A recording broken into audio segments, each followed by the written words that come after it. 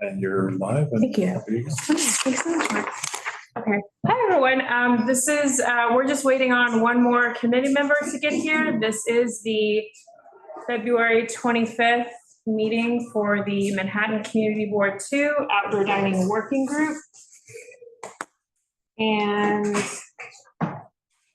we'll get started in just a few minutes. We're just going to let everyone come in. We'll be sharing the agenda in the chat.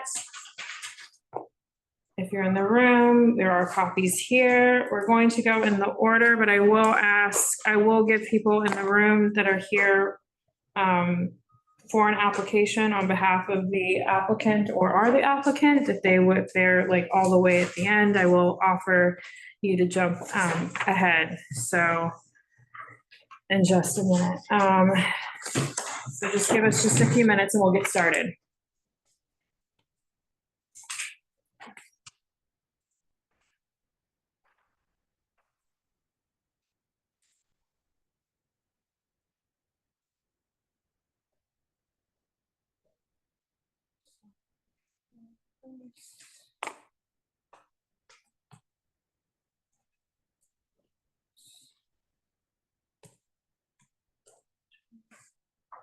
And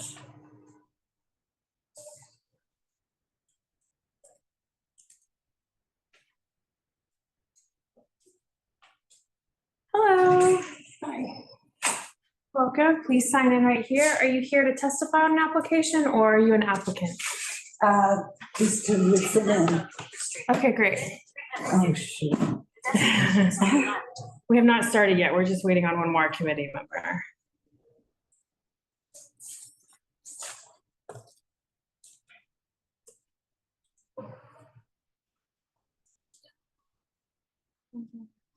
Take a left on Main Street, then in 600 feet, the destination is on the left.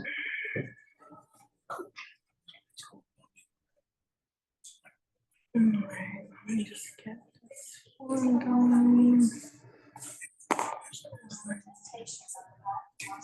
Okay. So again, we're just waiting on one committee member to get started. We just need one more so we can have quorum.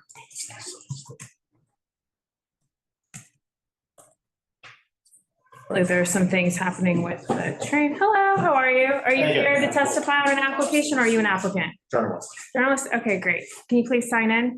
Thank you. We're just waiting on one committee member to get started. Again, people that are just joining, hey, welcome. All right, great. Thank you so much. Hey, Ned, I see you in the chat. I'll make sure that we call on you and we'll rename you as well. That is an applicant. And all right, so we're gonna get started. So it is 6:06 p.m. and I'm going to call this meeting to order. This is the February 25th meeting for the Manhattan Community Board 2 Outdoor Dining Working Group. And if you're just now walking in, are you an applicant or are you testifying on behalf of an application? Coming from Nonna Beppa Restaurant. Okay, great. So an applicant. Yes. Okay, so please make sure you sign in. Thank you. Great.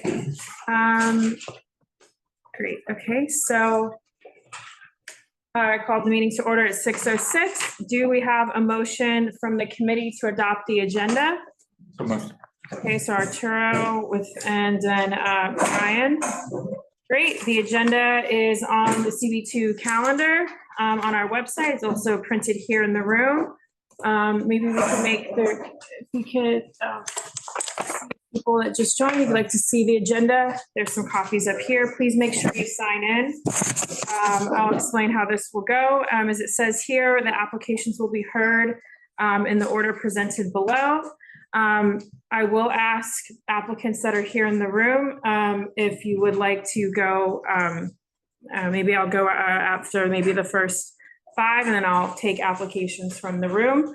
Applicants if that are in the room to go because it is kind of warm in here and it's a very small space and so I want to be cognizant of people's time.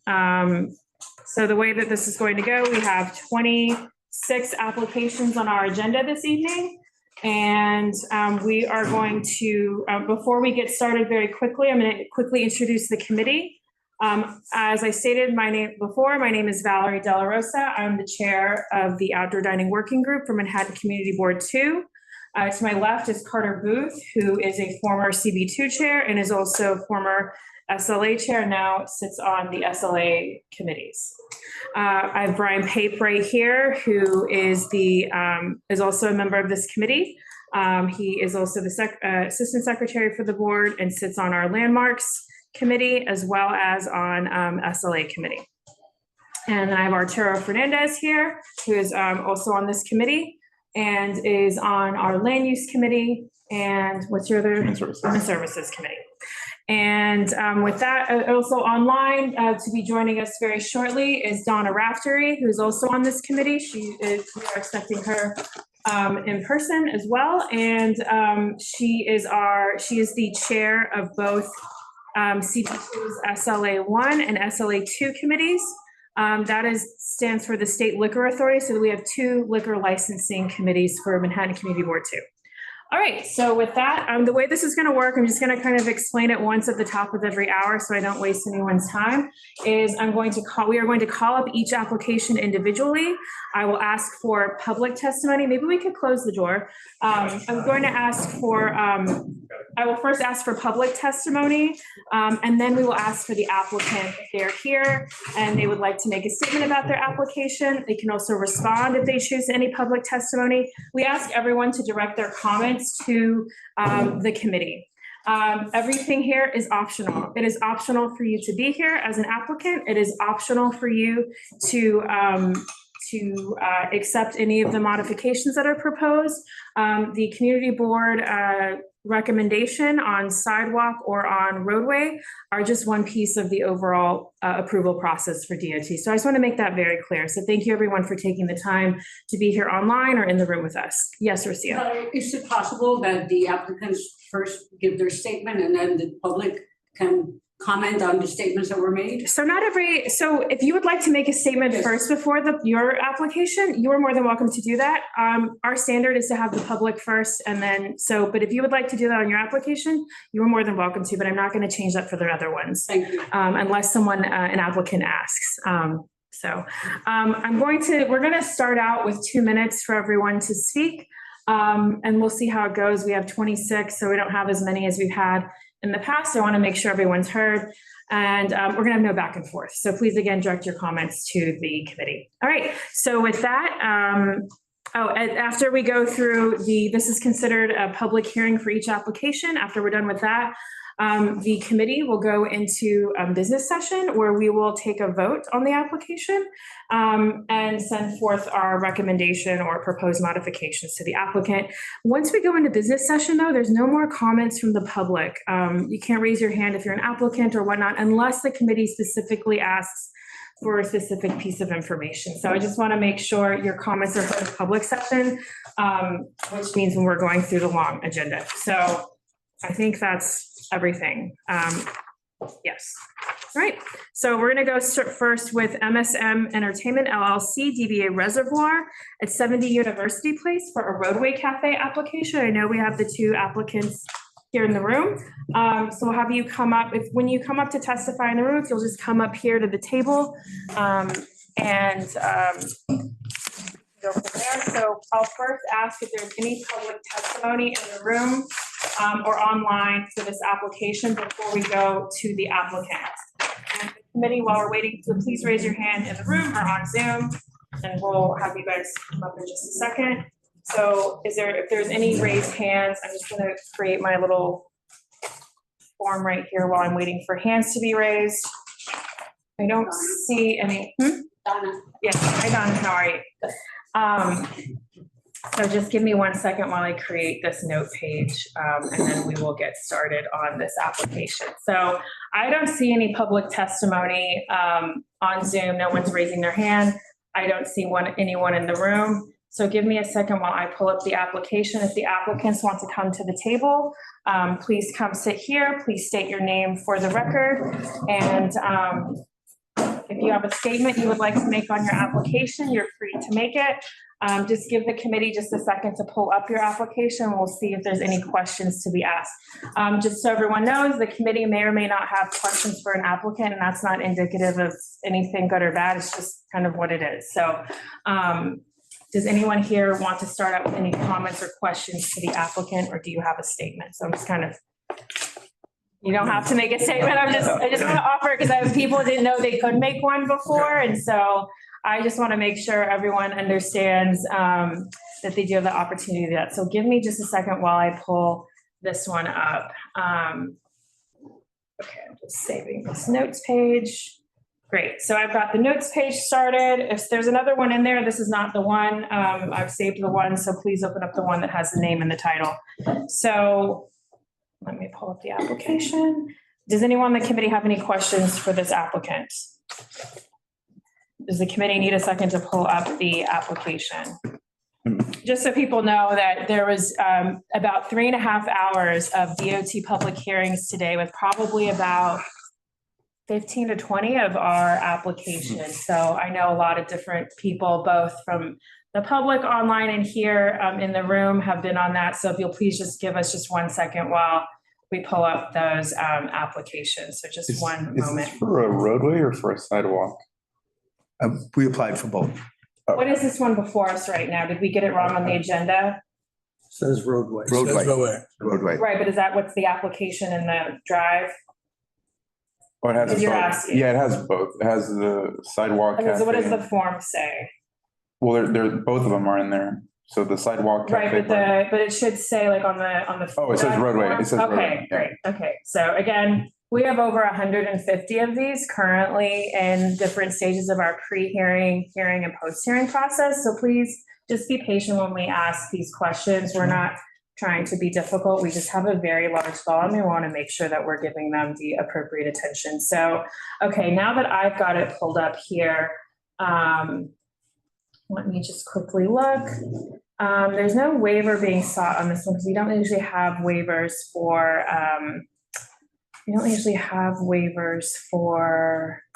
is there anything you guys want to address with the liquor license? I think my only question is just, did you measure the 50 feet? And are you within the 50 feet, or will all your vertical What are fixtures? you speaking about specifically? From the People don't- corner? People don't know what the 50. Yeah, so we're past 50 feet. We're 3 storefronts down from that 50 feet. Okay. And then, yeah, so we measured, it comes out to about, I think it's 9.75. It's literally 6 seating, 6 to 8 seats. That would fit there. Are scaffolding, the sidewalk shed, is that gone? Is that? The original one? I think he's talking about the scaffolding, so we can just Oh, use, yes, yeah, the if we can scaffolding. just use That's all- scaffolding and not sidewalk sheds in the The terms. of scaffolding is yeah. finally They're finally down down. and the block is finally clean after 2.5 years of torture. Building site. Sure. We're still dealing with them because they cracked the foundation of the building. So it's been a little bit of a mess there. Yeah. But it looks beautiful. Yeah, it's a beautiful. You guys did a great job with that landmark. So much Trying better to go than to the the block map, of just 1 second. the block. So beautiful. Give me 1 second. Does anyone else have any comments on the liquor license?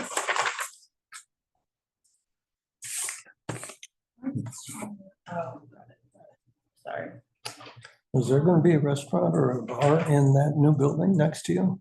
Bakery, I think, right? It's Domino Lancel, the guy that Wow. invented the chrome nut. He's going in there and he's doing a cafe, like bakery cafe. Got it. Just 1 second. I'm just trying to get my. Right next to us. Yeah. Exactly. Yeah. Okay, so are you directly across? No, you're not across from Mamo. No, they're further It's a down. little, To the right. I'm they're, trying to get my bearings down. To the right. Well, Yeah. across from us to the right. Okay, got it, got it. so that I mean, new there's Lab that- Corp is right across from us and Okay, the got it, got eyeglass it. place C is Got it. directly now. Okay. Do you have any electrical connections? We do have an electrical connection. We use the heaters out there last year. Mhm. Now everything is coiled back up and placed inside the establishment. And you plan using that again? Yeah, Okay, was that checked off on the form? yes. Okay.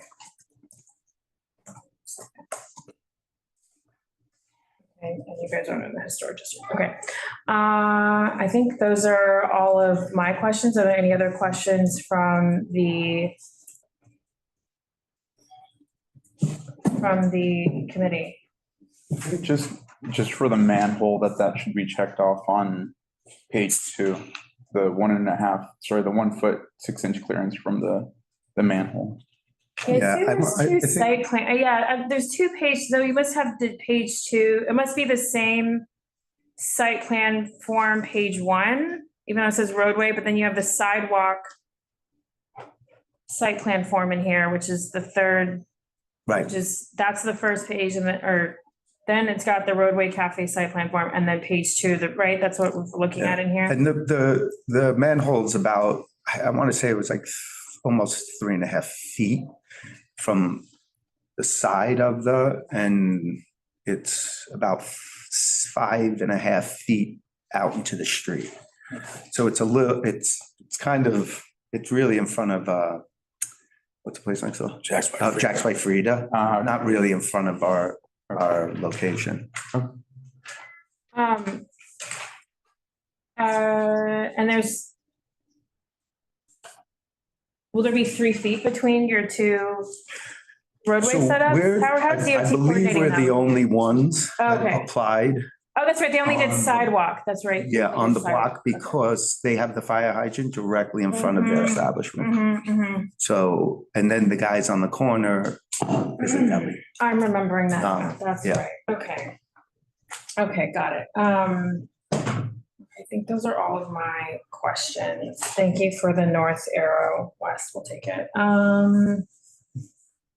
I think those are all of my questions. Yeah, the site plan forms, they sometimes have R18 manholes on there, and then other times, other older versions or newer versions only have the infrastructure, so we'll just be checking that off. So what we would do is we would just send you we have the, DOT has 4 bullet points for ADA guidelines they're actually hidden on the 311 outdoor dining complaints page, which is, I think, a disservice to operators, public and everything, but it's just the 36 minimum route, all of that. It's all standard federal. So we'll send you a modifications form that would say, check that box, and then all of this, that standard. All we're sending is things from the rules, which is just checking that off. So I think that's all that we see. Something else may come up in business session possibly, but again, we'll send these to you formally written from the office, the same woman, Florence, who reached out to you about Yes. this hearing. So she would send those formally to you. You'll have a few days to look them over.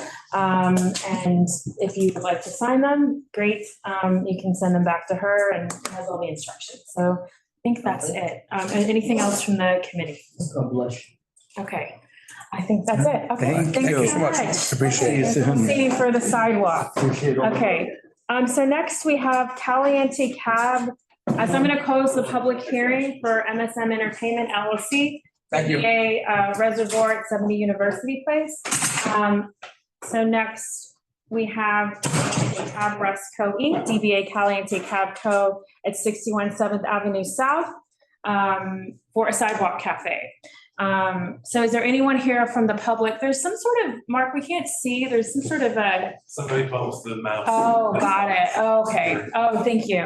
Okay, it's fine, got it, okay, thank you. While you're at it, why don't you click the OK? Oh, yeah, I'll do that, good, okay. So, so is there anyone here from the public in the room? I know I've got the applicants in the room, so we'll just hold on asking them to come up, but, or if you would like to make a statement first, you are welcome to. Again, just, I'm not gonna repeat it every time, but if any applicants want to make a statement before the public testimony, you're welcome to. Is there anyone online that would like to testify on Caliente Cab for their sidewalk cafe? I don't see any hands raised. So just a second, I'm gonna actually pull up, because I have no point of reference on this one. I wonder how I can do this. I guess I have to share my screen, huh? Give me a second, everyone.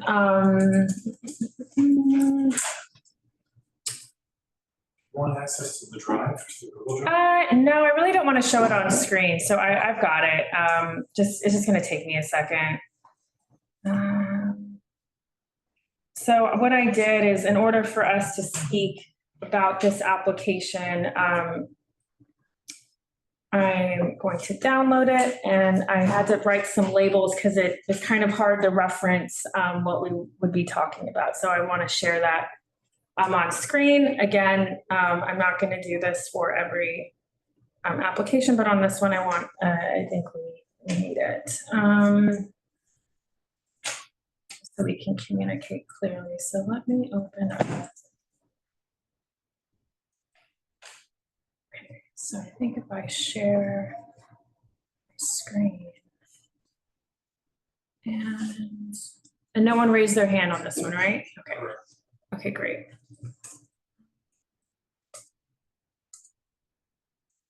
Okay. So small. Okay, here we go. Okay, great.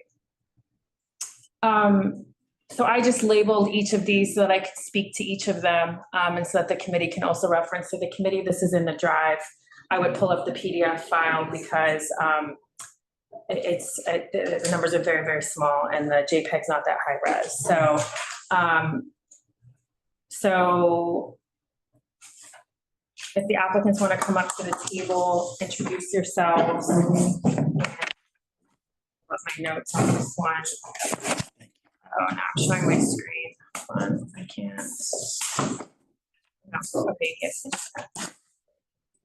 Okay, so would you like to make a statement about your application or anything first? No. Okay. So I just want to go through this just very quickly. And if the committee wants to hop in, but I'm just going to start going from the left setup here on the left-hand side. So on this one, my only comment on this setup, so I'm calling this one the left setup, and I don't know if my mouse shows up on. Oh, I see Mary Petretti. Before I get started, let me let the public testify, and then maybe I need to stop my share, and then we will I'll go to our questions for the applicants. So I can only see the chat. If someone, can we promote the committee so that they can help? I've got Mary. Okay, thank you. Mary? Mary, can you unmute? My app's at the top. Thank you. Hi. Hi, thank you for letting me speak today. Sure. I can't see the Caliente setup. Oh, here, I have it. Thank you. I'll just share it because it's hard. It's hard to reference the different setups. So I did put it on screen with the annotations. So if you have a specific area, it would help us if you could use those labels so we can address. Okay, and for some reason it slipped out of my hands. Okay. I apologize. I think I'm just a little tired. I know, it's a long day. Regarding Caliente, it's kind of a weird space in that it inhabits 3 sides of the restaurant. So to me, the seating capacity becomes almost like a dining hall for the space. And that particularly on the Bleecker side, which has more traffic, there's an issue. And they also have their handicap ramp that comes up that way. And I do have concern, and it's lovely that all the manhole covers are presented. I can't necessarily read the measurements, but those are steam covers. And also the one on 7th Avenue South Side where at the corner of the bend of the seating area, and you see a cut in the curb line, that is also a steam cover. And I saw employees from Caliente using caulking to seal up the steam flow. Now that's a problem. And, I said to them, you can't do that. But of course, they didn't listen to me, though the caulking would never stay because it's steam and the caulking could never harden. So, I think it's kind of a lot to ask for in this area. And then people have a tendency of congregating because of outdoor dining spaces. So the business isn't conducted in. It also, talking to your friends on the other side of the fence, if you get my drift. I probably could say a few more things. Back to the bleaker side where the seating is, there's a tree pit. And you just go a few doors down and there's another business that conducts business on the sidewalk. And because they don't take reservations, well, maybe it's time to rethink that plan. So I just think it's a very busy corridor here. And thank you for your time. Thanks so much. Really quick, Mary, before you go, can you explain what was it about the caulking of the steam? Who was doing that? Now, all the manhole covers at the pinnacle, those are steam vents. Those are steam manhole covers, as is the one on 7th Avenue South. You see the straight line drawn coming up 7th Avenue South to the bleaker corner. Right. It has a little divot. That is also a steam cover. But who was, did you mention who was doing the caulking? Yeah, it was Caliente Cab Company employees. Okay, thank you. Thank you so much. Okay. Okay, so I think, is there anyone else here to testify? I can't really see the hands because I've got a screen share, so if someone I don't. can tell me if there's, okay. Wait. Okay. 1 second. Okay. Okay.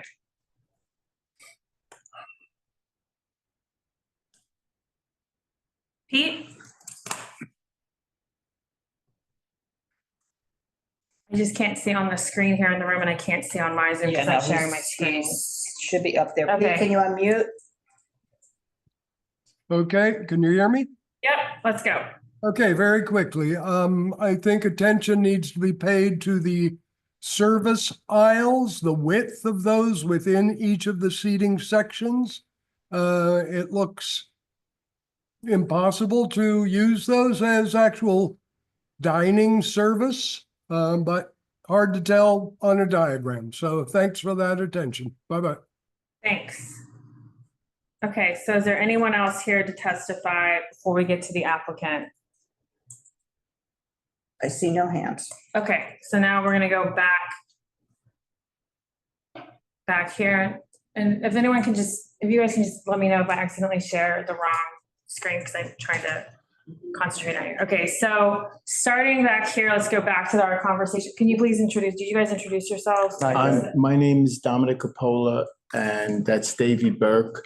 Howard Burke is the owner. He's been the owner for 40 plus years, same owner. And I worked for him for 45 years, been down here since '93. And Davey's his son that works for us in the business. and he apologized for not being here because somehow on his end, there was some kind of miscommunication. So he's visiting his daughter in California. No worries. Well, we just got this referred last week, Yeah, so we're trying to and hear these that's as we get them. And some of these things, if I can't answer them, if I'll get you the answers for, because this is something that he Sure. usually deals with. Of course, no I'm familiar with problem. it. Can I say one thing? Yeah, of course. Woman, Mary, if I can Yes. give her my number or you guys, because one of the things that I do in a restaurant is when there's any issues, I always deal with them with the community because I've been born and raised down here. So I'd like to give her my phone number because at one point she said she told them to do something and they didn't respond. Maybe So- you could give your phone number to our district. Okay, no, manager, because I Mark would want that Diller. for anybody. Yeah, that yeah, they- yeah. they- Oh, I mean, if you have it, are you on the Zoom? Like maybe somebody can get his number, put it in the chat for people? And just give it to, if there's Or- any kind of issue, I'll give them my cell phone. They could call me on my cell phone. Okay, I don't know if you want to if you want one of us to put that in the chat for you, if you would like that given individually. However. How do you want it? It's however your you want number. it. No, because if it's as long as it pertains to business, I'm Okay. happy to answer Okay, anything. so, okay, so. 914 Great. 522 5887. And it's Dom, and they could just say they're from, community. And if there's anything pertaining to the restaurant, I'll be happy to deal with it. Great, so we're gonna put that number in the chat. So I'm gonna quickly go through this setup here. And then I'll let the committee chime in, but I've got, I think, pretty set of feedback that I think can get through this efficiently. So the left setup on 7th Avenue South, as you see, it's, I think this. 522. Okay, so the left setup here, okay, this can. Yep. Okay, so the key message on this left setup here is adding the link to the site plan drawing. It's not listed. And make the Sideway Cafe width more legible on the plan. It's just really hard to read. I think I have it. I think the width here is 10 feet. I think that the length, I can't. Do you mind if I took a screenshot of that?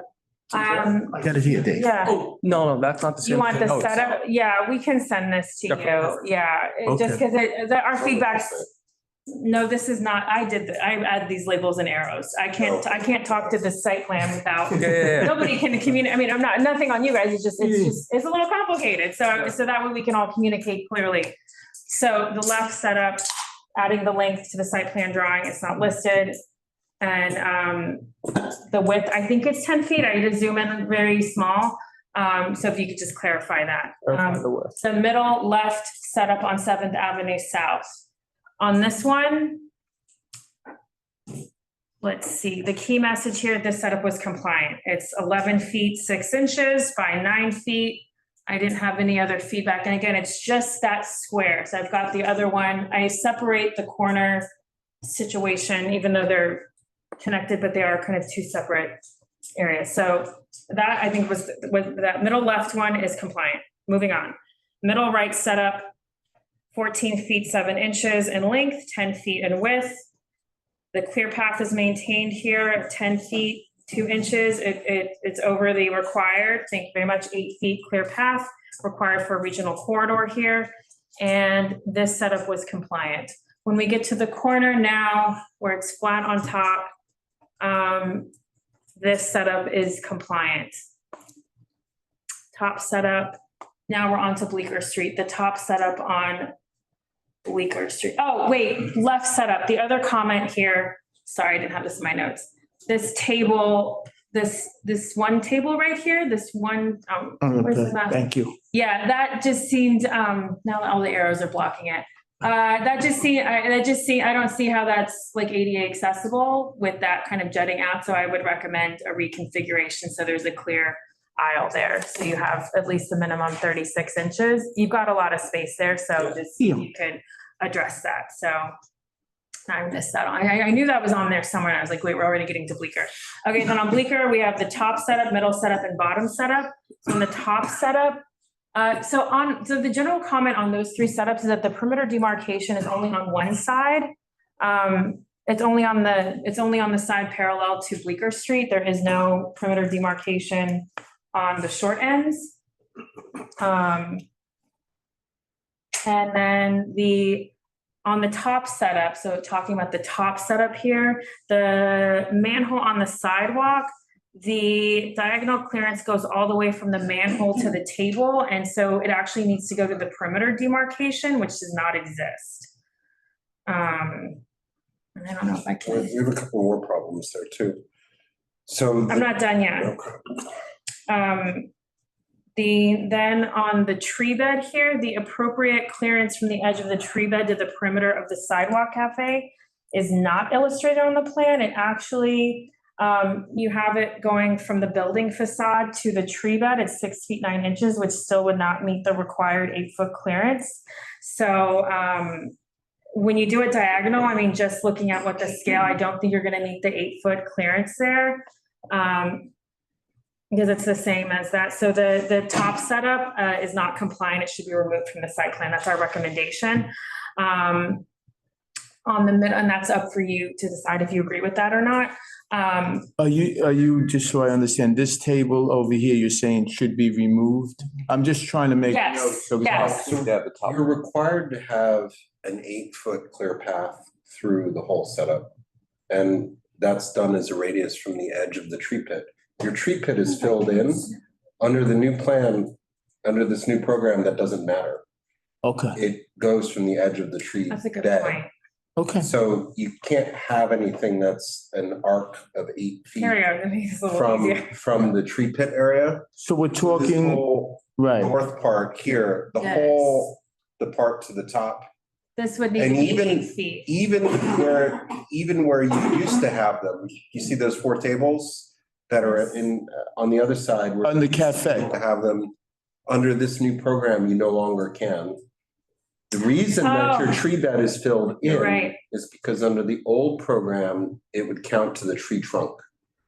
The new program, because so many trees were damaged, doesn't allow that filling in of the tree bed anymore. So this is just explaining why you could have it before and why Why never. not. So that it's just. To preserve the tree beds. Right, So- so that's a So big change, we're so. revisiting that corner setup. You're Yeah. exactly right. I was thinking Okay. that was the building line, that those 4 tables, you're exactly right, because that would need, it's, the tree pits directly It's- across, so it would need to be 8 feet. It's 1 foot 3 inches that are removed, Got it. Yeah, right?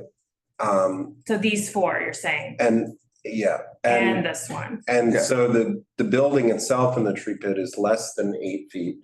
That obviously you can't change that. Right. But it's still to the corner and going out, so it's probably that top table. Or This one. none of the one, well, the top one definitely. I'm not addressing can't this do one that. yet. Yeah, so well, I'm just talking about this whole Right, so this area is, because of the 8 feet. so this, So what I'm so. trying to do, so you know, I have to go back and speak, and I guess Of you course. guys. We're gonna write this we're gonna write this up. Right, so that I know how to explain. Yes, Okay, yes. I understand. So That it's was why I gave it the labels. these 4 tables across, plus the top table, plus the next table on Bleecker, you're saying they're not compliant. Right. I And would then- not address the middle Well, setup I'm yet. I was trying to speak to all that just because it's the 8 feet. Yeah, I Yeah, understand. Yeah, I'm just trying to mark it up It's helpful so to understand. we understand it with context the way of you're it. explaining it, that way we can understand it. I appreciate that. Right, so the top setup and the middle setup, you're correct, Carter, that this one also does not work, and I'll go into reason why. We talked about these 4 tables, but we will outline this Yeah, specifically. So the middle setup, the issue, again, I point out that the perimeter demarcation is only on one side, parallel to the Bleecker Street, and then the signpost clearance needs to be diagonal, and so it doesn't look like the required 8-foot clearance running diagonal from the signpost will meet that, and so recommend to remove that table in the middle setup, and then the bottom setup, sorry, to get the mouses. I didn't bring my mouse, that's what it is. Sorry, okay, if you zoom out, it will move, yeah, there. yeah, well, I meant to bring my mouse. This is that one. Okay, so, oops.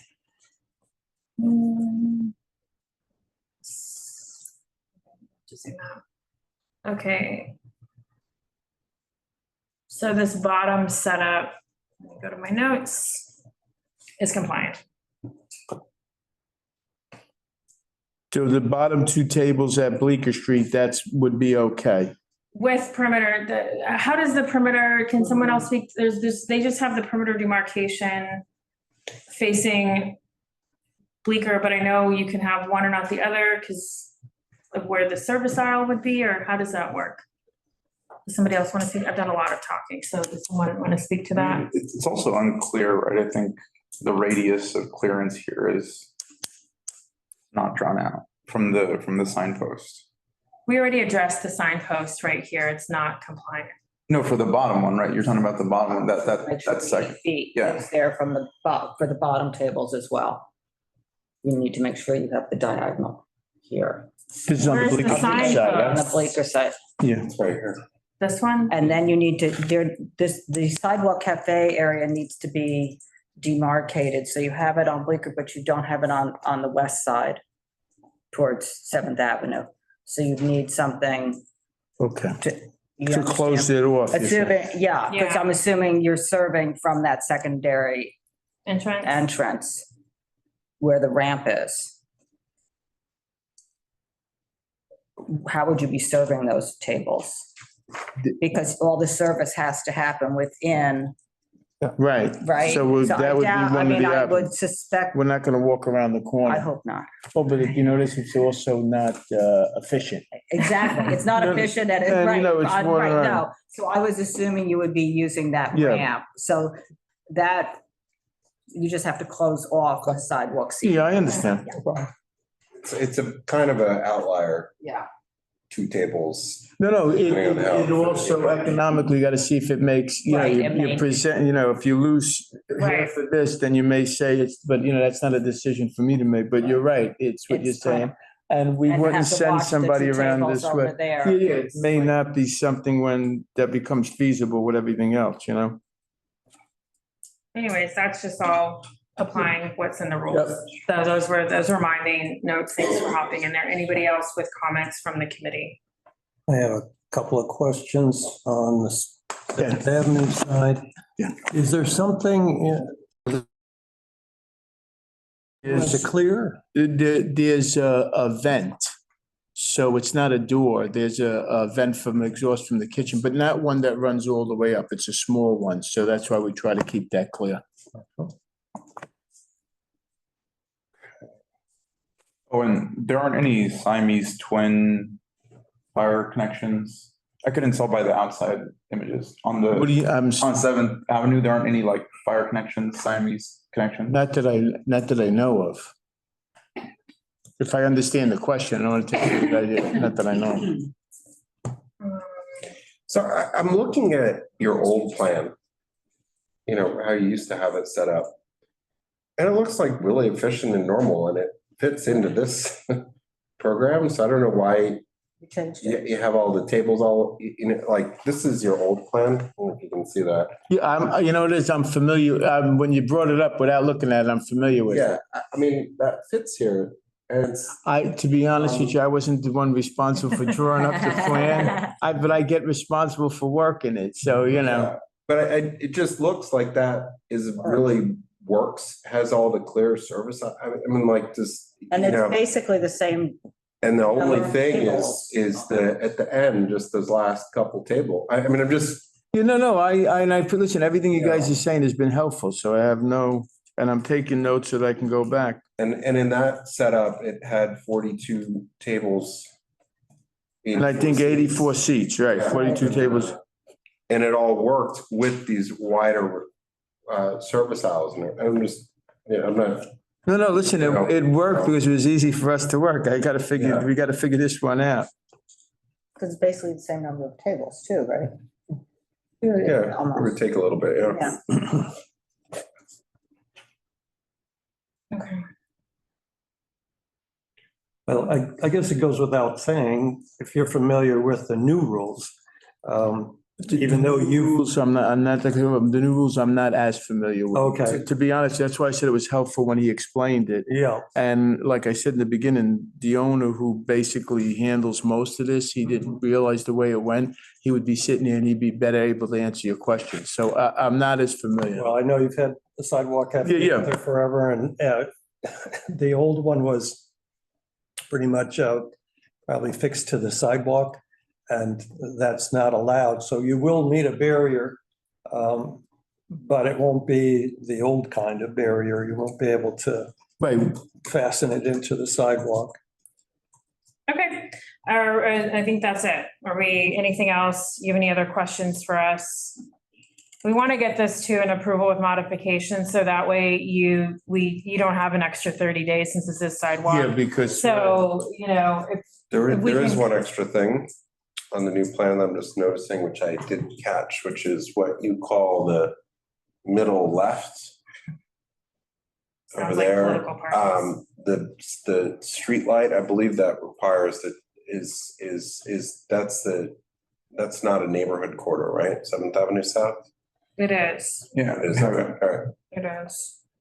It's kind of strange, but. Because I don't know what that measurement is that, This right is it here, bigger than 8 To the street light. this. to the street? It's like, 9 or something. 5/8 is what it it looks like it is. says 5, or 8, I can't tell what It's that. very small. You have to like look on your own screen. I really can't blow it up on here. I'm seeing 8. Okay, so it's 8, okay, so then it does meet the. I think it looks like it by the drawing, but the other thing that's missing is the 5-foot clearance from the primary building entrance. So on 7th Avenue, on that, in between the middle and I guess middle south, middle left and the other one. Yeah, I'm trying to find the percentage. That also, it looks like you have a 5-foot clearance, but just want to reemphasize that. Check from the entrance. From the entrance from the building to the nearest Main. table. Yeah. Okay, that's why I'm just making notes. That's why I'm asking. Yeah, okay. Can you put that in the notes? Yeah, well, Okay, sorry. I can't. Okay. Is there anything else on this application? Are there any other questions you have? No, you Like I guys, said- you guys have been very helpful. Like so I said, we appreciate it. want to move that, we want to move this to, and we hope we can meet in the middle for an approval with modification, so you don't have an extra 30 days on your application to go to the hearing, the DOT hearing, which it would for sidewalk. Is that it? Okay, great. So again, So the way this would work, and I'm sorry. Yeah, no, don't be sorry. Is that you guys would make some modifications to the plan and send it in? Is that what you? no. So what we will do is we will send you written, what we talked about here by each setup. As it's a modifications form. It's probably going to be, it's going to be a few pages because I don't want the type to be small so you can read it. And it'll have the standard ADA guidelines that DOT has from the federal statute, as well as these changes we're proposing to you that we've talked about. And it's up to you to decide if you'd like to make those changes to the site plan. You would then update the site plan, sign, notarize the form, agreeing to those. And then we would send our feedback as an approval with modifications to DOT. So if you listen in business session, we would likely do this as a conditional denial until we know whether or not which move you're going to, if you're going to make the changes to the plan, submit the plan to us with the sign modifications. That's the only way that we can on these. But we wouldn't lose time with that. You're saying as long. So the conditional denial is until we receive whether or not you're going We to sign. accept. Yeah, whether or not you accept the modifications. We're advisory. And if we accept the modifications, then it's, Then you would not have to go through a DOT public hearing for the sidewalk cafe. Yeah. Okay. So, right. like I said, you'll take a look, you'll have some time. We'll get, we've got 40 days. This one last week. So great. so just be patient if we don't hear back from us tomorrow. We're just trying to make sure Yeah. we get you the accurate ones. We'll work with everybody to get this. Okay. Hey, thank you guys Thanks so all for much. your time. Thanks. All right, so,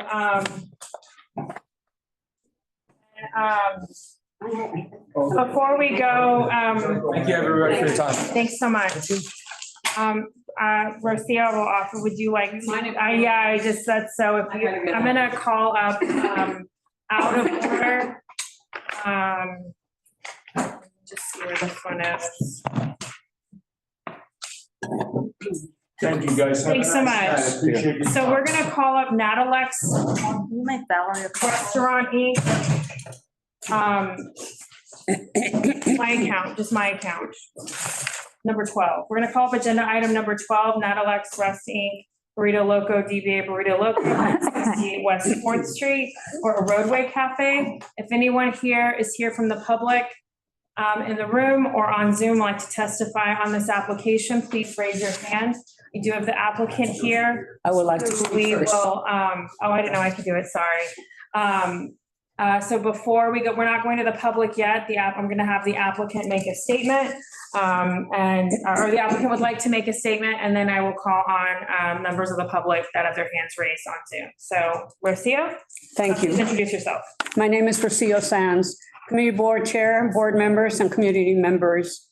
I'm speaking on behalf of Burrito Loco Restaurant, established in 1984. Over the remarkable span of 41 years, Burrito Loco has held a rich history that many restaurants long to enjoy. Burrito Loco is a family-operated business that has remained under the same ownership since its opening day 41 years ago. We take immense pride in our long-standing presence, serving Mexican food, contributing to the neighborhood, providing jobs, and paying taxes to support the local economy. Our record speaks for itself, demonstrating our commitment to being responsible, exemplary operators, good neighbors who have consistently and generously donated to our community in many ways. That is why Burrito Loco has been granted various licenses by numerous government agencies, including a full liquor license from SLA, a food establishment license from the Department of Health, all permits for our exhaust, fire suppression, and refrigeration system from FDNY, and multiple permits from DOB. Notably, Burrito Loco has never been denied any application for any permit, including an application for the outdoor dining program during and after the pandemic, because we have a long history of following all the rules and regulations promulgated by the City of New York. In anticipation of certain allegations which may be stated as to how we run our business by those who routinely oppose all outdoor roadway cafes, and tonight's particularly attacking Burrito Loco with untruths and stating that we play music outdoors, I hereby state that those allegations are not based on reality or truths, but are lies in an attempt to prejudice our application. The proposed roadway dining will comply with all city regulations, ensuring the safety and comfort of our customers, pedestrians, and neighbors. We are committed to working collaboratively with the community board and residents to address any concerns. This initiative will support local businesses, promote social interaction, and add to the overall charm of our neighborhood. Thank you for considering our applications. And I did submit a sketch with more measurements for your review, which I think would make it clear exactly what is being proposed. Any questions? Great, thank you so much, Rocio. Does the committee have any questions at this time for the applicant? Oh, I think I'm still sharing, aren't I, the old one? So we're in committee right now? Committee comments? Well, let's hear from. We have to hear from the public first, so, Public.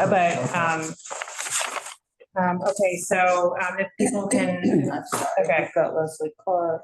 Okay, so please raise your hand and we will call on you. I'm trying to pull up the application.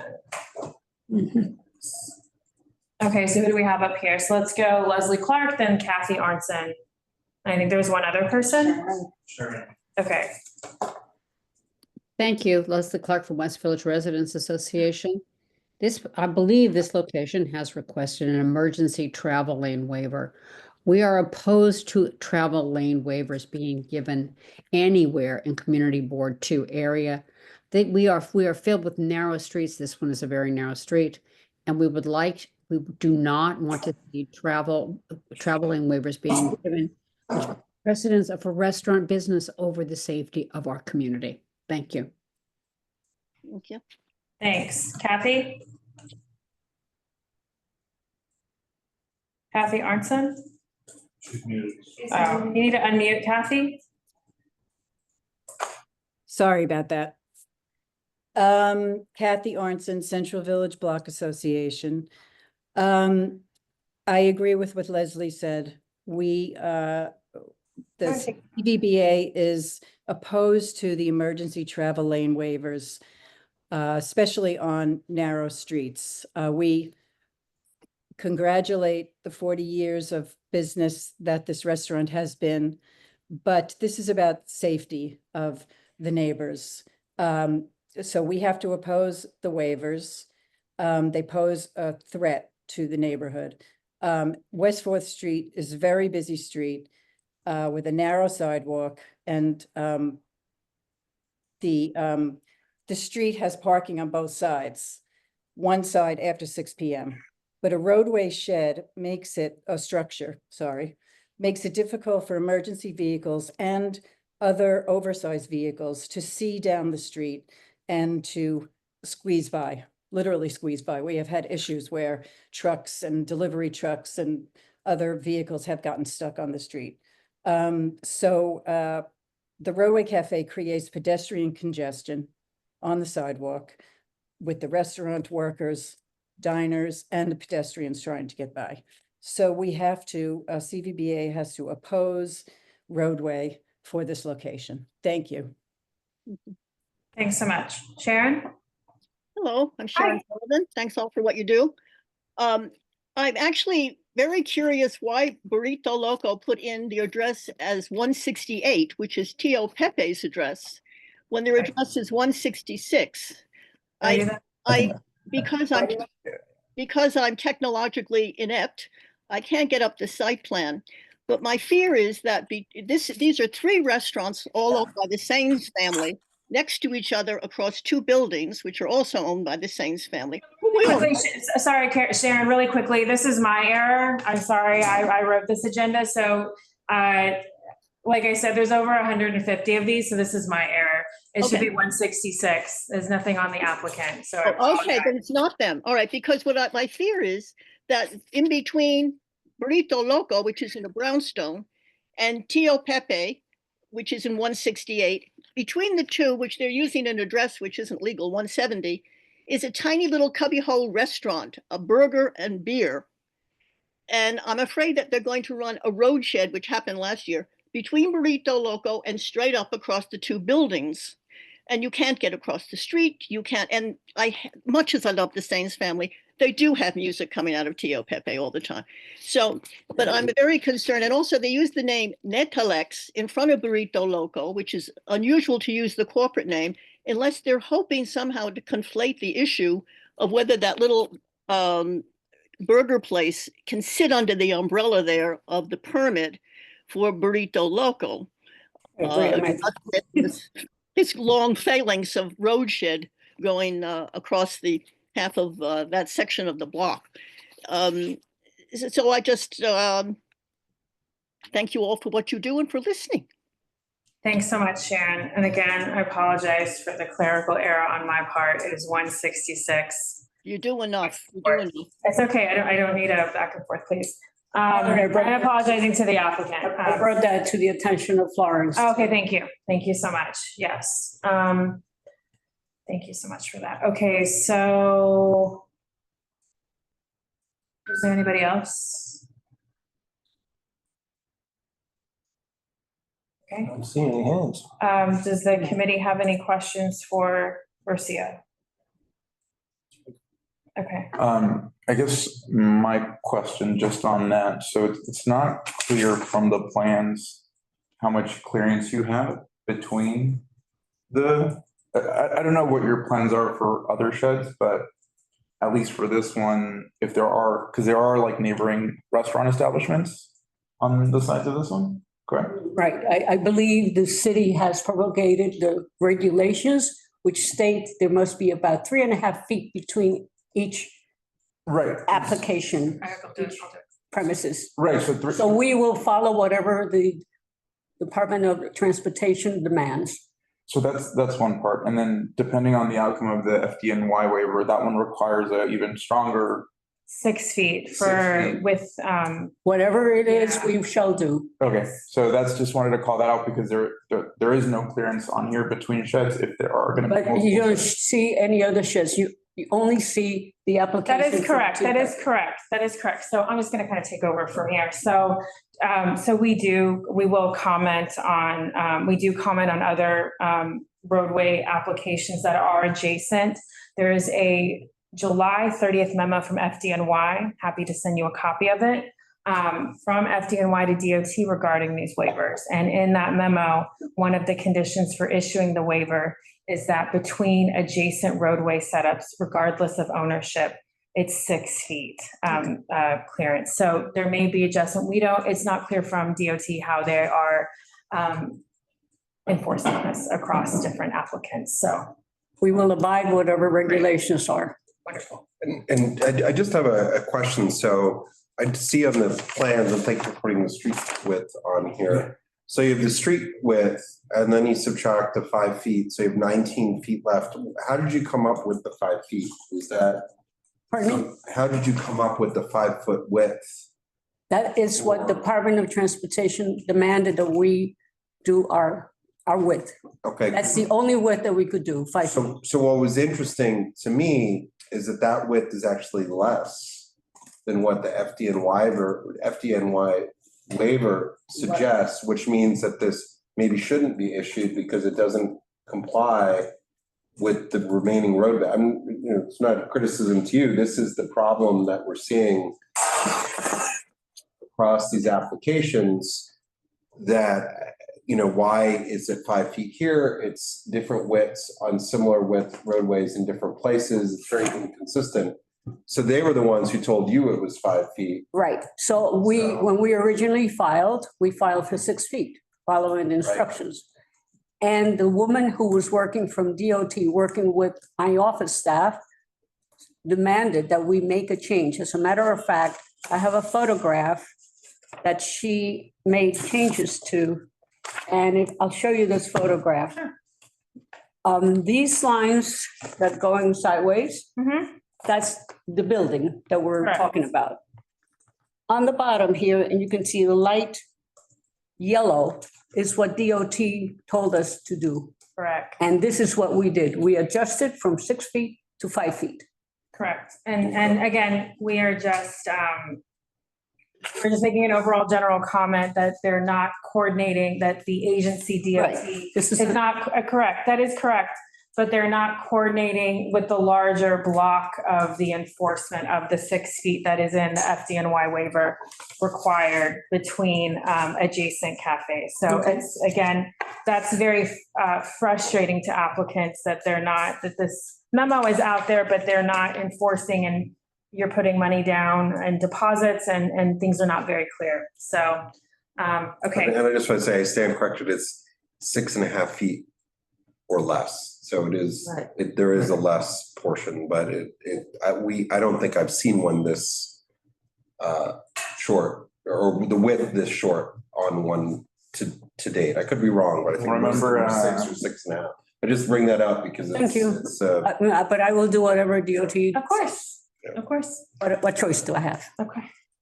Great. Is there anything else from the committee on this application while we have Rocio, the applicant, in the room? Okay. That's it. Thank you so much. And I will stand again by my comment. We do not play music, even though thank you, somebody's accusing me of that. So I'm going to close the public hearing on this application. We're going to go back to the order of the agenda. Thank you very much. Thank you so much. So that means we're going to go to El Buco Corp, DBA El Buco Restaurant, 47 Bond Street.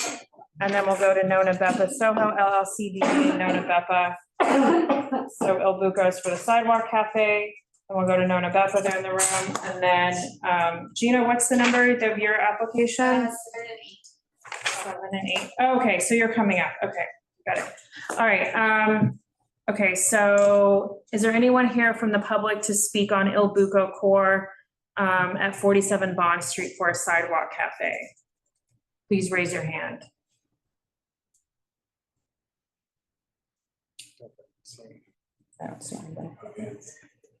Okay, and no one in the room to speak. Is the applicant online? I have to look. he's jumping in. Okay, great. So let me create the form. I don't know if anyone's actively taking notes on the committee or not on the form. I'm trying to create them as we make them. I'm using the template. Whatever was in there before was not maybe the one right template. Thank you so much. So just give me a second. I'll have a form populated. It really does help. It's in there. Did I make it? I Somebody did made make, it. I just made it. Oh, Okay, yeah. great. Okay. Steven, nice to see you. Nice to see you. You're the applicant, correct? Yes. Before, I believe, on the roadway, right? Great, welcome back. Thank you. Okay, so not seeing any public testimony in the room or here. Would you like to make a statement about your application before we get started? No, that's okay. I offer it because people, okay, so, all right, so give me a second to pull this out. The committee would like, is somebody on the committee have comments or questions for the applicant? Yeah, I think the only thing here is that on the, basically the clearance from the primary building entrance, right? That should be a 5-foot clearance, and that's not demarcated here in the design. So the east, on the eastern side of the Sidewalk Cafe. Is there a north arrow on this plan? Yes, there is. Okay, got it. Am I missing the north arrow? Keep scrolling. Oh, I see it. Okay, got it. Okay. Is the perimeter demarcation this blue line? It's hard to see. Can you answer that? Is that the? Can you put it up because we don't have it in front of us? I'm not really one to like present, but I will do that here. It is on our website. We can find it. We got it.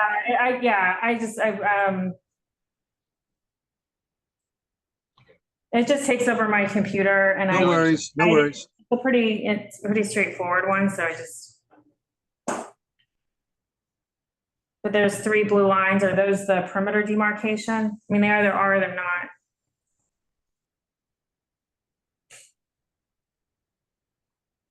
What's the, Our graphic is slow. what's the, Computer is slow to load the graphic. Excuse us. I know.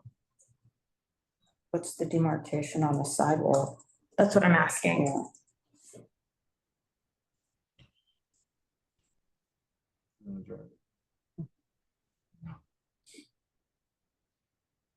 Yeah. While you're doing that, do you have any electrical connections?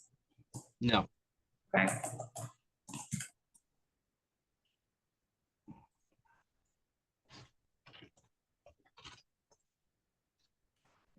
We are in a historic district.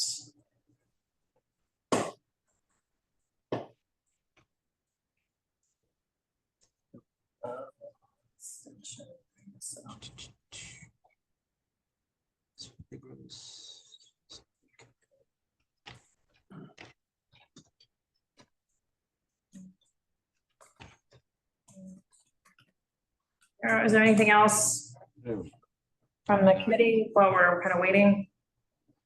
So you're asking about a line, the demarcation on. Yeah, which where's the perimeter demarcation? Is it the blue line? Just asking a real simple question.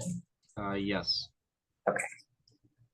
Anything else from the committee on the Sidewalk Cafe application? The clear path, is it met?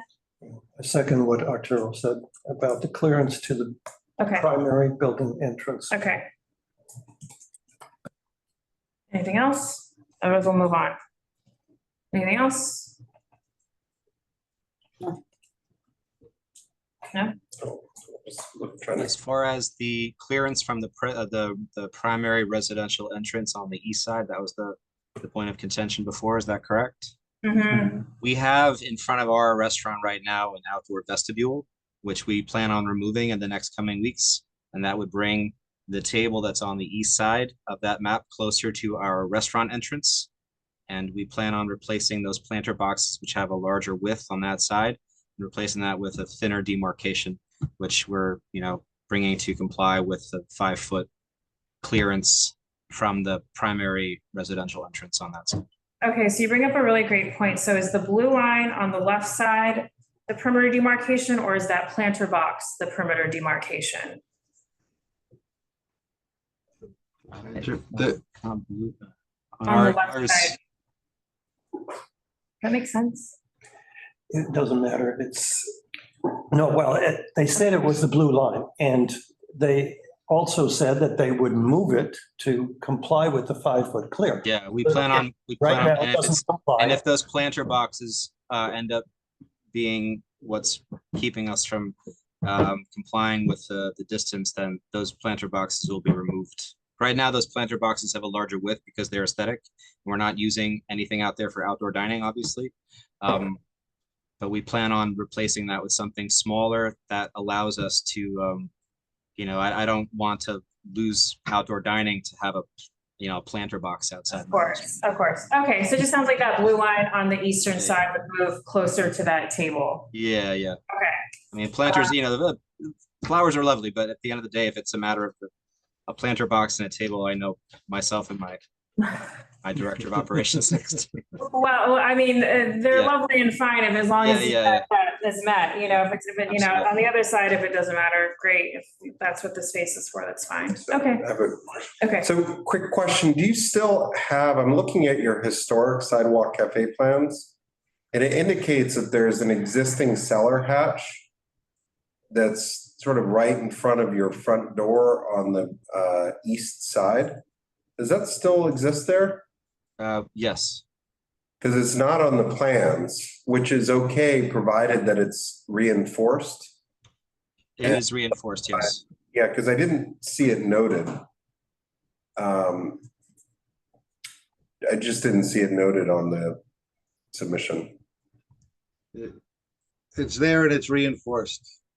Okay. So you're saying there's a missing cellar door from the site plan, or no, it doesn't matter? No, it's just not, they just need the accompanying letter that it's reinforced. Okay. Yeah. Well, I mean, as long as that's not, but it's not on the site plan, correct? Right, that's all. Okay, so we'll probably ask you to. And it also looks like your storefronts on the old architectural plan says it's a little wider. It says, We'll take their width. Yeah. I think it's, I'll tell you in 1 second what it adds up on the old plans to.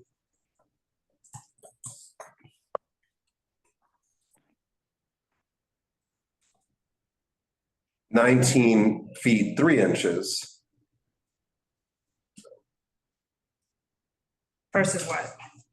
Versus 18. Versus 18. I'm not looking at it, so I've moved, I have to take notes, I can't, I have a very small screen. Okay, so. But I mean, I'm just mentioning it because. Yeah, take advantage of it if you can. Derek, go out and measure it out. Absolutely. Okay, that's for the length, the frontage? What is it? Yeah, the frontage. Okay, if someone else can also help take notes, that would be helpful. In the forms, okay. Oh, and then one more thing is that next to you on 45 Bond Street, you also should have a 5-foot clearance from that. There's another primary building entrance right next to you. What side? Remember, we have to speak in things so that I can communicate it back, so I don't know what you're talking about. Yeah, west side. Okay. All right. Is there anything else for the applicant while they're here? Okay. Thank you so much. All right, I'm going to close the public hearing on El Buco Corp, DBA El Buco Restaurant. Next, we're going to go to Nonna Beppa SoHo LLC, DBA Nonna Beppa, 290 Hudson Street for a Roadway Cafe. Zip code right on that. Please come up here. Wait, I thought there was some, oh, yes. Okay, so please come up here. How are you? Great, thank you.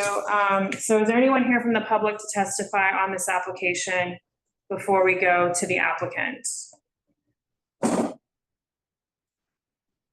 me 1 second to. Yeah, take your time. Please introduce yourself. If you'd like to make a statement, you're more than welcome to. But just give me a second to pull this up and also create the form.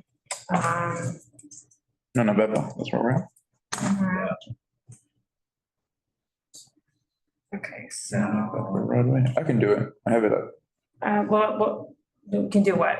Make a copy of it. No, let me, no, because there's a template and I update the template and people are making copies and it doesn't work. So just give me a second. Which number is this, just to be clear? Maybe you can look 4. on here and tell Number us. 4. One second. Here it is. Does anyone from the committee have, I've got to make this form, so if you can start with the questions on the site plan for the applicant, that would be great if you have any. If you don't, please state that you have nothing to add, and then I can move on once I get this form up. Pulling it up. 1 second, please. Did you state your name for the record? I really apologize. No. It's okay. My name is Giuseppe. I'm the general manager from Nonna Beppa. So if you have any question, let me know. I'm here to be happy to be here for first time. So welcome. Thank you. Is there a reason why you chose 6 feet versus 8? Oh, 6 feet? Because we put 2 or 3 table we can. 6 feet for what? Can you just? For the roadway cafe width? We can put around 20 people and 2 table for sides. 2. 1 second. Is there anything about the liquor license or anything? Do you have a liquor license? Yeah, of course. Okay.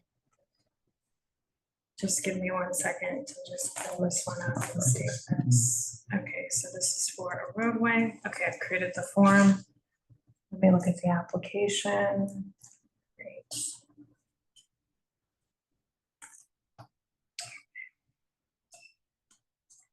Giuseppe, thank you for No, thank your you. time. And just No. give me a second to pull this up so I can make sure we can get our questions addressed and we can get you out of here. I just apologize if we started. Thank you for inviting me here. Of course. Okay, so we didn't have anyone in the public to testify. Okay. How, I guess maybe just looking at your design, right? And looking at this image of the area. Yeah. Instead of the car. That has to be What 1.5. are you talking about? Like, can you just, It's, I mean, you have to look at both the Google Maps view and the map. My question is to maintain that 1 foot 6 inch clearance around the manhole. The 19 is like the building. It's the same space of the building. oh, got it. Yes, but there's a manhole somewhere? Yeah, so you're not proposing flooring, so there's no flooring in the roadway cafe, and there's a manhole, and looks like you're going to adhere to the required 18-inch clearance, right? Is that what's presenting? Okay. I don't think I have any other questions. Just gonna say that the outside does close at 11. That's what's stipulated on your liquor license. That the outdoor dining ends at 11 p.m. Okay. Yeah. I know. 2019. Yeah. So are you planning to do something like this again, or it doesn't make sense? There's two, well, first of all, I think there's 2 manholes, right? When I looked at some of these images where. Is there a manhole missing outside of the roadway cafe, or is there a manhole inside? Are there 2? Is inside? I always, okay. Yeah, it zoomed in and now we can see 2. They're straight out from one another in a line going from the curb out to the traffic. But your diagram still shows it being clear on both sides. So that seems to answer just like, even though we would like to see that second manhole drawn in here, that would be right there. So you're still clear on both sides of it. Yeah. So be in our notes. Is somebody writing this down, in the notes, like in the? Yeah, I can add them. Okay, so, There's no flooring. we already discussed that, so let's move on from that. Okay, so,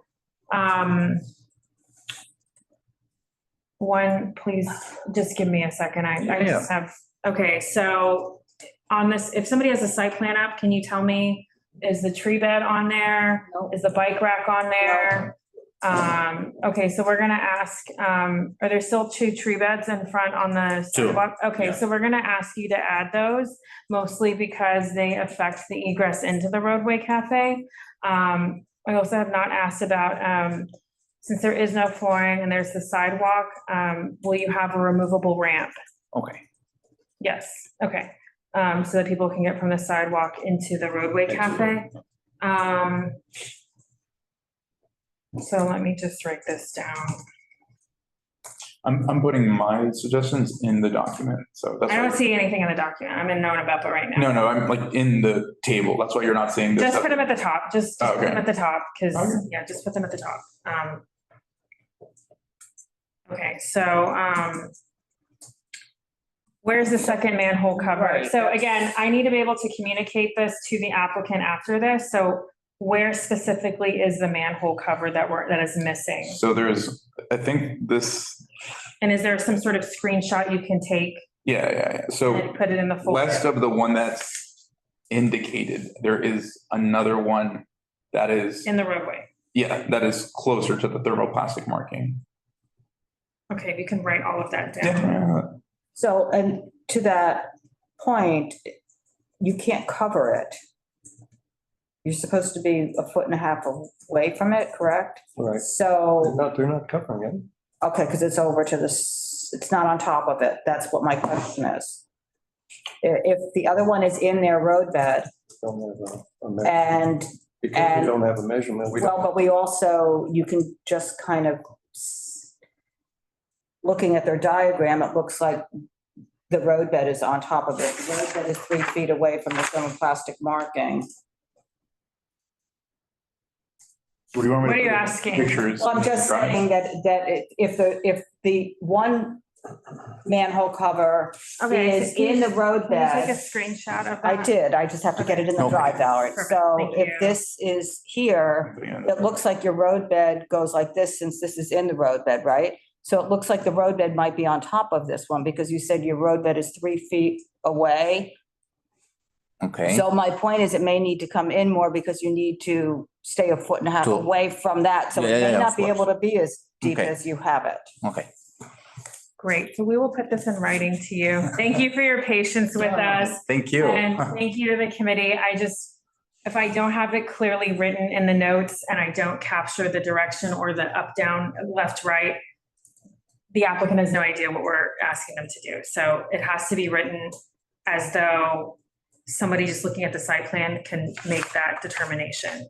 Okay, so, Well, I have a question for anybody. This Hudson Street is very wide. It doesn't seem like there's can someone look up 2 lanes of traffic. on the going borough one present way. map? I don't see any I don't see any compelling reason to make the sidewalk cafes, the roadway cafe smaller than the usual demarcation for that parking spot. So I'm confused by that diminished size of the seating area. So it's, since we've been batting around the idea that we can't cover those manholes or within the 18 inches, the barrier might be outside, beyond the manhole. So it's not, we can't ascertain exactly because we don't have enough measurements. Well, just looking at the pictures, it can't be because then you have the thermoplastic marking and then it's over the thermoplastic marking. So it can't be, yeah, it can't be So it can't be. outside of it. There's The manhole cover is right next to the thermoplastic cover, Plastic part. right on top of it. I do have two people from the public Oh, that yeah, want to 'cause it's an speak on this older- application, so I'm gonna call on them now. Darlene, we just need to move on. I mean, Okay, but can I just? Probably got repeated in the last. Yeah. Say where she is. Oh, sorry, yeah. I'll take a picture of it too. Sorry, we've just only gone over 5 applications in an hour and a half, and we need to move a little faster. Try to come out to work, Are you promoting, because if everybody's promoting, then we're probably. Yeah, just if one of you two, if you both can work that out, that would be great. Darlene, let's go. Hey, good evening. Can you hear me? Thank you. On Nonna Beppa, I quick sent a photograph. The tree pit is large and right in front of this very small storefront. And then there are 2 manholes, one at the curb and then one about 3 feet from the other manhole. This, again, this is Hudson Street. Yes, it looks very wide. It's not very wide anymore because bike lane and all of that stuff over on the west side of it. Highly active because there are parking garages to the left and to the right where Nonna Beppa is. Sorry, but that's the reality. So thank you. Thanks so much. Did somebody else have their hand raised? I thought I saw 2. Okay. All right. Anything else on this application for the applicant while they're here?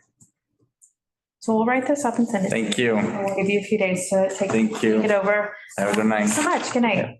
So I'm going to close the public hearing on Nonna Beppa, SoHo LLC, DBA Nonna Beppa, at 290 Hudson. Then we're going to go to 323MM NYC LLC, DBA Mamo Restaurant at 323 West Broadway for a Sidewalk Cafe. Is anyone here from the public to testify on this application? Anyone in the room? Anyone on Zoom?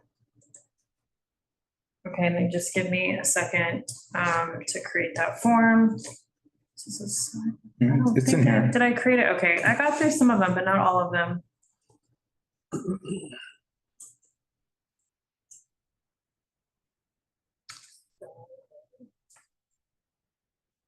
Give me a second to pull up the application. 3, 2, 3.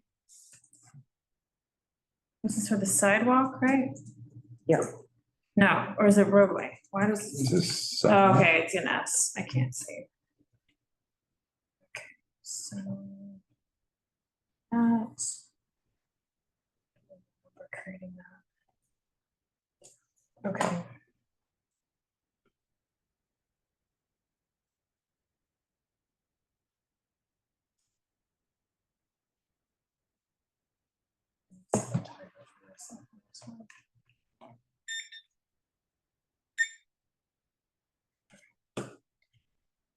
Okay, so no one from the public. Oh, someone does have their hand raised.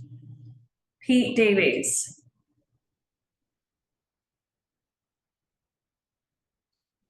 It was very detailed. All right, this was a very, Okay. In the future tonight, you can just put me on audio. That's okay. That's faster. Mamo has reduced their outdoor seating in the sidewalk to one side of their doorway. It's very minimal now. I don't see any issues. So if that helps you guys move forward on this one, I just wanted to give that to you. Thanks so much, Pete.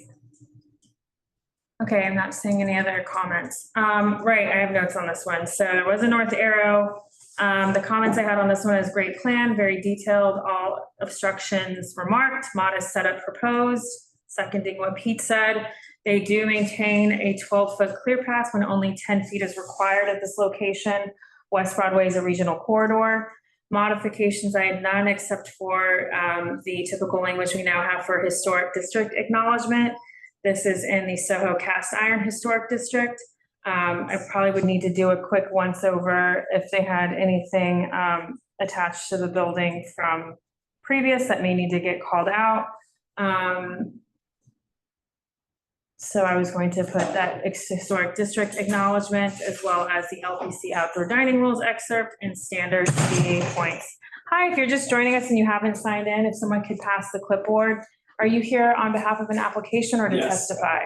What application? NoHo Neighbors. Thank you so much. And please give them a copy of the agenda. We are going in the order of the agenda as presented, but I will look and see where you are and I will make an offer if you'd like to offer, if you want to go ahead, if you're at the very end. So just give us a few minutes and we'll get something sorted out. And then the other one on this one was, can you tell them what agenda item we're on, someone? 5. Okay, great. So LPC outdoor dining rules excerpt, I would put in the modifications. Oh, I'm still on memo right now. Oh, okay. I'm on memo right now. I'm gonna close it out. Standard 88 points. I'm just talking about the modifications. We'll finish talking about this in business session, but I didn't see any other issues, and I would perhaps propose of a conditional denial with the approval with the sign modifications regarding the ADA and all those different things. Great, so I'm gonna close the public hearing on this application. We're gonna move on to the next item. Number 6, 265 Lafayette Ristorante, DBA Sant Ambroeus at 265 Lafayette Street for a sidewalk cafe. And just give me a second to pull up my notes. Is there anyone here from the public to testify on this application? Please raise your hand.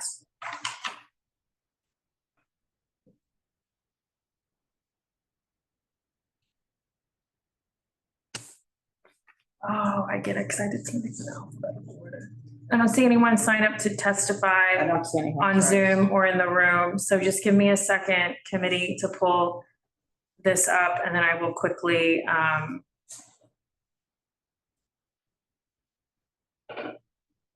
just gonna go to the points because I think I looked at this one yesterday. Okay, so although this block of Lafayette Street is on the list of places where only small enclosed sidewalk cafes were allowed in the pre-pandemic sidewalk cafe program, it actually is feasible for the applicant licensee to maintain the 10-foot clear path throughout the entire sidewalk cafe in this program because they did maintain the 10-foot clear path in the pre-pandemic program. The manhole in the middle of the sidewalk on Lafayette Street does not meet the required 18 inches clearance to the outer row of seating. That diagonal clearance shown on the plan actually penetrates the perimeter of the sidewalk cafe and actually needs to go to the perimeter and demarcation, and confirm not located in a historic district. And I won't read out the modifications, but you can read them there if you're in the document. So I'm going to close the public hearing on 265 Lafayette Ristorante, DBA Sant Ambroeus at 265 Lafayette for sidewalk cafes. Is there anything else you guys want to add, not in business session? I mean, so basically you're just addressing that they could actually meet the clearance.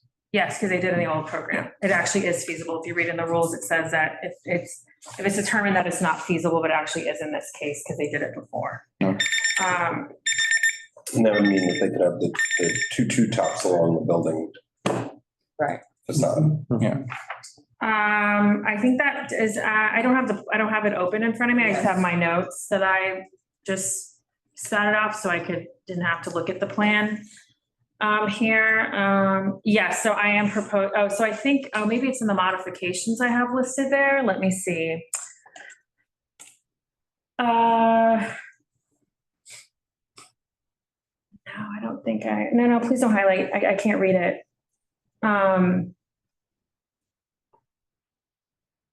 Yes, okay, here we go. So we're having them adjust the sidewalk cafe width to 5 feet 7 inches throughout the entire sidewalk cafe. If you look on the plan, it goes wider in one part, I think to 7 foot 10 inches. I'm not looking at the plan right now because I'm reading my notes here. So since it is feasible to maintain that 10-foot clear path, that means reducing the sidewalk cafe width uniformly across the entire cafe to 5 feet 7 inches. And that means specifically removing that outer row of tables on the site plan and updating the site plan so that there is only one row of tables against the building facade, correct? That is the modification. So also there was no, I also have a note to add the left side perimeter demarcation. Is that for the service aisle, or can someone speak to that?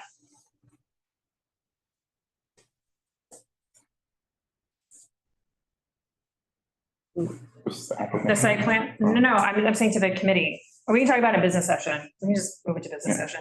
Okay, I'm gonna close the public hearing on this application. Next, we're moving to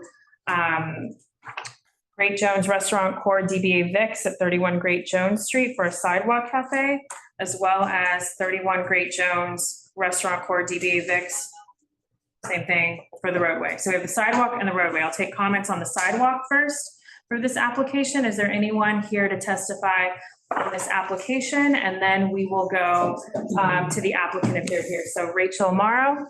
Oh, great.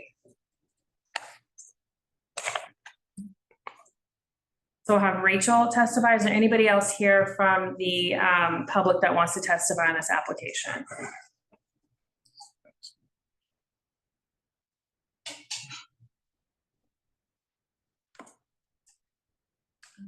Let me make these. I don't think I need these.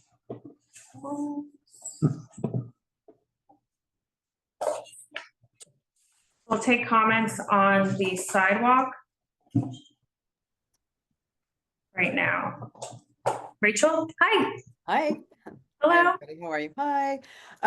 Just signing in to say, and definitely happy with this to go forward. They've had a shed outside for, I don't know, since the pandemic.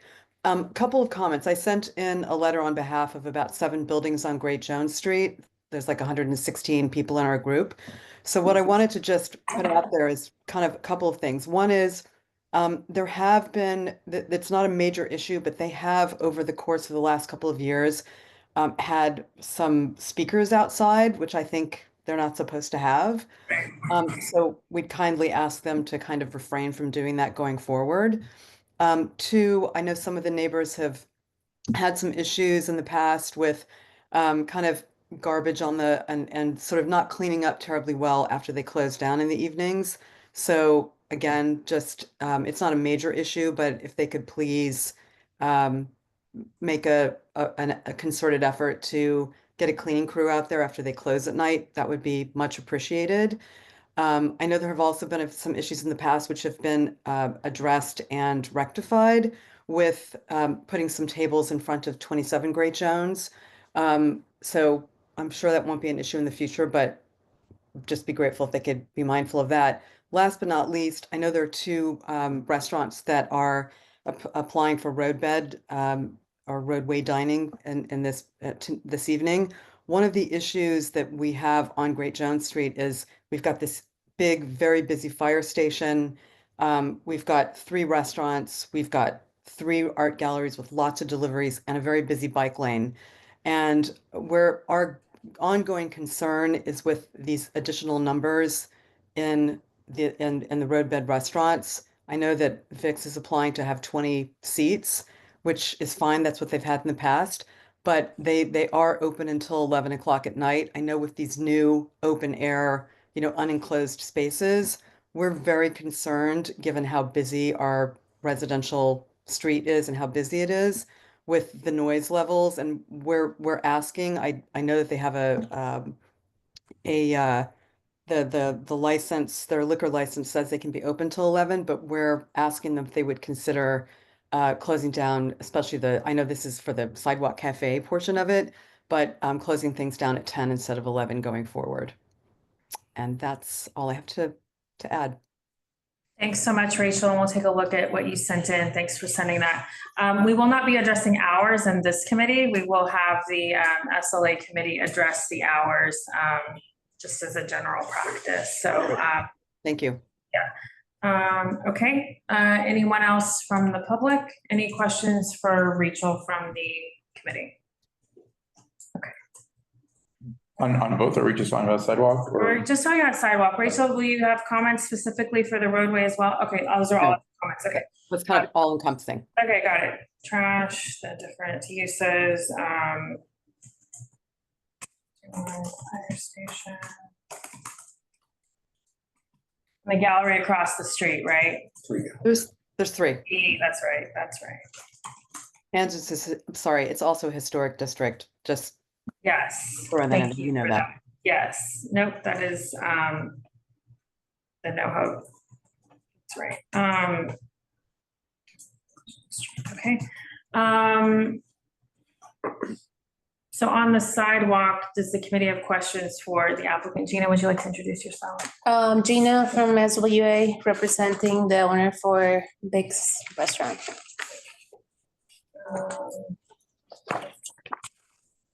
Extension.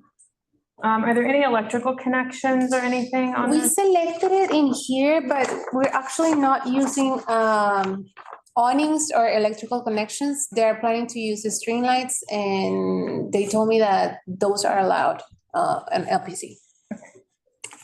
Swing lights, did you say? Like the Christmas lights. Wait, so you are using umbrellas or no umbrellas? Yes, umbrellas. umbrellas, because, yes. Okay. we're not using an awning. Oh, right, awning, okay. Okay. I think on one of your other plans, I can't. And let's make make it sure out we're just talking about the sidewalk, and we'll go to the roadway. that so we on can these comments straight. plans, I can't make out where the tables are. And Oh, because one of it's the other too, drawings may have been. this one is more clear because this Yeah. one is changed, but I cannot show you yet. Shame. All right, well, just so that it looks like you have a barrier on the left side. Yeah. And a barrier on this side where this is pointed to that perimeter demarcation. So you're serving from your main entrance, you go Yeah. into that way. And You're somehow serving- they're able to serve. Yeah, we had 6 tables at the beginning. But I know that some of the concerns are now the waiter ale. So I was talking with Chris, the owner, and trying to make another configuration, which is this new plan. To keep the service ale on the center. Yeah.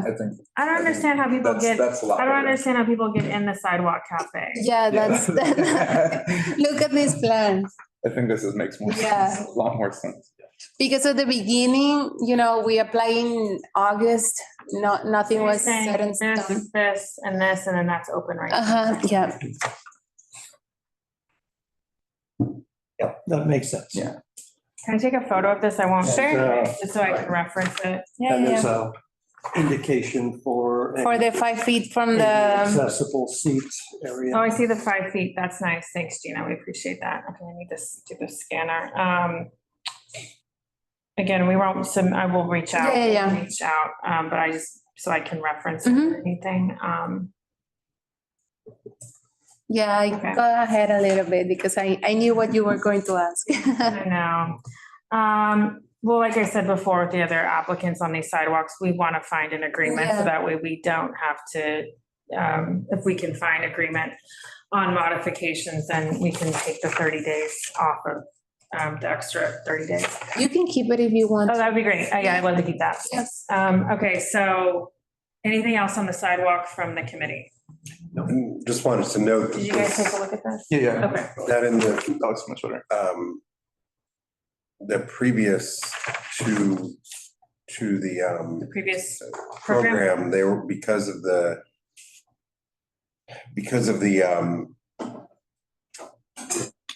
this is a much smaller sidewalk cafe because the new sidewalk width requires a wider sidewalk cafe. I'm just pointing that out to everybody. So that there's a change to the expectation for everybody is that this will actually be smaller than it was before the pandemic. Also, in noting that the plans that were submitted pre-pandemic also included space in front of the residential entryway, which they probably should have. Yeah, right. That was a big stretch. That's all cleared up. Are we good on the sidewalk? Yep. Yes. Okay. So we're gonna close the public hearing on the sidewalk, and now let's open it up for the roadway. So if there's any comments anyone else wants to make on the roadway cafe on Zoom for 31 Great Jones Restaurant Core DBA Vic's at 31 Great Jones Street, please raise your hand. We'll take additional comments. Rachel, if you have anything else you want to add, feel free to raise your hand and we'll call on you. Let me just pull this up. Did I have a form created for this one as well? I think Yeah, it's in- because I went yeah. in alphabetical order. Did I have any comments on that one? No, it was empty. Okay, must have, it started being really productive and getting them in there. So let me, 31, great jobs for the roadway. 1 second, Jay. I think the only comment that I had was the thermoplastic marking, making sure you have the 6-inch clearance from Yeah, it. we have it marked in here, the 6-inch. Where? I don't see it. What's there? In here. Okay. Yeah, it was like, because of the PDF, you Yeah. can't see it at all, but yeah, I see it here. Yes, and yeah, what I've learned is having the Acrobat extension on Chrome, you can see the fine lines of the CAD Revit drawing than if you're just looking at it on preview. Okay, so 31, let me just pull up the roadway really. Is this plan changing as well, Gina, or no? No. Okay. So I'm looking, I have 2 documents in there.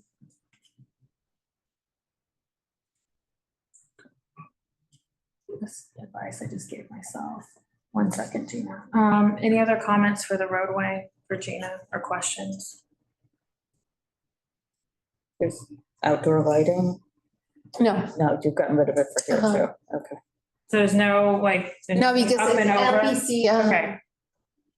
What did LPC say? Tell me. That if you are putting awnings in a new establishment or electrical connections, you need to apply for LPC before getting the DOT So you're not approval. doing it. No. So that would be a modification, is just to remove that from the form.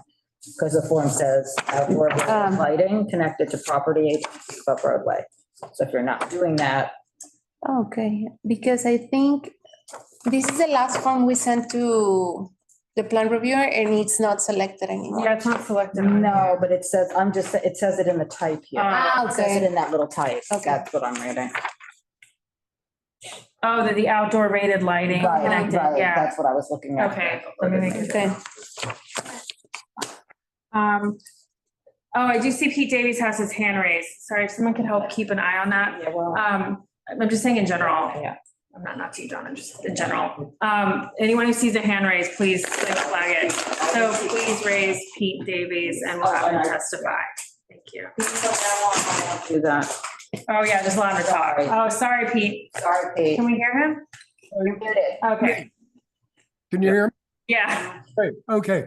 So about the electrical setup for the roadbed, I do see in their photos that they show a large, especially the third photo, you can see the hookup. It's just really important that when these, No, that's not gonna exist. that they are done in a way that it doesn't look like a lot of garbage thrown on the facade of the historic buildings.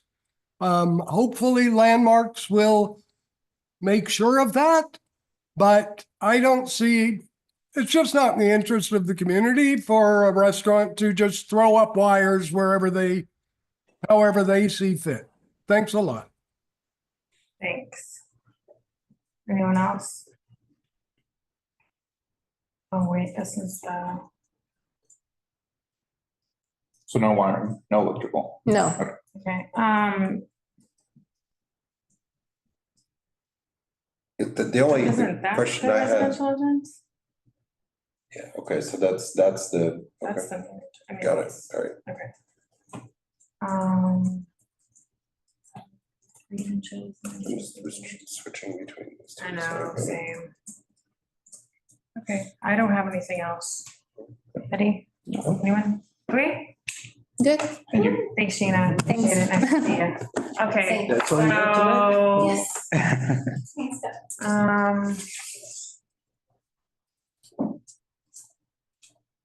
So I will offer to NoHo neighbors, would you guys like to go? Otherwise, the next 3 are kind of all the same owners, No, pretty no. similar areas. So would you like to go? Okay, great. So I'm going to call out of order on the agenda. We're going to now go to number 25, NoHo Neighbors LLC, DBA Elvis, 54 Great Jones Street for a roadway. We're gonna see if anyone has, from the public wants to testify, and then you can come sit up here. You're allowed to make a statement. Yeah, you can come now. You're allowed to make, we're gonna hear from the public, yeah, so. Okay, so Rachel, is there anyone else here to speak on this application? There is an FDNY. No, there's not. I'm thinking of the other ones. No FDNY waiver here.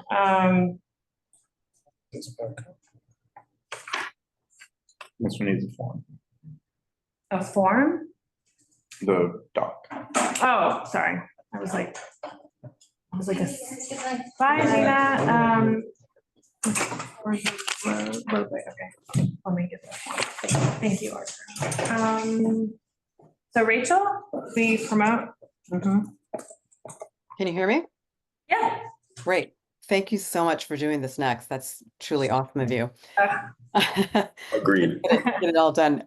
So basically the same things I said for the last, the last applicant are the same. We're on this very busy street with the firehouse, lots of deliveries from the restaurants and the art galleries, et cetera, et cetera.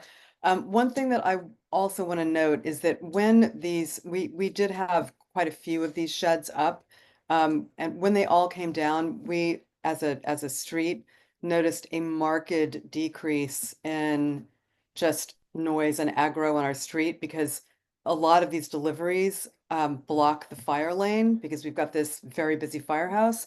And so one of our concerns going forward, with these two new roadbed cafes, is we just want to be very sort of cognizant of not sort of overstuffing our street with too many more people. Having said all of that, we are, as we were with Vix, we are definitely happy to have this applicant's roadbed cafe go forward. They've been good neighbors.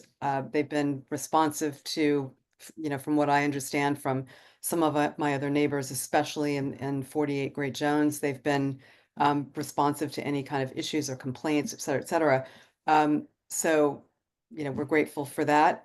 One thing that we're all a bit concerned about is just these like pretty large increase in numbers of capacity.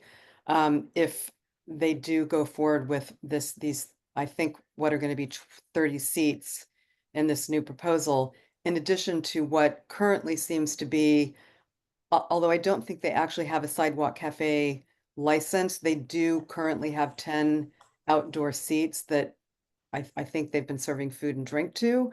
So what that would mean going forward is there's sort of 40 possible patrons outside, which is a lot, especially on this street. So one of the things that we're asking is, for them to consider lowering their capacity to 20 patrons, which would be in line with what is at Vix, or what will be at Vix.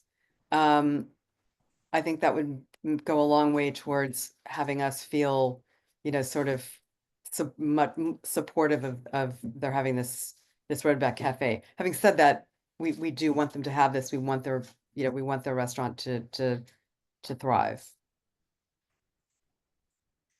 Thank you so much, Rachel.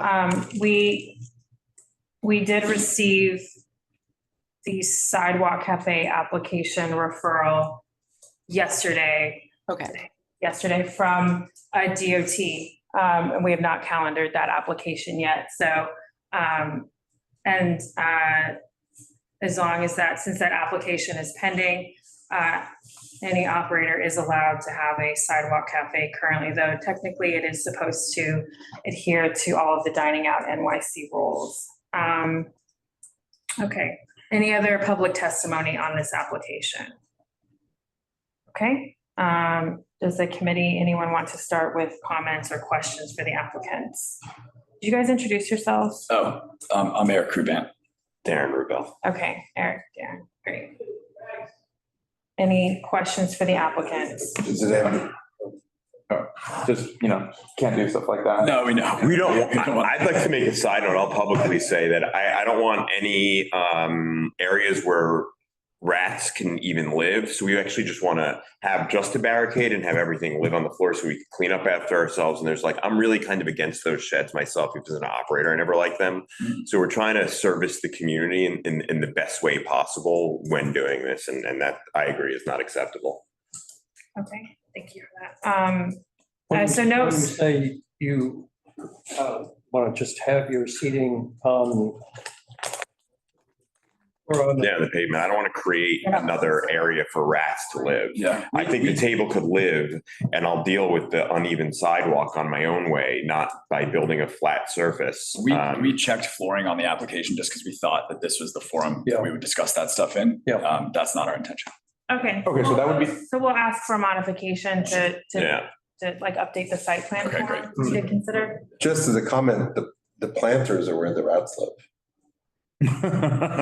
just from there's and ways people to- put in mesh and they do all these things, but they eventually move in. We heard Almost, having watched this program. Yeah. We just discussed this. We heard something about like how you can put water inside the planters inside a Slim Jim so it's removable so you can get into. And there's no actual planter. It's just it's just water, really. Yeah, I'm just saying whenever there's dirt, because it says planter, when there's dirt, goldfish, almost no matter what. Ideally.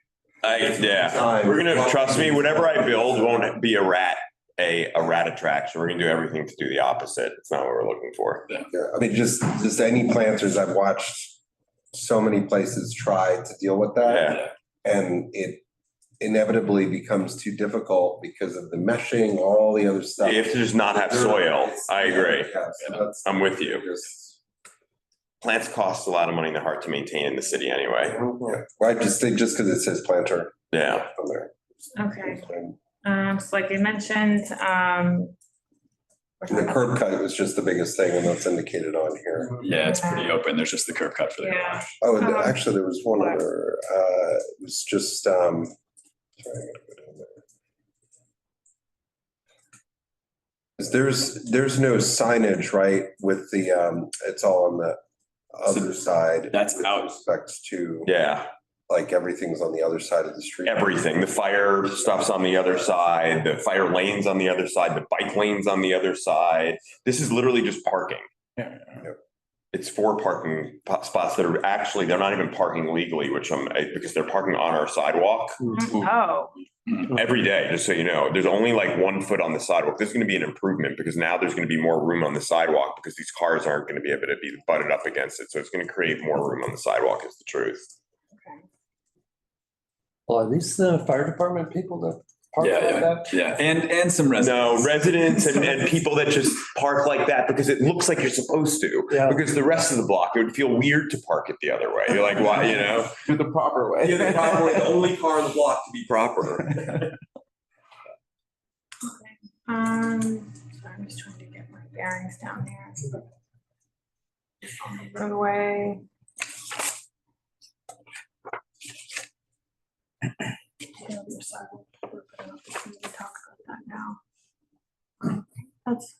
So the flooring, there's no electrical connection. They do see that checked off though. So there's nothing from the building facade to the roadway? No. Okay. No string lights.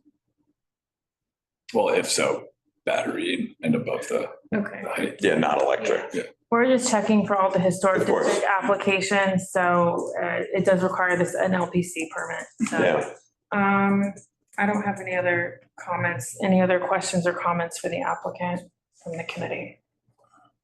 Okay. You have something? No, I mean, the only thing that wasn't commented on was what they had raised with the total ceiling. Which bring up in this and sidewalk, because that was the only. Okay, I question mean, on the, right, so the sidewalk we did have referred, I know we're not, it's a separate thing, but.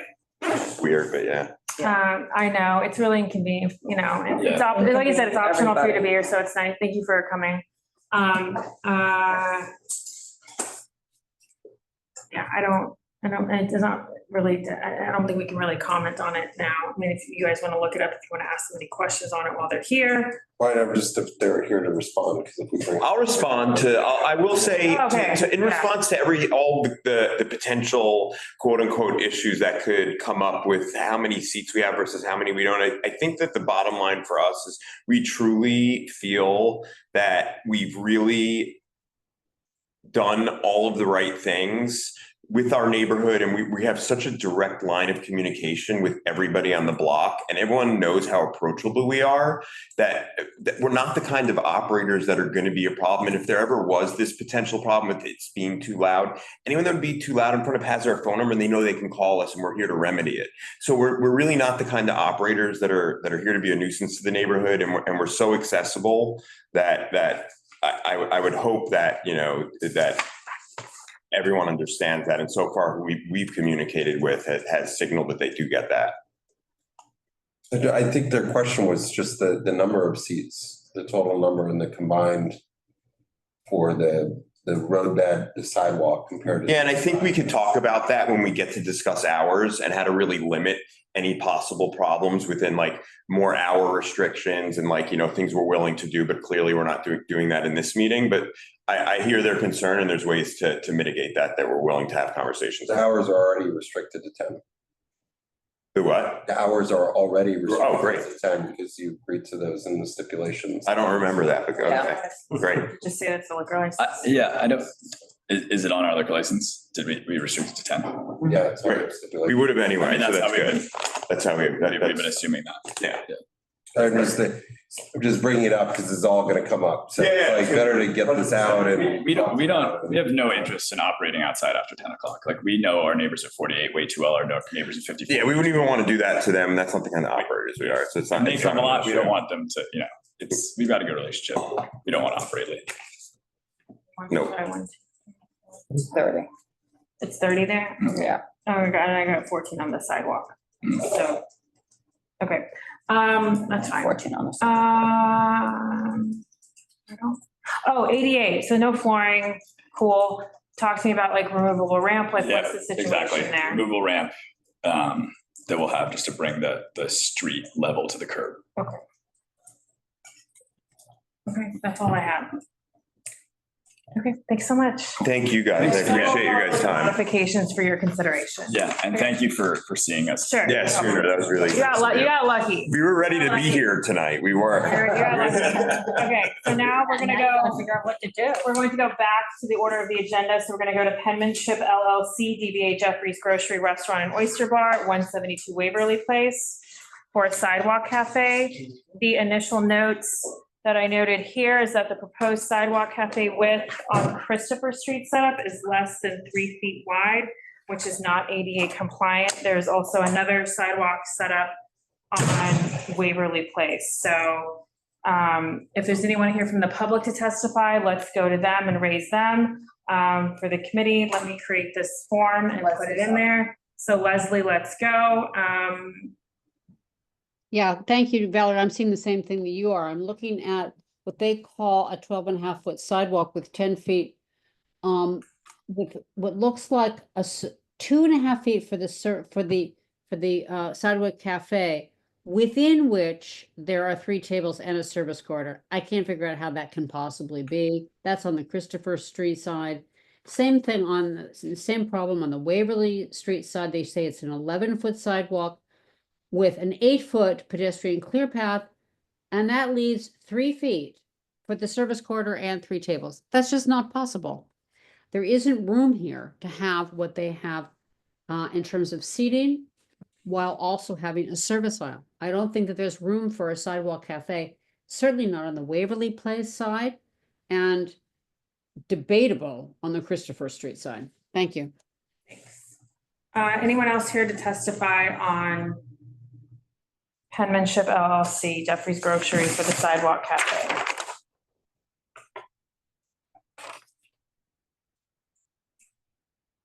I'm not seeing anyone I don't else. see anyone. Okay, so I think we can address this in the business session. Does that sound good?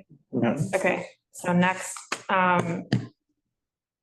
going fast enough to click the form. So next I'm gonna close that public hearing. Next, we're gonna go to George Marcel LLC, DBA Fairfax at 234 West 4th Street for a sidewalk cafe. And I have a note here that we noted that the proposed sidewalk cafe width on West 4th Street setup is less than 3 feet wide and is not ADA compliant. Do we have any public testimony? Let's go with Leslie. Sorry.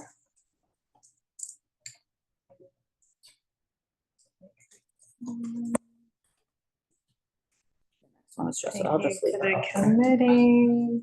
I'm just looking at this thing and they're looking at a 10 feet 9-inch sidewalk, 8 feet for a pedestrian clear path, leaving 2.9.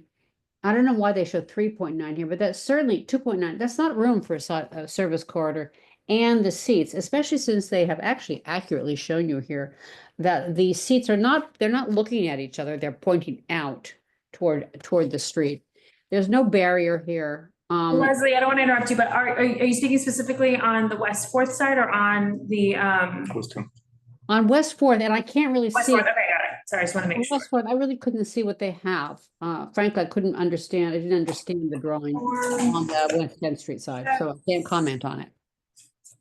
Oh, you can't see what? I'm sorry. It looks like they have 11 and 11.8. They say on the West 10th Street side, right? Yeah. With a 3-foot ADA service aisle there, that would leave. Okay, that would leave what?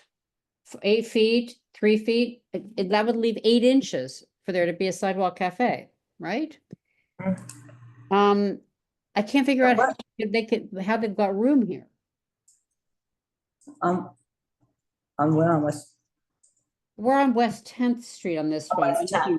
You're looking at West 10th. Okay, I wasn't sure if you were West 10th, and again, it's confusing to me, but it's showing a total width of 11.8, right? Okay, take out 8 feet for the pedestrian clear path. We're now at 3.8, and you need a 3-foot service aisle in there.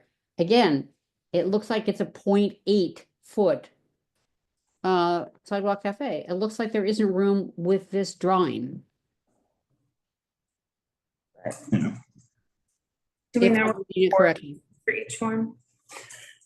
Is it on the site plan? It's just taking a second to load for me. Site plan says neighborhood. Oh, right, there's 2 different. Okay, so both are neighborhood. Right. Okay, thank you. I have them pulled up now.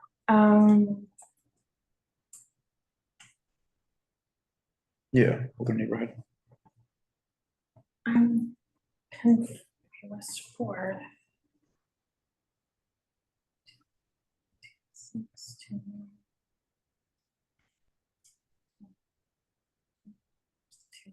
On the West 4th Street side, they even show that it's 2.9 feet for the sidewalk cafe. Well, how are you going to serve there? Where's the ADA compliant service aisle? This is not possible on the West 4th Street side. And it's only slightly larger. It's 1 foot larger on the West 10th Street side. It seems to me it has the same problem on the West 10th Street side. And you're saying there's the same problem on the West 10th side? Well, if they're showing an 11.8 foot, right? 8 feet for the pedestrian clear path, 3 feet for service aisle, that leaves 0.8 for the sidewalk cafe. I mean, it's not room. I mean, for the sidewalk cafe. I'm just saying that even their own measurements, and I have to say I didn't go measure it myself. Their own measurements show they don't have room. The way I'm reading it. At least 3 feet, 8 inches for the sidewalk cafe and service on West 10th. Yeah. That's a pretty narrow sidewalk. Is that a grate? What's this grate? On the corner of West 10th or on the? That's right here. By the corner. Can someone pull it up on Google Maps? Like, what is that? 'Cause there's no clearance. Oh. Same thing.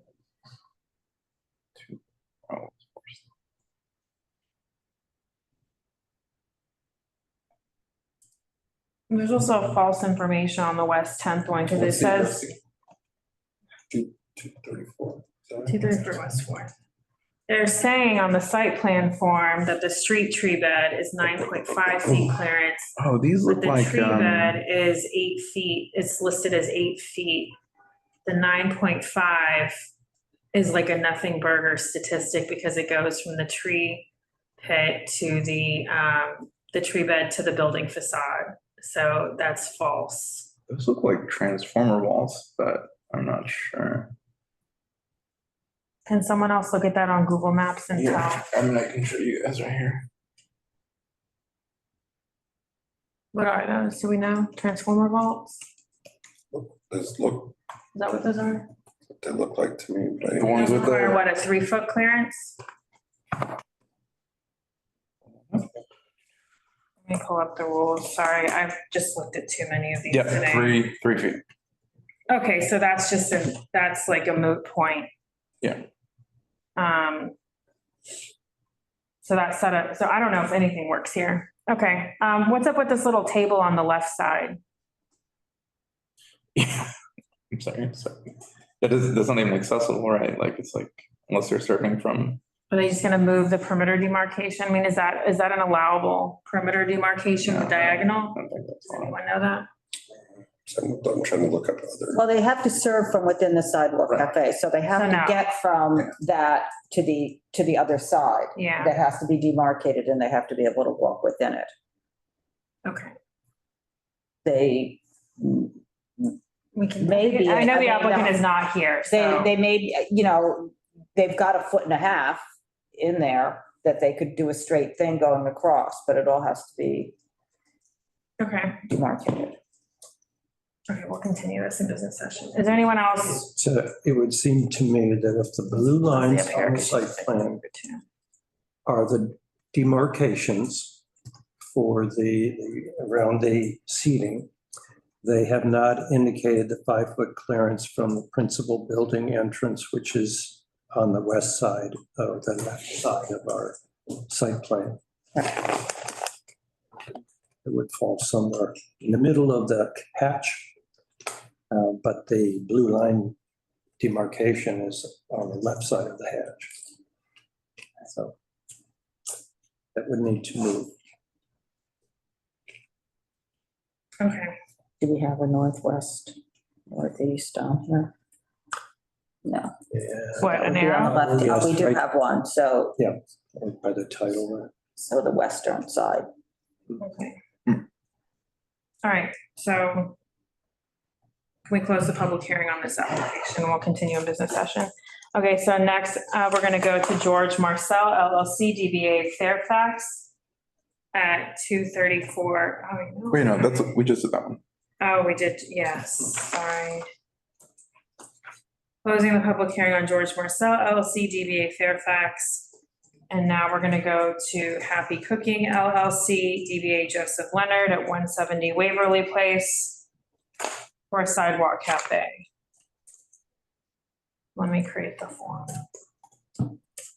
Is anyone here from the public to testify? So Leslie, let's go. Where are you copying it from? I can. This is my last one. I have the same problem here, which is I just don't figure out how they're going to serve from within what they call their sidewalk cafe.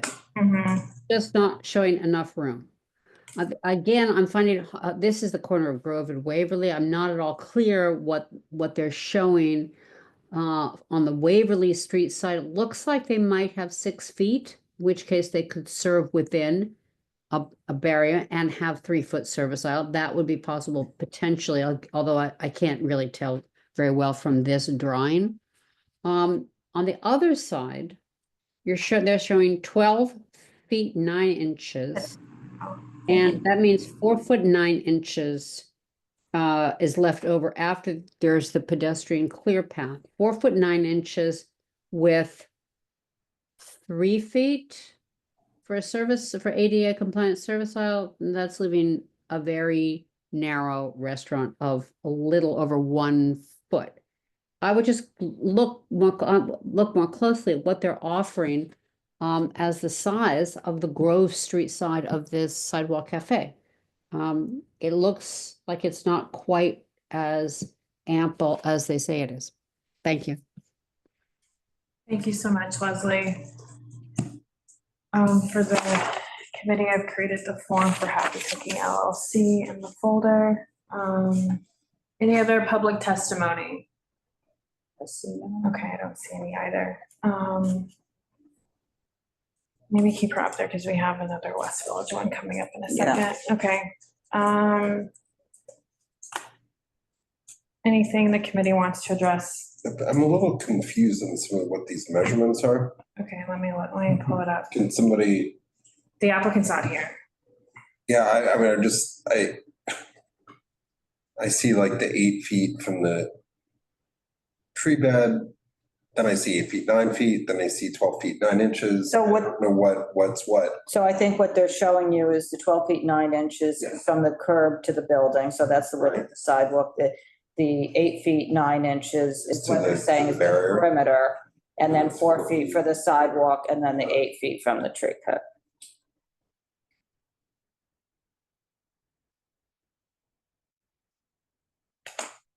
And just so everyone remembers, there is no longer a roadway cafe proposed at this location. They did withdraw their application. 5 feet from the primary. The only one that building. DOT has Officially. initiated telling, well, it's Oh, the one they they've told them. initiated telling us about the withdrawal.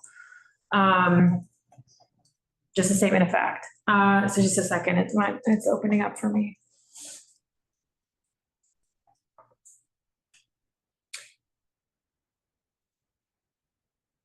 Okay. And then just as another reference point, on the diagram, the address that's provided is 96 Grove Street, number 3. Yeah, that was. No, I think that's, But 170 no. Waverly Place, I was giving inconsistent markings. Yeah, I was super confused on those. So there may be other addresses, but we can't. That's the department, that's the DOS address. That's not the business address. Okay, So but you then mean it to shouldn't say- be on the diagram. Oh, it's on the diagram. Yeah. Oh, sorry. I was looking at so which diagram? Oh, that is weird. Yeah.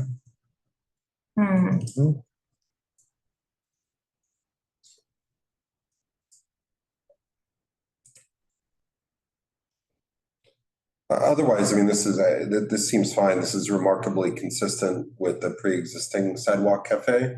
Great. That was here before, with the exception that on Waverly, the two tops were previously 1 4-top. So You're saying on the left on side? the second, the lower diagram, if you scroll down. Yeah. Oh, that used to be a 4-top. Everything's- Okay. Everything is substantively, there's 2 less seats because on the other side. Yeah, They had I wish that people would two just, tops and there was 1 4-top. I wish that they would just settle on decimals or no decimals, the feet and no inches or feet only, like it's a real issue for me in general. But that's how they did this form, how this form was developed. I Okay. wonder if a walk sign is considered a traffic signal. I would look up in the rules. So if we go to the rules, what does it say? Or on the Dining Out NYC website. So if someone wants to look that up and answer it in business session, that would be great. All right, I'm going to close the public hearing on this application. If there's no other comments, we'll revisit in business. So next we're going to go to, we already did Natalec's Restaurant Inc. Burrito Loco. So now we're going to move on to Tocana Cafe Bar Ristorante Inc. DBA Little Rascal at 163 Elizabeth Street. And this has been submitted for Roadway Cafe, and this has been submitted to FDNY for review. So let me just make the form. Is there anyone here from the applicant? Is there anyone here from the public that wants to speak? And then we'll call on the applicant. We don't have the RSVP listed.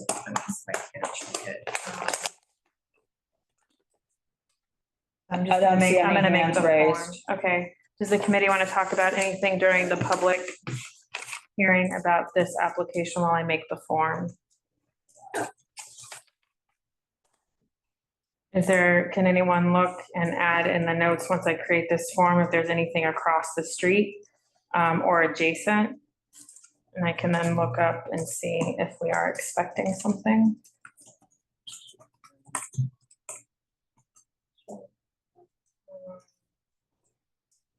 Is it a historic district? Yes. Which historic district? So we can just add it in the notes. Some of these I could look up ahead of time, but others I can't. Let me see. No restaurants across the street, just Butcher's Daughter on the corner, but I don't know if they. But not adjacent, not next. No, I mean adjacent. I think it'd be right next to it. No, I think it's just. Sorry. Okay, the form is in the folder. Anything from the site plan you want to bring up in public session in case someone else wants to comment on it? Sometimes we've seen kind of tonight that we are getting some public comments after we have the short discussion. Just taking a second, huh? I'm just setting this so I can know how much time we're spending. I have too many tabs open now. Yeah, it doesn't look like anything adjacent. It's the corner lot. Okay.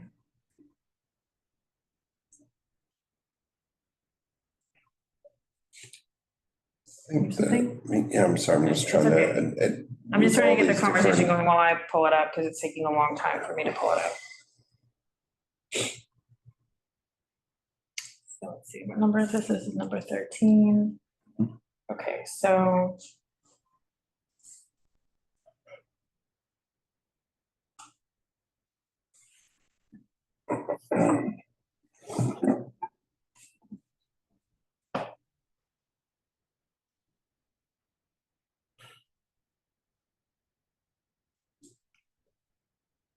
The scale is all kind of off to me, because if the whole storefront is 37 feet, then the roadway is 20 feet, and then there's 25 feet to the crosswalk. Can you look on the Google Maps if is that actually?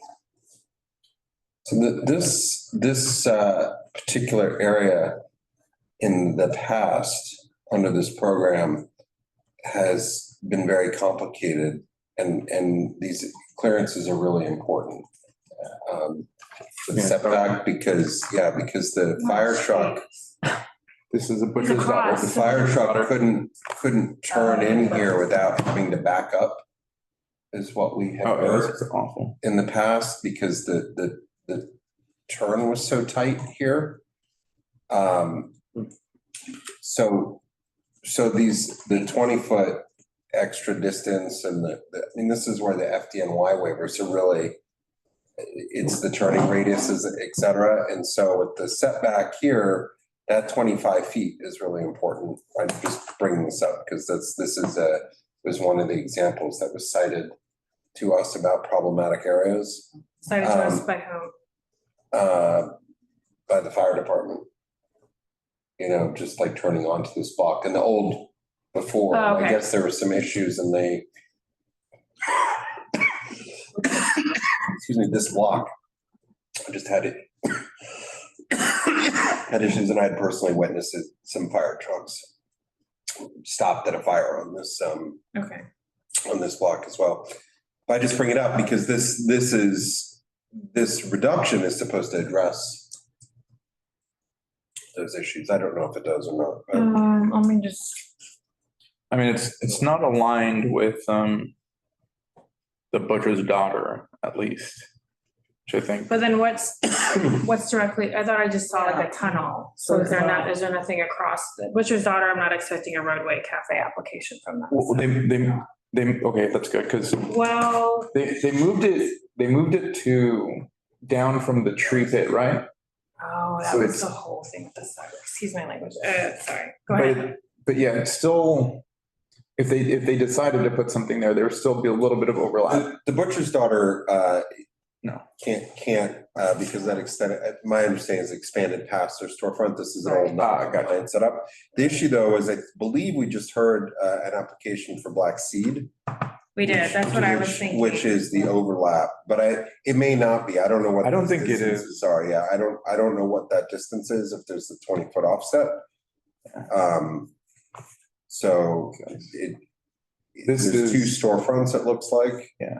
But, with all these things, it's a little hard to, But this corridor just looks bad, right? Like, especially when you see the tunnels with two across the street from one another. It's possible that the 20-foot offset is, we don't.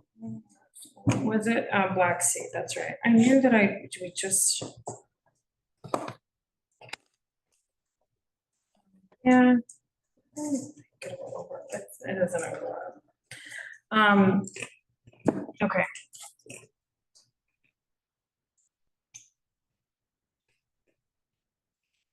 A bunch of stuff was disproportionate on their drawing. Okay, so I'm gonna close the public hearing on Little Rascal and we'll revisit it in business session. Next, I'm gonna go to West Village Oasis Inc., DBA Casa La Femme at 140 Charles Street for a roadway cafe.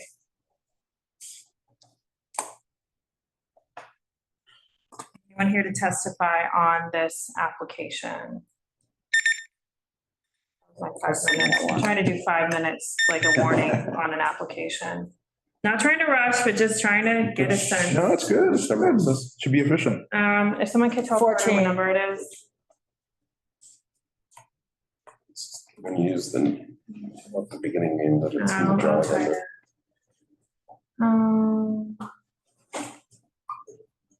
Oh, sorry, I'm trying to make a form so we can take notes on it. I don't see anyone here from the public to speak on this application. Is there anything that the committee wants to comment on during the public session on this one, the public hearing? This one didn't need FDNY. Is this roadway? Please don't ask, just look at the application. I can't tell. We are down a member of this committee who's the workhorse, is our workhorse, is Stella, who usually finds so we did not submit anything. We didn't ask DOT if were ones where they were marked. So I think that this street does require. So maybe somebody could look up the borough president's roadway width and we can revisit it in business session. So everything that's listed as an FDNY is what's listed on the application. So if it's not listed on the agenda, then it is not requesting a waiver to our knowledge at this point. So maybe for business session, we can have the roadway width. Is the applicant here? I don't know if we were expecting them or not. I don't have the RSVP list. If the applicant's here, raise your hand. West Village. See nobody. West Village. There's a parking garage located across the street from this. Okay, we should make a note of that. I just created the form.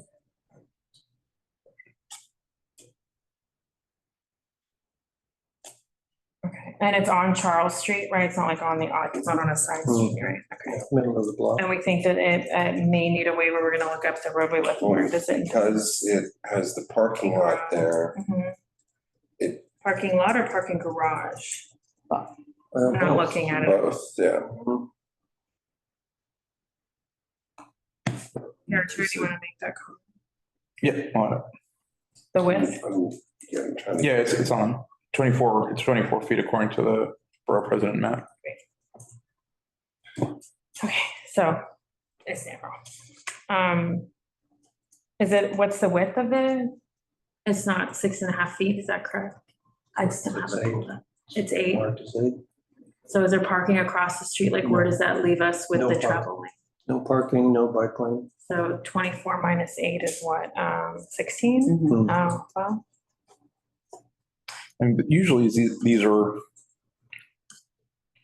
they tend to be overestimates in my experience with the borough president map.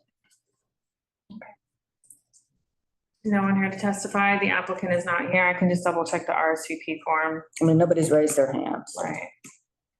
I just want to make sure if somebody didn't. Just as an antidote, this is a greatly reduced roadway seating area compared with what they had for the last 4 or 5 years. Oh, that's great. 1 second. And Brian, in your experience, they don't double park or park cars in front of the. No, I have not seen double parking or loading and unloading, that sort of problem. But it's because I see in one of the May 2024. Oh, there's a right, car right, on the right. curb, half on the curb. Sometimes they use the curb cuts as for parking lots as sort of staging areas. Right. I have an answer on the applicant. The applicant is not here. They're out of the country for a family emergency. So, but if we do have questions, we can send them questions, send her questions, I guess. Okay, any other comments on the work I session? do have, hold on one second. Okay. I just wanted to look here at this parking sign.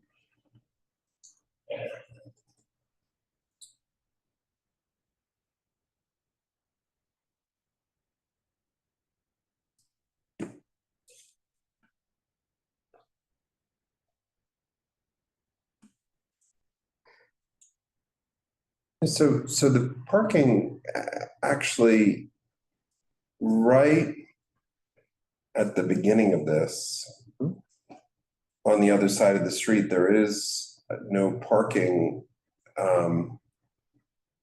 7 a.m. to 7 p.m. So if you were to be traveling down Charles Street on the north side, you would, you could encounter vehicle parking right when you hit this roadbed cafe. And, just bringing that up, but you said it's 25 feet. 24 is what Arturo said. Okay, so if it's 24 minus 16,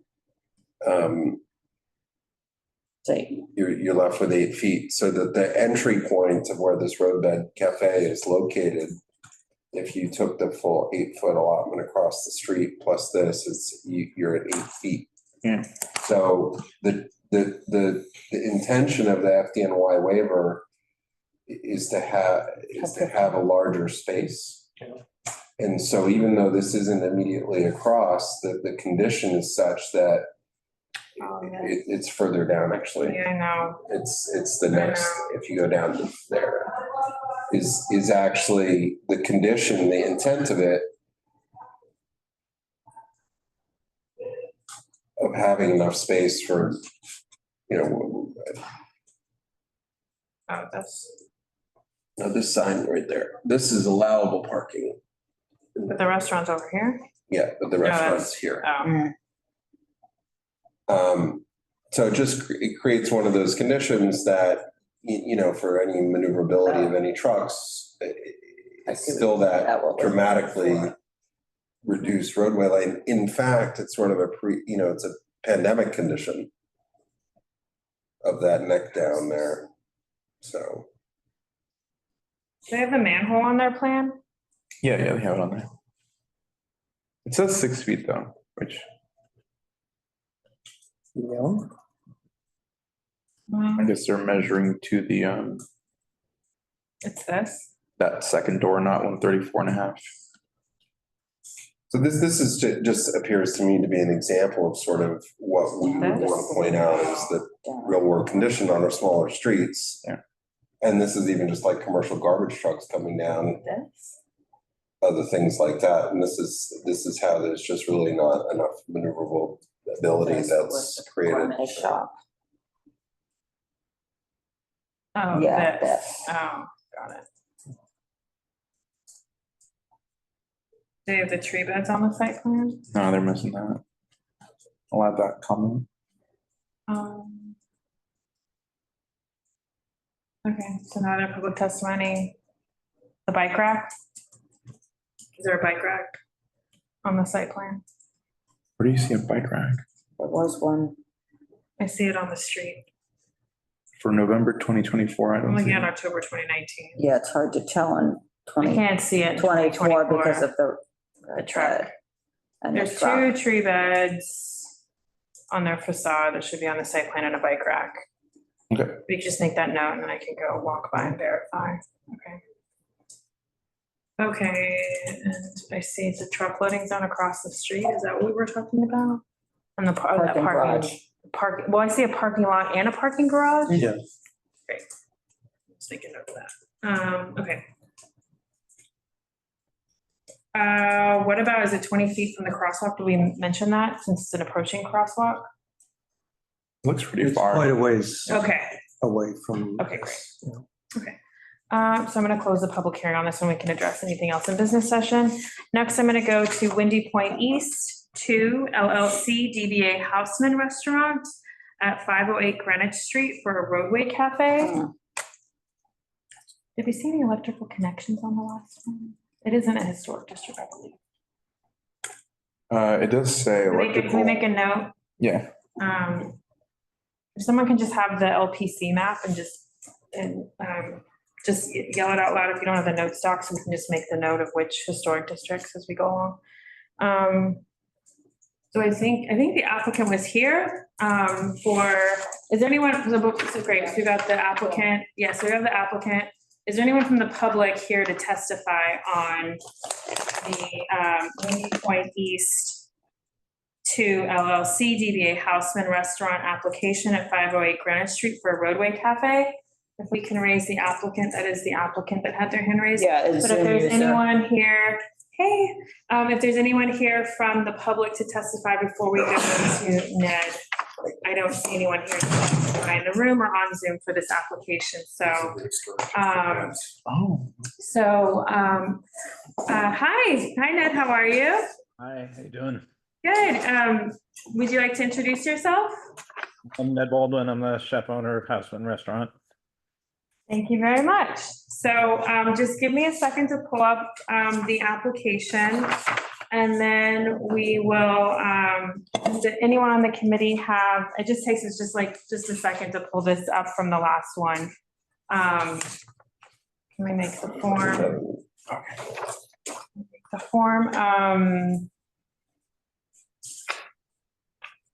Ned, you're welcome to make a statement about your application if you would like. You don't have to, but we may have some questions for you, so just give us 1 second.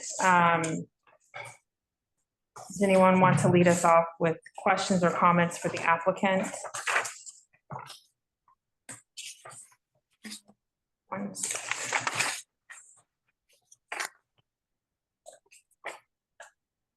Ned, while we're pulling up our documents here, did you also apply for a, will we be expecting a Sidewalk Cafe application?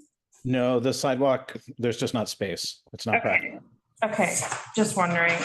We don't really have an insight into our pipeline, so I just like to ask if we're expecting it or not.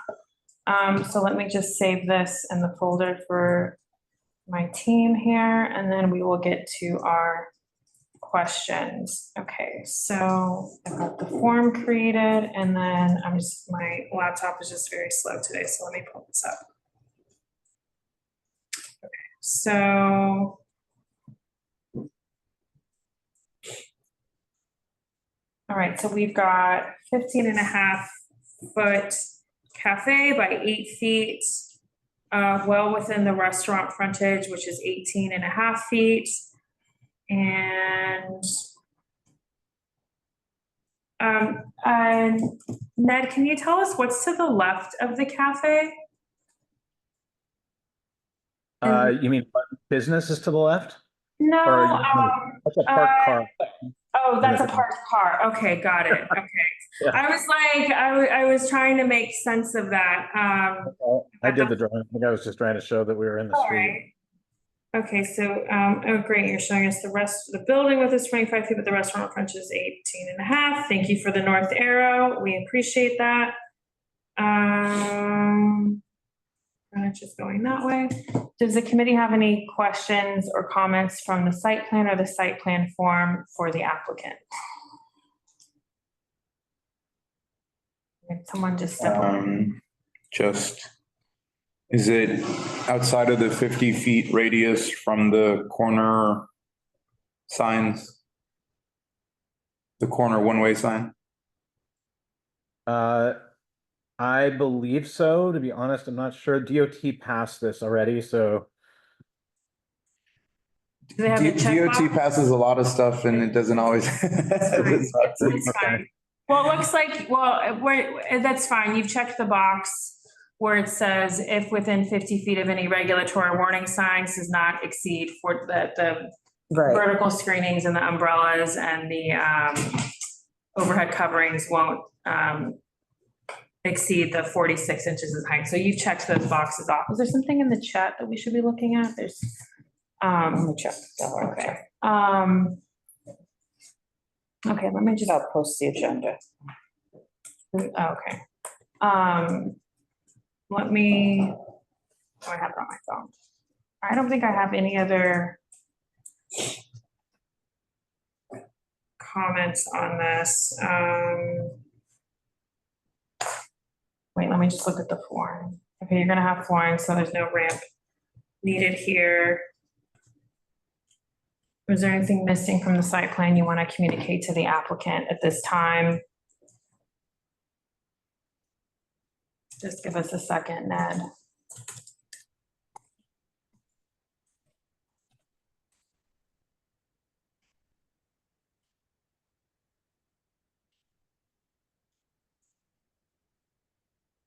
Ned, while we're pulling something up, can you let us know like how long you waited to when you submitted your application? Has it been a long time or?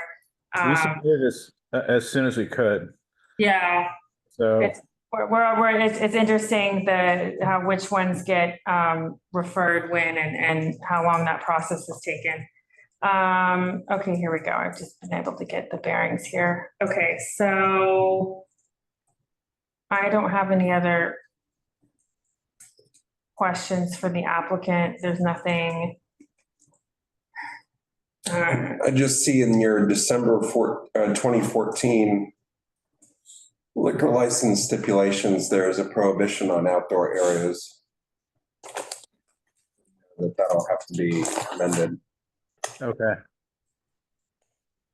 What does that entail? Filing something or? Yeah, you'll have to file, I think that. Change in method of operation. Yeah, a change in method of operation. And an alteration. Your liquor license. In addition to the alteration.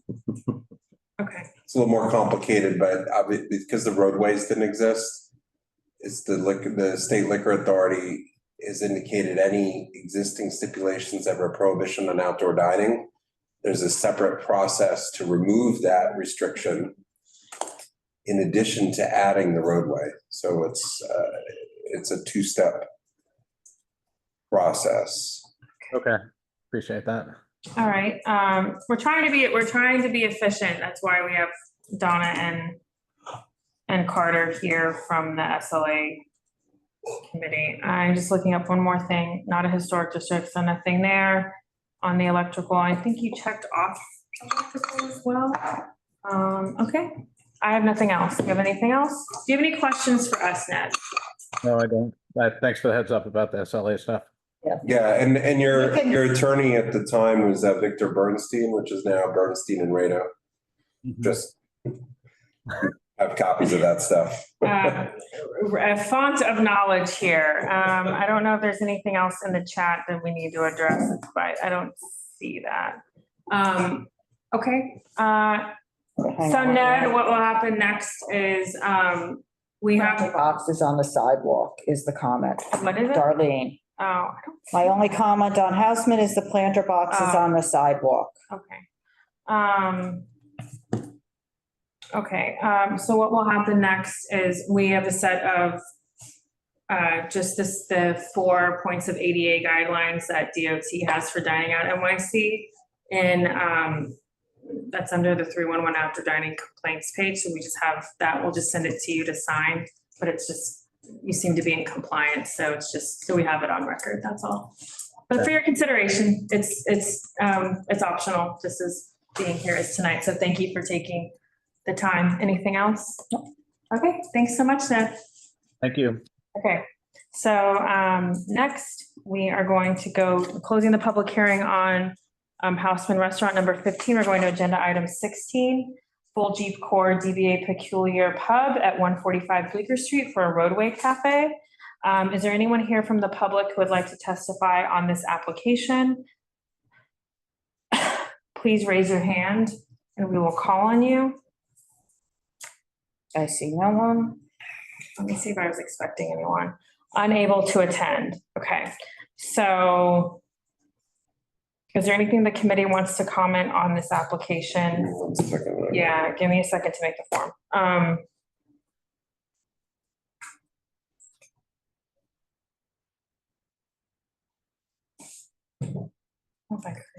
This isn't the place that has like a random wagon or something in front of it, right? Oh, you missed that. That was last week. Willie's. It's still, they've got those A-frames walking over. random wagon. Okay, let me make this. I didn't create a form for this one, did I? For Full Jeep Core? I feel like I did. Did I? I don't see it here. It's not in there. Okay. I only got to a certain part of the alphabet. So like since the next one, I have one on there. Okay, so. Is there anything the committee wants to address on this application during the public hearing in case somebody from the public would like to speak on it, based on our comments?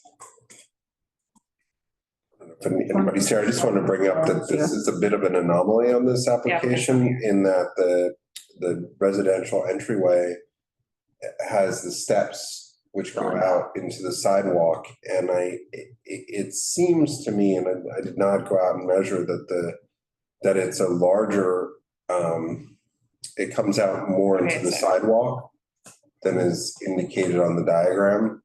And this is a very crowded area, but I also bring it up because of that, it seems problematic to have the roadbed shed going in front and covering the residential entryway when Why not just cut has it? the stoop coming out Right, you're saying to into go the in? street, right? It just, There's north arrow. it's an anomaly to what we normally would see and the, So it really. Well, I mean, Yeah, the other- that seems off with the manhole. The other thing is that even the entrance there, it's almost aligned with the stoop, right? To enter the bar, there's like a set of underground stairs or stairs that go down. steps down. So that whole area is condensed. Yeah, that too. What's to the left And there's a second floor of the restaurant? commercial as well. The bitter end. I know, I do that too. Carter, what's to the west of that doorway, that door that's there? Is that, Which door? What do you? so you have Oh. residential steps, what's right on the left of the residential Oh, steps? at Right here. at grade. Yeah, There's some Okay. sort of it looks like it's some sort of a service entrance. Yeah. So what I'm wondering is, does their business frontage go past that residential door?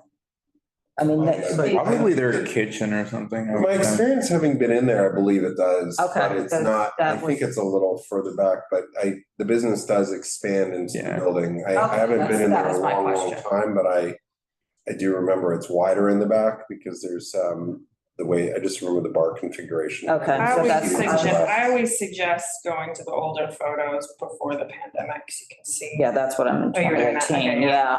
And that's what I was just wondering, if Oh, their building this, frontage, this, yeah. yeah. But I was wondering just if their building frontage ended at what looks like their storefront before the residential entry. We don't have an interior site plan from liquor Right, license. then the roadway should end, sure. but, if they go west behind that residential stairway, then shouldn't, and that would have solved the whole situation. And there's also just Okay, I went to there's 2017. there's the whole a couple of these businesses have these awnings which go out, which is unusual in our area, have the awnings that go out to the curb. I'm sure there's a name for them, but whatever like the name awnings that go to the Yeah. curb with that you usually see in front of like uptown building entrances. Right, for residential. And so it creates an obstruction, on the sidewalk. It's just a very crowded area to walk through, and this. Oh, bar exit. They have that marked as the bar exit. What, Maybe it's an this? emergency exit. This? This thing over here. Oh.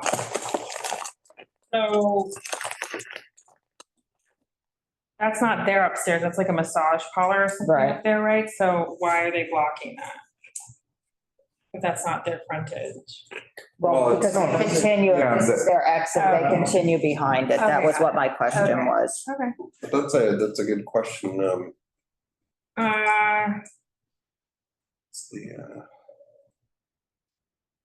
So the thing is they're saying that that's manhole. If you guys are on Google Maps, you went online, I'm on November 2017. So technically, if that brick wall, that slice of brick is, the manhole doesn't go into their frontage, so I don't know why they're showing that their property line. Do you guys see that, how on here, they're showing divided, their property line divides. Yeah, they have the in half? manhole, looks like in the wrong place. But the manhole is like in front of the door of the bitter end. Am I reading that right? So I think that's better for them because they don't. Well, but the 3 feet. It's hard to tell. I have to go measure this. It's actually hard to tell because see, this- actually, yeah, that one line in the sidewalk goes right to that brick and it looks like the manhole But goes which over side it of the just brick? Is slightly. it this, their property line, or is it To the this? east. I think their property, Is it the right side of the brick? or their is it property the left side? line is to the east side of the brick, the right side of the brick. Oh, okay, okay. So it Right, so doesn't where include this line yeah. is, looks like it's that, and then it looks like the manhole cover overlaps just a little. They need to leave 1.5 feet from that property line, essentially, or maybe a little bit Don't they more need than 3 that. feet is the bitter end? Are we expecting something from the bitter end? That's my question. Before they've had some, well, Well, the bitter end, okay, but let's just say the bitter end, if they have to go approximately 1.5 No, feet. not expecting any roadway. Okay. From that manhole cover, which is essentially maybe a few inches over their property line, this is fine. Yeah. The manhole cover needs to push over slightly. Okay, so are we done with this one in this session? Do they say they have a ramp, ADA compliance? Or There's no flooring. Is it flooring? Yeah, no flooring. So we need to have, what's the ADA ramp story? Where's the flooring? I mean, it's also like the arrows on the left and right side. I mean, I guess those are the perimeter demarcation. I mean, the perimeter, the barriers, I guess. I don't know. Okay. Yeah, so you just need your standard ADA ramp. Okay. I'm gonna close the public session on this one. We can finish in business session. Next, I'm gonna go to Cindy Lynn, ABCDE, DBA Urban Backyard at 180 Mulberry Street for a Roadway Cafe. DOT has submitted this application to FDNY for review regarding the travel lane waiver. If you have anyone from the public that would like to speak on this application, please raise your hand and we will promote you to a panelist. Let me see if I'm expecting the applicant on this one. For the committee, I put 3 photos in the drive that are loose in the application folder, and I ask you to put those up so you can have this as a reference point. I don't know if we were expecting them. I don't have an RSVP either way on this one, so I don't see anyone here to testify on this application. Can I make notes? Started making notes. Oh, yeah, okay. yeah, there's notes. Oh, yeah, but it was not in a historic district. And I started, so if you look at the photos in the drive, it's UB Coffee is what it looks like. It's the white facade. So it's Urban Backyard Coffee. I think like a residential door and then empanadas and then Figo. Okay. So I think it definitely is, and I'm not expecting an application from empanadas.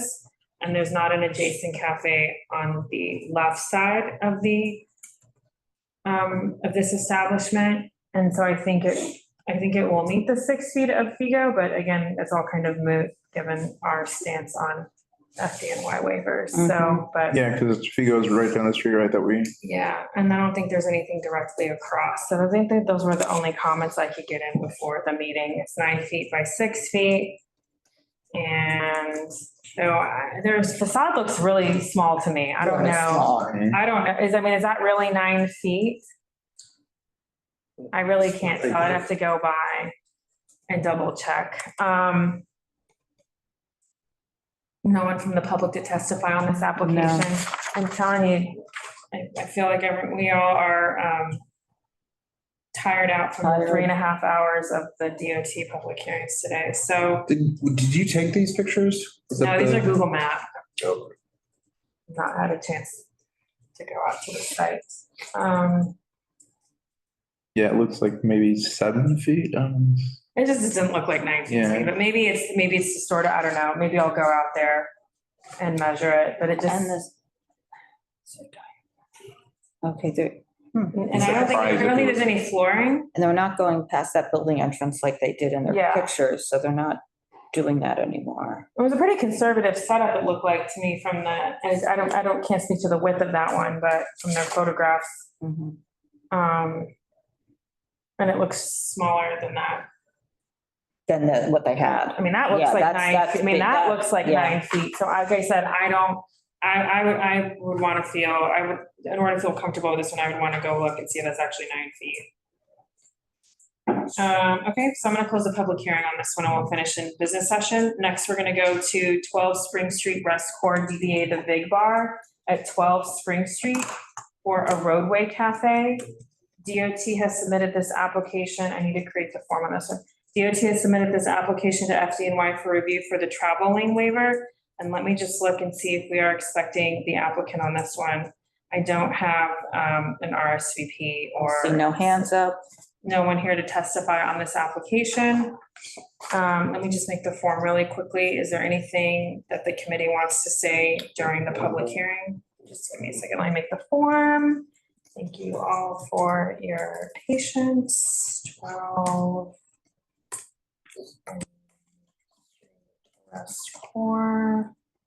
I know that for a significant period of time, most of the space that's on Elizabeth Street was used just for storage. Can we make a note of that? I'm making the form right now. So the clearances don't look right either. Let's talk about it. Okay, I have a Well, just because form. of, Okay. Sorry, thanks guys for your patience. sorry, I didn't mean to interrupt. Oh, yeah, no, I was just saying that was a complaint that had been made during the pandemic because the roadbed structure that was on Elizabeth Street was. Is this on a corner or no? Yes, was really, really long. So it's on the corner of Spring Street and Elizabeth Street? Yeah, the Elizabeth Street frontage is 60 feet. And so this had a never-ending placement with, a roadway cafe, but now it's 20 feet. On Spring Street or on Elizabeth Street? On Elizabeth Street, this is totally out of scale, so Yeah, it looks that's like it's so weird. on one of them, Right. but that 20 feet is the same as the other one. Okay. Because I think that both streets, I'm not sure if both streets require a waiver. I assume they do. Can we make a because- note that we should ask that, and I can ask DOT, we can just make it. Because the Elizabeth Street Oh, is this is 6.5 totally out of feet. scale. Yeah. The other one is 5 feet, God. 4 inches. So, and I'm then sorry you for also raising have, questions. a crosswalk. And it doesn't indicate on what the clearance is from there. Let me look. Spring goes west. That's like- Spring Street goes east. East. Yeah, that's what I mean. The- Thinking it right, I'm saying it. The numbers are right, it's just the scale makes it look super wacky. Right. Right. It's totally out of scale. I mean, it should, And south is on the top side, north is on the bottom side, just. right. The arrow's wrong. There is no arrow. And there is no direction of traffic arrows. I don't even know what that is. But the distance from the crosswalk is also not. Accurate. Well, I don't know, it doesn't even, it says get it's my from the bearings. corner, I don't even know. 8-foot clearance, I don't know what, I don't even know what Is that it means. approaching or non-approaching? non-approaching. Okay, Well, so, right? It's Non-approaching. it's not approaching. oh, this is trying to take me on the journey.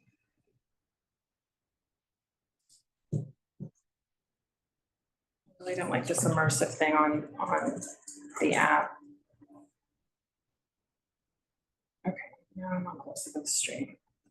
Okay, so is the tree pit there?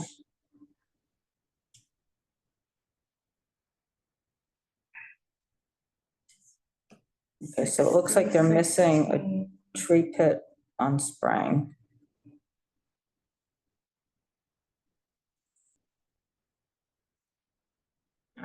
Missing a tree pit on, they're missing a tree pit on both. And then, yeah, just to call out on the overhead coverings, it's checked, but I think often they have to be reminded.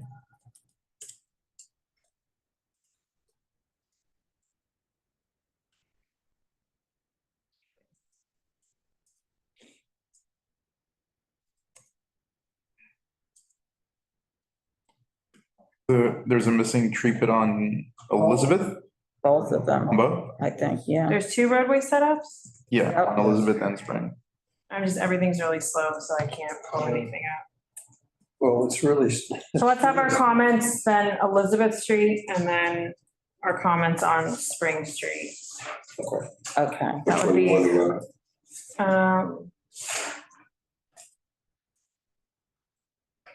I'm just trying to look at Google Maps to get I don't have my bearings on this one. Did I make the form on this Okay, so one? the Yeah, approaching, I'm editing it right now. the approaching, if we're on Elizabeth Street, this is approaching an intersection, 20 feet. so it's 20 feet, which is indicated, but it's totally not. The scale is, The scale is completely removed, and so what? So that's, for whatever that's worth, it's just not indicated. night. The other, I'm just gonna restart my laptop. the other issue here is that on the other side of Elizabeth Street, I don't know if we have a short, if we have, does Renton Tin have a roadbed structure on Elizabeth Street? I'm restarting my laptop. Okay, fine, I'm just there across the street. So that's another issue. Search on. Oh, yeah. Command F for it. This looks like one of those like commercial lanes, kind of like, or just like a lot of people park commercial deliveries.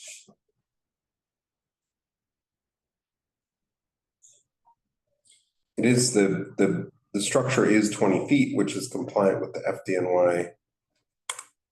Nope, just a sidewalk for. Just the Rin Tin sidewalk, Tin. okay, so that they just have the 8 feet across from them, so there's no parallel, there's no You perpendicular have to be like offset. in there. It's like not the chrome one, but it's the one here.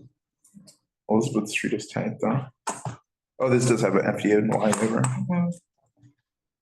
Yeah, I'm trying to put that in red at the top of So, things. Okay, So, I'll add it. there's also a one-way Time press. street sign, so they can't have the height. Is the one-way sign on the site plan or no? I do not see it indicated on the site plan. So they can't have the wide, it's in the checkbox area, Yeah, they checked it off. but It's it's just- okay, Yeah. So we'll just, well, to Archer's point, we'll just remind. Anything else on this one before we move on? With the 5.4 and the 6.5 ADA, just, boilerplate language. for the widths, the roadway widths. And you've got they're over the 3. What's 3.5? Terry's saying the 6.5, the width, and the 5.4.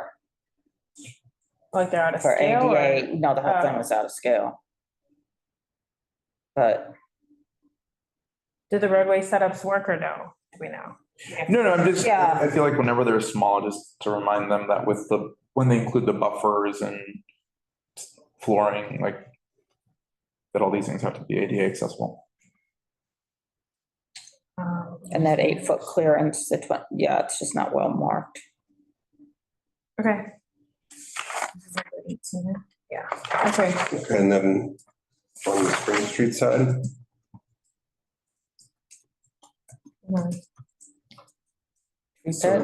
so on the leaving side from an intersection, it's an 8-foot requirement, is that correct? Yeah.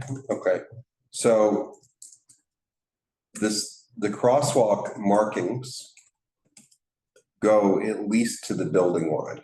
Okay, the building frontage is 25.3 feet, according to the city's tax records.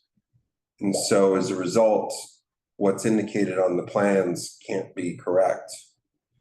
Because it says Oh, it's yeah. 20 feet. Yeah, no, you're See, what completely he's right. saying is. So the most it could be The is crosswalk goes to the building line. So like then it'd be 16 an 8 feet. feet clearance from I'll there, add that. 25 feet minus the 8 feet.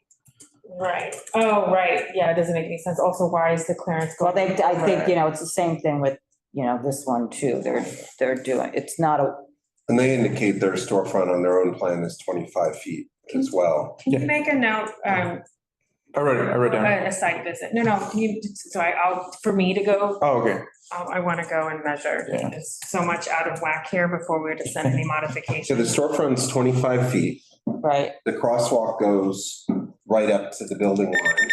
So you need to, And Just for us, just so I know what time's moving. Yeah, I'm put it on. serious if time's moving. so you need to deduct the 8 feet from the So 20, 8 feet minus 25 17. is 17 feet. So the longest length, not considering an offset if there's an adjoining business, is 17 feet Okay, wrote it down. Spring. Thank you. on Spring Street. Okay, I created the Parm Mulberry form. Ready to move on? Yep. We can finish the business. Okay, great. I'm going to close the public hearing on this one. We're now going to go to Parm Mulberry LLC, DBA Parm at 248 Mulberry Street. We can raise Pete Davies. This DOT has submitted this application to FDNY for review regarding the travel lane waiver. So the committee had created the form and thank you, Arturo. I'm just gonna, while we wait, okay, Pete, we're ready for you. Okay, great. I was hoping to speak on VIG 12 Spring, but Oh, You want to reopen that? yeah, I can reopen that right now for you and then we can go to Parm. So I'm reopening the public hearing on the VIG, which was item 18. covered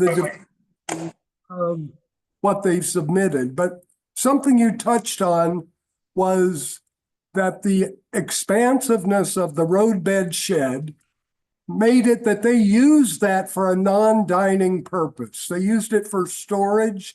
They used it for whatever. We're coming up against that with some other locations, and I don't know how to address that. So I just wanted to raise that as a point of interest that might need attention. Okay, I'll move on to Parm. Great. You want to close that? I'm gonna close the public hearing. Did I create more than one form for the VIG? No, I only see one. Okay. Oh, yeah, no, I see two. No, let me, yeah, okay, so let me just, okay, so Pete, let's go, I'm closing the public hearing on the VIG, and let's go now to Parm. So, plan for Parm, the site plan that they give is confusing because they mix inches and feet. You have to get out your calculator and calculate, divide that by 12 and come up. They show the restaurant frontage as 268.5 feet. Well, that is way beyond what that little restaurant as frontage. Here now, I'm gonna delete the other one. Look at Zola. It says that frontage is 18.17 feet. So that's much smaller than what they say.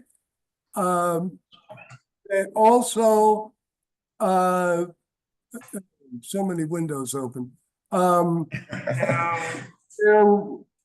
They show, this is seeking a waiver of the FDNY emergency travel lane, but they're only showing 3 feet between the neighboring structures. Right now, it's a endless run of, or it was, endless run of structures. They've now given 3 feet, but it seems for the FDNY waiver program, it requires 6 feet. I'm not clear, but pointing to that. Objection on this block, as we've spoken before, to any of the waivers for the FDNY. If they need to make the depth of their roadway cafe less to make a safe street, that is what they should do.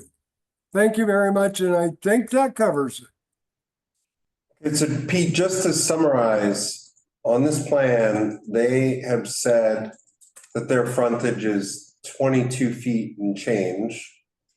But what you're saying is that the city's tax records indicate that the store frontage is 18 feet. That is Zola. Right. So I'm just doing this so the notes can be taken properly. So what they've indicated on their plans to us needs to be reduced significantly. Yeah.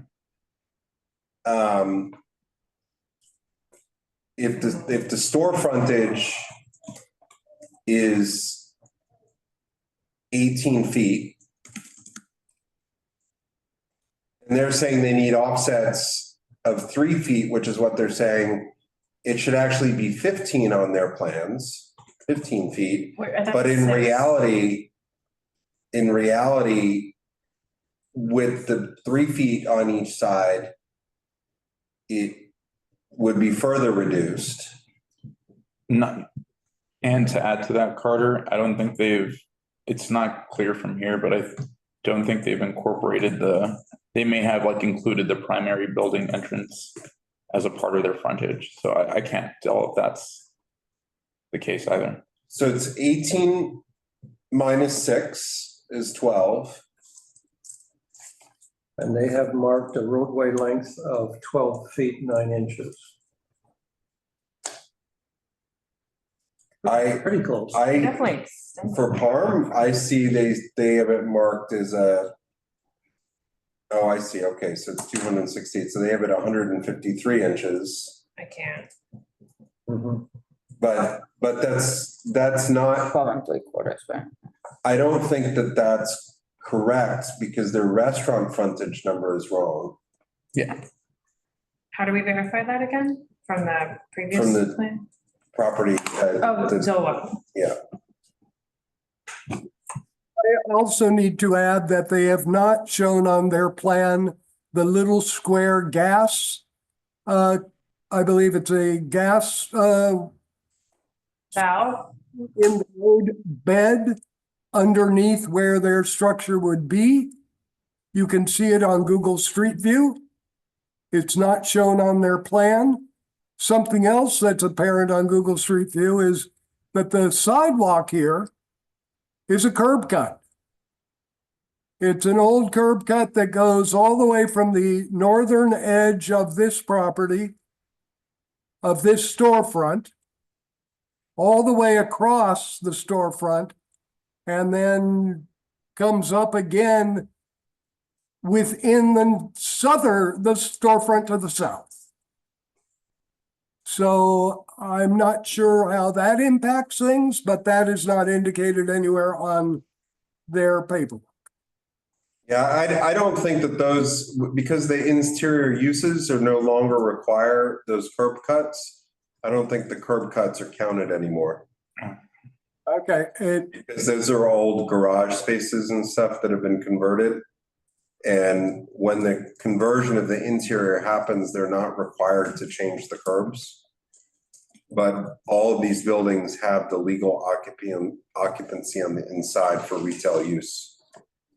Okay, I think it's important to note, because if they put even a 1 or 2 inch platform in the roadway with a curb cut where the sidewalk is lowered at the edge, that may create a impediment that requires, I understand that 1 inch is more than what ADA allows. So it's something that I think you should note in the paperwork.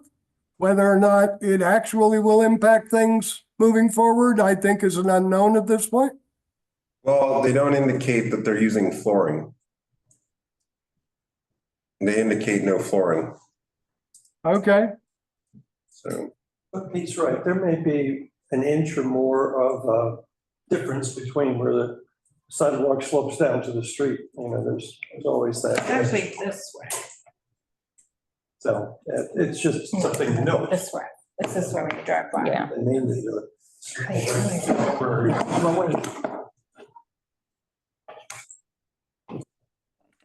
Yeah, if you're going this way. Yeah, Gray Dog is. Yeah. Okay, so we know that Gray Dog has a roadway cafe application here. We heard it. We know that 7th Street Burger as a roadway application has not been referred to us yet. So again, 3 feet doesn't work here. It's 6 feet because it's on a waiver. Well, that's why we were just going over the measurements before, that if you have a 18-foot long It's not 18. storefront. Yeah. No, the storefront is 18 Oh. feet long. Those numbers are not right. So the storefront is 18 feet. Mhm. The 18 feet minus the 3 inset on both those sides gets it down to 12 feet. Is I- the maximum. I wrote that. Yeah, I wrote just that. as that's the maximum. And what they have proposed is 12 feet, 9.6 inches when you work out the decimal Yes. inches. It's like the pettiest thing. Yeah. To me. Yeah. To put in inches, you might as well pay in pennies. It's, well, then I guess that Just annoying. their 3 feet is that they took it, so maybe this does comply with the 6-foot Yeah, requirement, if that's the case. I don't. the numbers are but wrong, It's but not 6 feet. It's 3 feet.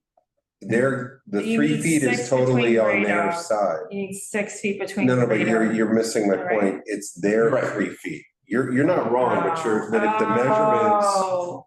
if you, Why are they allowing They're Gray Dog to go in wrong, their right, that's what I'm structure? showing. They're wrong in this. It Right. should be over here. And then Yeah. that 3 feet, and then Gray Dog has to deal with the 3 feet, and this should be over here, and that would be. Oh, so you probably have the 6 feet. So it's up to the other ones, maybe. go back there To 3 go feet. back 3 feet. So However, that's DOT the is working modification this is for out them with to people. move those off and have 6 feet on each side. Yeah, to correct the drawing so that these align with their restaurant frontage, right? Because they're not overlapping their restaurant frontage. Did you just do the math on 268.5? How many feet that is?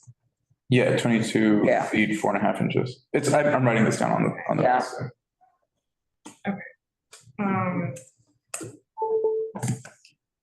So they need to move those, make that accurate, that their structures would not be, the other structures would not be overlapping their business frontage. they're giving up their spaces of 3 feet.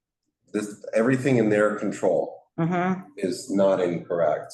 The Right. error on this diagram is the restaurant frontage measurement. Right. So, Gray Dog. I pulled up. Only leaves 18 inches between Right. them and that. Yeah, somebody, Gray Dog needs to somebody put in needs to, 3 feet. yeah, or however But we already DOT is heard working, this. however Well, it DOT doesn't is matter. They working would it still out. need to put in 3 feet. Or 4.5. I mean, that's We can't already, go back that's to already Gray Dog, done, So we say yeah. they have to put 4.5 feet in, however you want it, and let DOT figure it out. Yeah, no, I mean, You know, somewhere there needs to be. They- again, Process, right? I like to update There it. needs to be 6 feet. well, Okay. as we pointed out in this, in our boilerplate language, I would hope it's a part of our boilerplate, is that there's nobody assigned to enforce the FDNY Yes, waiver that is in the- it is in the requirements. Yeah, that is the problem. So there's no, as we look at these individually, that doesn't help. Right, and just so you guys know. Let me pull this up while I talk, I think we have people waiting for the next one too. okay. I just want to give the statistic, there are 81 FDNY waivers being sought, requested in Community District 2. That's 44% of the roadway cafe applications that we've heard to date without this clear guidance. So for what that's worth. Okay, so let's close the public hearing on this one and move on to the next one. So now we're gonna go to Ambleside agenda item number 20, Ambleside Partners LLC, DBA Gospel at 281 Lafayette Street. For a roadway cafe. And I do have the form created on this one because it's an A, so it was created yesterday. So let me go to that. So is there anyone, is the applicant here? Let me just look at this RSVP list. Yes, there's somebody here from Alexander Naratov. So it looks like we were Speak on it. expecting, okay, he's gonna speak on it. Not the applicant. Okay, that's fine. Well, let me just say who the applicant is so we Okay, can I've got look a for bunch them. of people on So this. James Huddleston is the owner.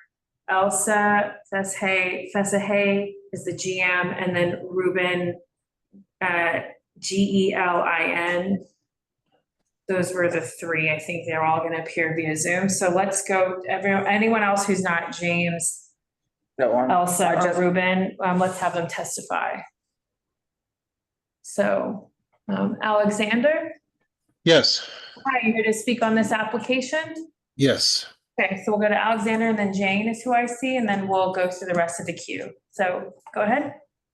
Very good. So I'm Alexander Naratov. I live and work on the second floor of 57 Prince Street, which is the building directly adjoining Gospel to the south. And the roadway structure, the previous one, was present for several years until it was removed in late 2024. There are three issues with this proposal. Number one, the proposed roadway cafe extends along the full frontage of Gospel, completely blocking direct loading and unloading of passengers to and from the club. Club goers arrive, substantial percentage arrive by Uber or by taxi. So to avoid this access barrier, passengers are forced to discharge in the traffic lanes of this major northbound artery, either south or north of this proposed structure and of the old structure that was there. And then the club goers squeeze in between the parked cars to get on the sidewalk. The fact that they discharge in the traffic lanes, obviously there's two traffic lanes on Lafayette. The traffic gets completely blocked. I don't know how, in fact, there has not been an accident seriously until now, because this cacophony of cars and traffic and pedestrians in the street is rather remarkable, especially after between 3 and 5 in the morning when the club closes. The traffic gets backed up all the way on Lafayette Street to Prince and south of Prince. And almost once a night, a fire engine or an ambulance gets blocked and sits there blowing sirens.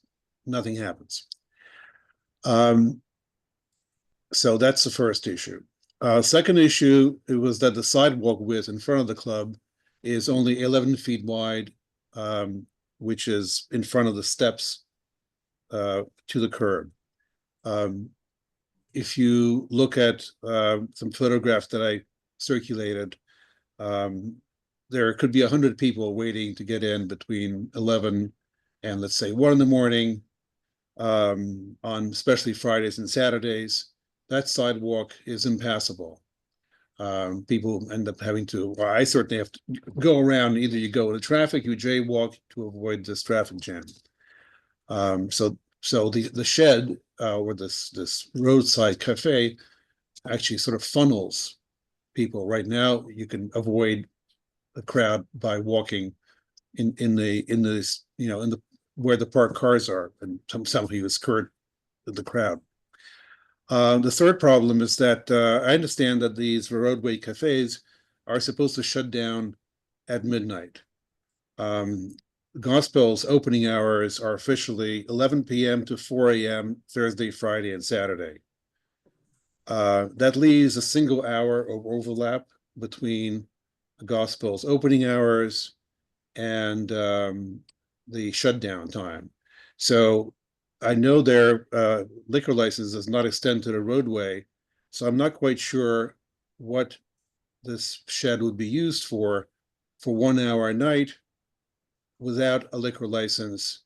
And if you look at how the place operates, you know, with several bouncers on the steps to the club, it is not really an atmosphere here where the waiters could come out and serve somebody, you know, drinks or food in this roadway cafe as the crowds are, you know, waiting to get into the actual nightclub. So this is a, you know, this is a very unclear use. When the shed was there in the last few years, it was sort of a spillover waiting area. Most of the time it was shut down, chained, and was sort of this dark box on Lafayette Street that nobody ever knew what it was for. And frankly, the traffic problem is still here, but I think it's a little bit less severe without the shed in place, when actually cars can unload directly in front of the club, not in front of adjacent properties. Thank you for your time. Thank you so much. And Alexander, you had mentioned the sidewalk being congested, is that correct? Yes. Okay. That's, you know, I haven't counted, but I've taken some photographs from my fire escape and it's jammed. Got it. And you said, oh, my other question for you is, you said you had submitted some photographs or circulated. Did you send those to the CB2 office or? No, on the website, there's written testimony and photographs that maybe it goes to the DOT. I'm not sure actually where it went. Okay. We'll reach out. Yes. But I can send the same photographs to CB2 if necessary. Yeah, I'm gonna put that email in the chat. I don't see those on my end, and I want to make sure that we have those. So let me just put that in the chat, and I'm gonna put it again after. I forget if the chat carries over when you move back and forth. It's CB2.org. So you can send it there. I know you said you had filled out the form, but I didn't see it, so I just want to make sure we get those. Okay, thanks so much. Any other questions for Alexander on the committee? Okay, so next we'll go to Jane. Sorry. Oh, Jane, you just need to unmute. Hi, can you hear me? Yes, we can hear you now. Thank you. It's late, guys. I know you're tired, and I'm going to try to make it short. And just briefly, I live at the north end on the second floor. So Alex and I are on the same floor, and I just want to elaborate on some of the things he said. I'm going to be brief.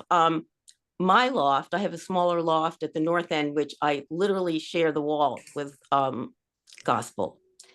And I have a prepared statement. I want to read it, and so I can get everything in. We've been there 45 years. And Keith McNally in the 90s, for 20 years, ran Pravda. It was a restaurant with ambient music. He was a wonderful neighbor. We never heard a peep. Maybe one New Year's Eve, he'd have a big party. But he came to the community and he worked things out with us. And then he did Balthazar after. So this was way before Balthazar. And he was just, responded to the community.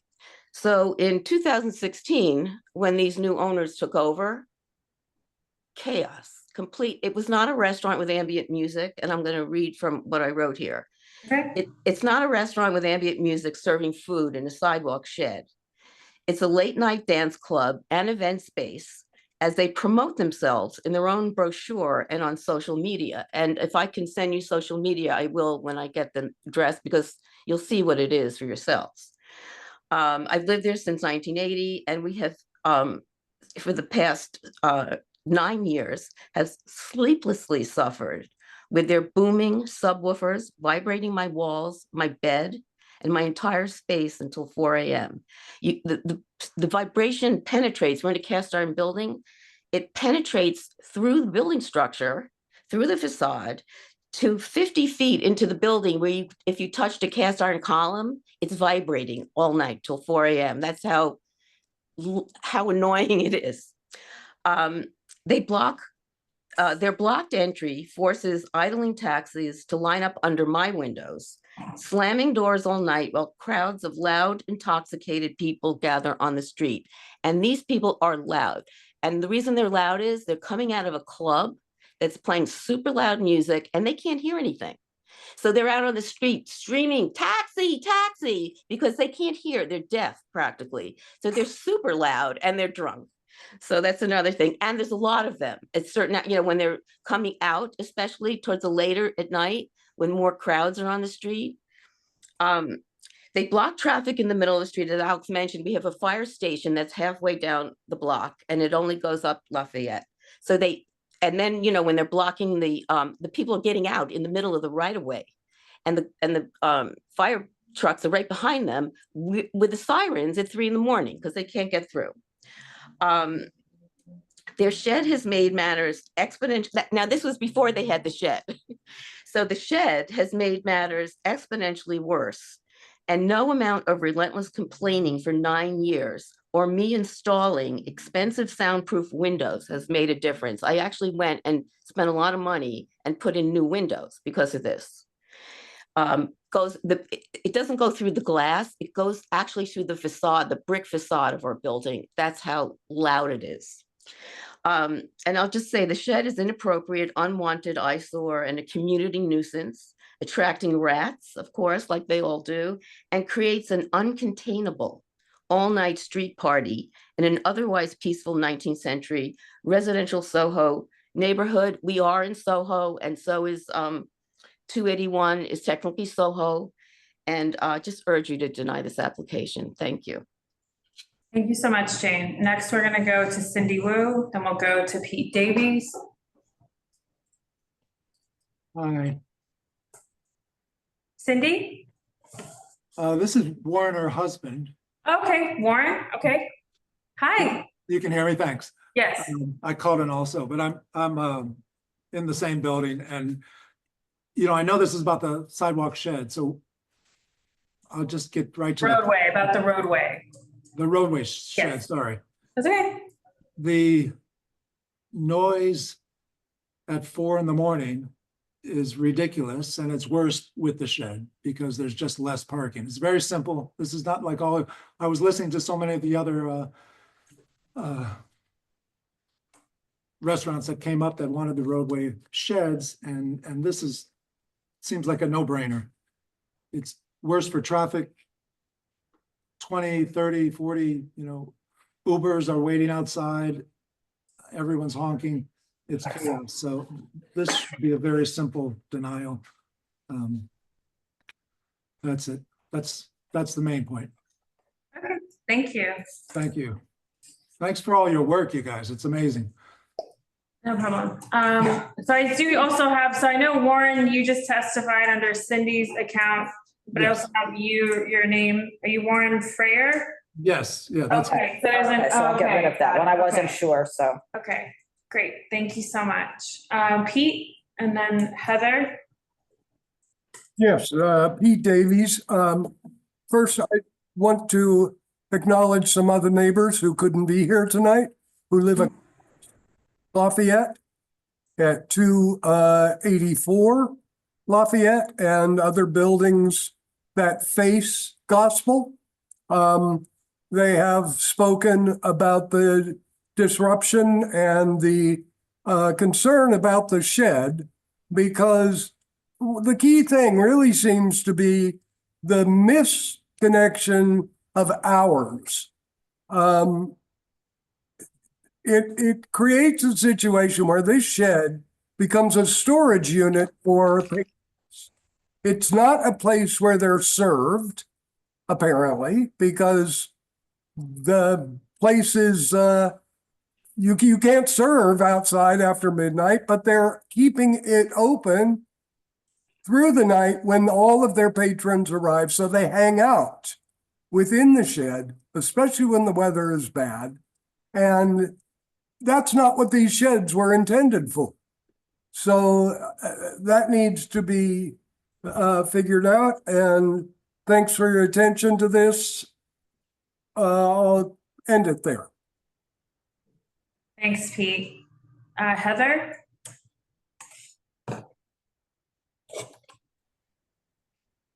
Hi, good evening. Thank you for taking my hand. I live adjacent to Gospel. I live at 101 Crosby Street, so we're sort of diagonal. And I just want to echo everyone's sentiments. The venue's open Wednesday through Saturday, or potentially Thursday through Saturday, opening at 11 p.m. So I don't even understand why they would need a roadway shed that will be open in aggregate for, 3-4 hours the whole week. That's the only time they could use it. Doesn't really make sense. I think the applicant misidentifies themselves on the roadway application and calling themselves a restaurant with bar. I think it's very clear to everyone and what you've heard tonight that this is not a restaurant. I don't think food is, made there.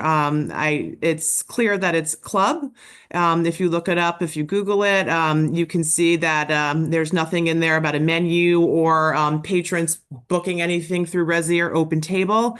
Talks about it being a prime nightlife venue. So again, I don't see how they would even need a roadway cafe when a cafe is, synonymous with dining. And the traffic and the horns and the Uber is absolutely ridiculous. You just cannot sleep. It starts at like 3:30 every day that they're open. So 3:30 in the morning on Thursday, Friday, Saturday. Uber's double parked. Fire trucks can't get up the street. Traffic can't turn the corner on Prince Street. Lafayette Street is a wide street, but there's a large bike lane and there's an island, also a cement island that blocks the traffic. So I definitely think that they should not have a roadway cafe. It doesn't make sense to have one, like I said, that would be operating in totality for 3 to 4 hours a week when the return on the investment is just negativity for the neighborhood. And I also wanted to let you know that I did forward Alex Neratov's photos to that community board email address that you provided, because I think it's important for you to see that before you engage in your business session this evening to review this. Thank you. Thanks. Heather, quick question. You, along with other members of the public, have testified regarding the stopping of the Ubers and whatnot, blocking the traffic, right? The flow of traffic. Does this, have you seen any mitigation of that by this applicant? Like, do they have anyone managing that, or is that how is that working? It's not working, but there is a person that stands outside with like a glow stick or something and, watches the Ubers double park. I mean, in that person's defense, I don't see how you can handle a fleet of Ubers coming. I'm sure the man's like losing his mind and getting honked at and screamed at. I'm surprised he hasn't gotten run over yet. But, you just can't manage it. There is someone out there. I mean, if it was truly a restaurant, you wouldn't need to have like essentially a parking attendant again. So it's a club and, there's someone there, but it's not working. And the whole neighborhood's awoken. I mean, we look out the window and we just see lights on at all the residential buildings surrounding. And I look out the window and I'm like, oh, Alex is up. Oh, this neighbor's up. So we just kind of look out the window at each other. It's a sad situation. Thanks for adding that color to it. Did you have a question? Excuse me, I had a question for you. Is it correct? I mean, you guys see this all the time. Are those folks actually actively directing traffic in the street? No, they're sort of like on the curb. I mean, I wish I had realized that this was happening so soon. I would have made a video for you. I'm so, I would have videoed the, what happens, the shenanigans that go on there. They're sort of like on the curb and there's really nothing they can do. I mean, they're just trying to wave a car on to go by, but the sheer number of occupants in that space, I mean, I think the occupant load for the PA might be 125 when it was under McNally, and there's more than that pouring out at 3:30, 4 o'clock in the morning. It is a flood of people. If like just the cadence of a The reason I was asking my question is I have my own personal experience of being in a vehicle that was stopped in the middle of the street by somebody when I opened the window and said, "Why are you stopping the traffic? Who are you?" And that person identified themselves as employed by Gospel, and that they were stopping the traffic because somebody needed to cross the street to get to their Uber. Oh.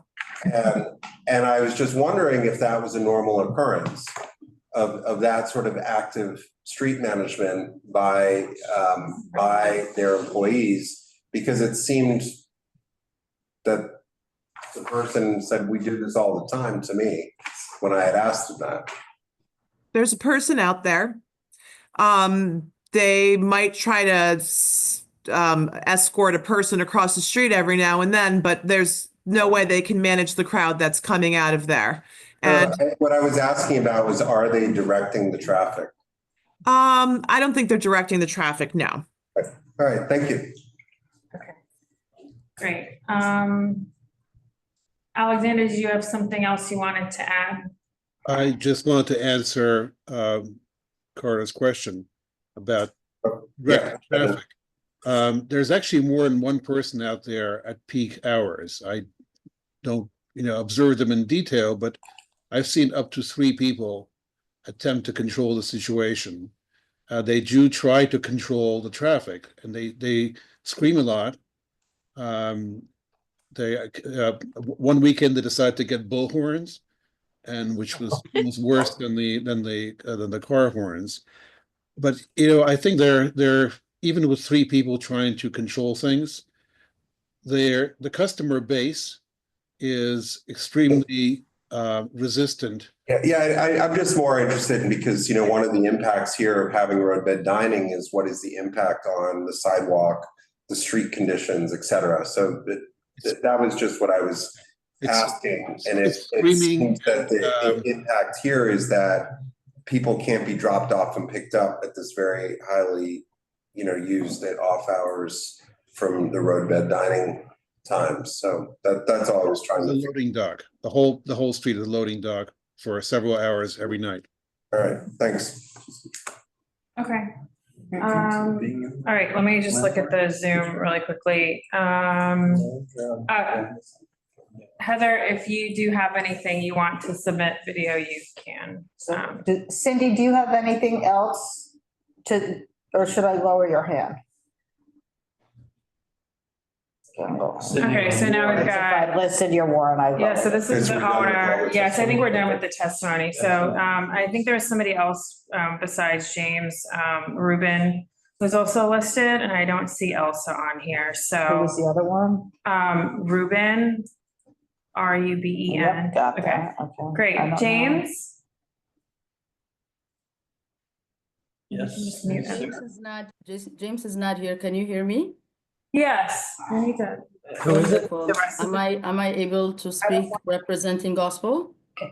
Yeah, I don't want to. Can you just identify yourself? Yes. My name is Elsa. I am Director of Operations for Gospel. This meeting took a little long and James had other engagements, so I'm representing him. And I've heard all the comments and we take it all seriously. We do not need to have the outside seating. James wants to work, with our neighbors. We want to make everything right. If that space can be used to direct traffic and maybe have, cars come in and drop off, we will do that. So this is not going to be an issue for us. We've spent, and just to let you know, every night we have 2 traffic personnel on the street directing to make sure, but it's hard. But every single night we have 2 traffic controllers on the streets directing traffic and managing. But I am just representing James. I've been in the building for 12 years, closed Pravda, opened Gospel. So I know all the history and I know all the pain our neighbors are going through. So if the cafe is not, we're fine with it. I haven't spoken with James, but I know his sentiment and how he wants to work with our neighbors. So that's not going to be an issue for us. We can use that space to direct traffic, make sure everything is fine. And, we're constantly trying to make an effort to make sure everyone is okay. Also, we've heard a few different descriptions of what gospel is and the hours of operation. Can you tell us a little bit more about what is happening at gospel? Yes, we are. We do a lot of private events. We do a lot of wellness program during the day. But as far as our official hours, Thursday, Friday, Saturday, from 11 p.m. until 4, we are a lounge, mini club, you can call it. So we do use the outside seating for an earlier engagement, but later on, it's absolutely right. We don't have food being served after midnight or service. So if this is causing an issue for our neighbors, we are fully engaged to mitigate and not have that.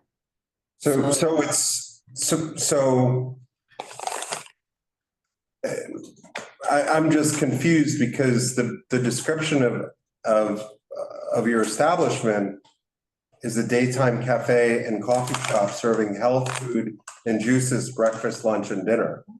And no. I mean, whatever that is, it must be like an old posting, but I'll tell you, when we first opened, we wanted to do a cafe and never really, it didn't happen. But we're at 3 nights. We do a lot of private events. We do a lot of wellness, yoga, breath work during the day. But at night, 11 to 4, Thursday, Friday, Saturday is what we do. And you have DJs, live music? No, not live music. We have DJs. We have DJs, 2 DJs per night. Bottle service, lounge, that kind of engagement. And you have promoted events. You charge cover fees? No, we don't. Never. This is a lounge where people come in. We do have bottle service, bar. But at night, no, we don't charge. We're not that place. We don't charge at the door. People come in with reservations But you have DJs and dancing events and stuff like that, and you open after 11? We do have 2 DJs per night, yes. Thursday, Friday, Saturday, 2 DJs per night, dancing, hanging out, lounge, and then a lot of private events and a lot of wellness program during the day. And you're the general manager, or is that the right title for you? I'm director of operations. I do see the whole operation aspect. As I said, I've been in the building for 12 years. I closed Pravda 2016, opened Gospel 2017.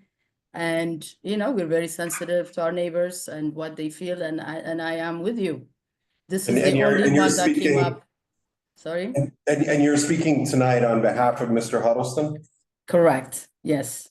Because this meeting started at 6 and we were told everyone has 2 minutes. And it ended up not being that. I took this to my house. So I'm here waiting for our number to come. And I understand this is what it is. But I will definitely go back and speak with ownership, all our neighbors that are listening. You do not have to worry about the outdoor cafe Roadway. I know James's sentiment. He always wants to work with our neighbors. So we do not need to have it. So there isn't even a question on that. We are constantly trying to work with our neighbors to make sure everything's good. So if that area creates a better traffic and landing, we will use it for that. We don't need the outdoor cafe or the Roadway. Okay, real quick, also, can I just clarify your last name? Of course. For our record? Sure, Fesshaye. Okay, that's what I have. Okay. Lawrence, I know I've been emailing. I don't know if that's you, but I've been emailing someone today. Oh, Florence, not me. No. Okay. Great. No, she's great at getting everyone rounded up. Okay. Yeah, thanks for your patience this evening. I'm just gonna clear up a few things. Yes. So to be clear, you had said tonight, you said that, you're okay, and you're okay with not having the Roadway Cafe? It just wasn't clear. So could you just Correct, clarify? 100%, as I represent my company, the company I work for. I know the sentiment and I know what James wants. Okay. He's not here, but I'm representing him and he will be okay with this because he's always trying to make sure everyone is okay. Okay, so, again, that's, something you're initiating and that have brought up here. And that's up to you to decide with your ownership. If you do decide to withdraw this application, we kindly ask that you not only let Florence know, who notified you about this meeting, but you also let DOT know, because it's not on the, we are only a double confirmation on withdrawal. So if you do intend to do that, this would be the time to do it, like not now with us verbally, but over email to those two entities I just mentioned. 100%, I would, so. So that's up to you. And then, can you tell me about when the Roadway Cafe setup came down? Came down, what do you mean, sorry? Oh, so, when did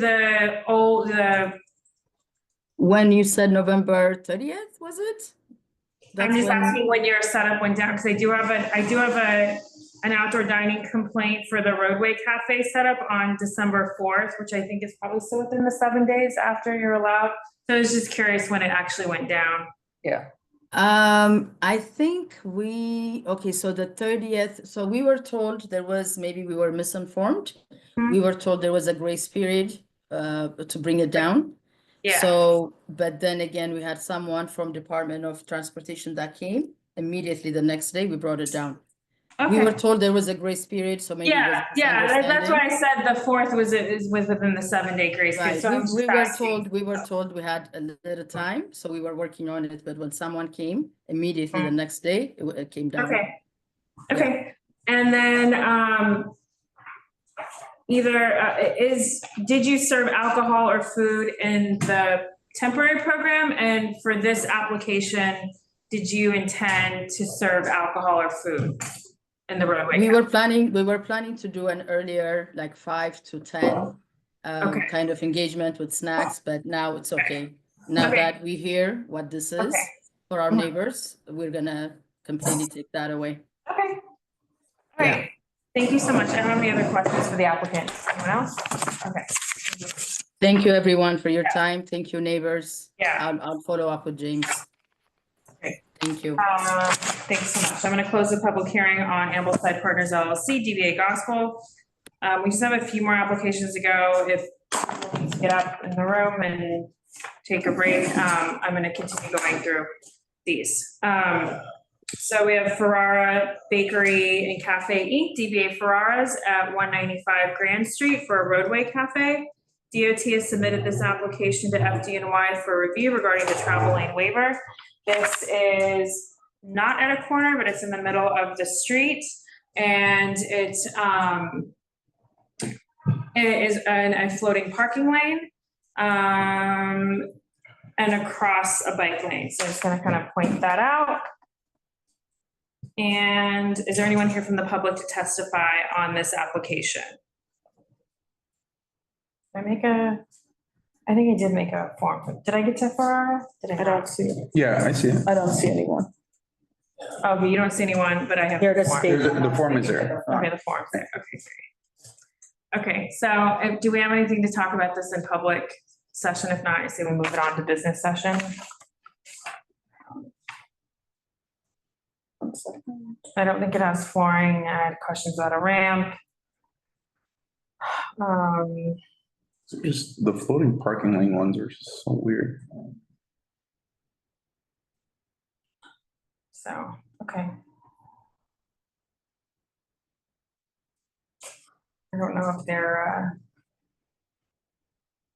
22 feet. Is that what they have for their frontage? 20 Oh, is okay. what they have. Okay, I was looking at the old Sidewalk Cafe with 22. Okay. Yeah. Okay, so, I say we I move don't know this what to these, business oh, the session. Is that circles, I guess. work those for are the people? ones. Okay, so we're gonna move on. We'll talk about that one in business session. I'm gonna close the public hearing on Ferrara's at 195 grand. Next public hearing, we're gonna open up for Matcha Prince LLC, DBA Matchaful, at 184 Prince Street for a Roadway Cafe. Do you have anyone who wants to testify? Huh? You don't have a form. Oh, okay, I'm gonna make it. I have no one. Is there anybody that wants to testify on this Yeah, you one? can ask. Let me make the form. I don't. Anything, anybody wants to talk about this application and the, huh? Okay, let me just make the form really quickly for this one and then I'll move on. I definitely have one for, You guys, can you see the design on this one? No, that's what I was, you need to make sure you, are you looking on, okay, to just downloading it, because sometimes the Yeah. sometimes the readers are like. yeah, the readers are not, yeah, I don't trust the readers, to be honest with everyone. No, I still don't have, Do anything. there's no plan included on this when I download it. I mean, it would be nice if we could flag this ahead of I thought, time. well, I had looked through. I'm not, that's not, I'm more just like in general, Yeah, no, like. I looked through it, but I thought it was the reader issue, but. Let me just look, hold on. Are you looking on the, I see it in preview. is it unredacted or is it? the No, redacted No, I'm version? looking at our Okay, okay. unredacted submission. I downloaded, I can't see it. I opened it in preview, the app, but if I look at it in Chrome, either on download or in Google Chrome viewer, sorry, Google Drive viewer, it doesn't work. Okay, And make the I've seen nothing form. in Acrobat. I've downloaded it and I'm opening it in Acrobat. Okay, let me I go see to the nothing. original email where I received. where I'll take a we received screenshot of the this. thing and put it in the folder, actually. Let's do that real quick. So how are you doing it, Arturo? You're in, Preview is the Mac PDF reader. yeah, I know, okay. I just put a screenshot of the plan in the. So it's screenshot 2025, the PNG. That's really odd because that's a missing layer in the PDF and it's natively a PDF. So there's either something over it. Yeah, like somebody drew it Oh, by it hand. shows for me. Not Yeah, on you're your in- phone. But it's not a. Because you're, yeah, see, you got to open it in pre. So the. You want AirDrop open? So the parking, the width is 8 feet 2 inches, which is longer, Then it's wider allowed than to the be. allowable 8 feet. Just AirDropping it. Is there one that you want me to call up on the main show? No, we've got it. It's like some issue with the PDF that's like out of.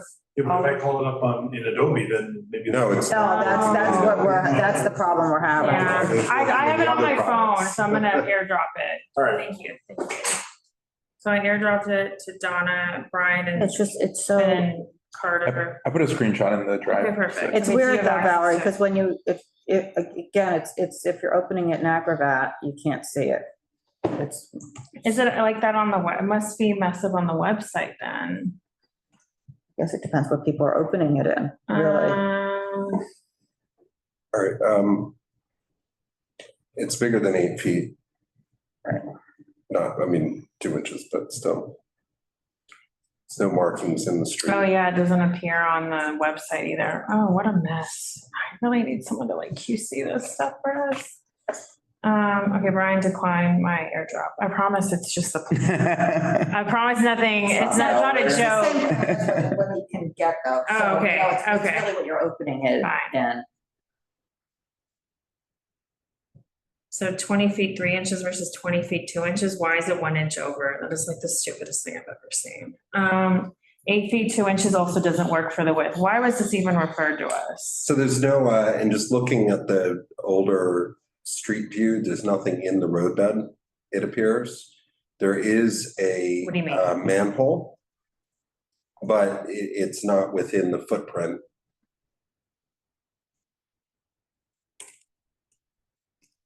You're saying they weren't in the pre-pandemic program? No, I'm saying there's nothing within the roadbed structure. There's no. There's no obstruct, you don't, nothing no to worry obstructions, about. But there is a missing manhole. I think it's beyond this relevant space, but it is a missing manhole. So it's interesting, they have the trash receptacle here, which is not allowed, so we need to put, I have that language pulled out from the rules. So they have that, you see on their site plan, how they have the trash receptacle, that's not right.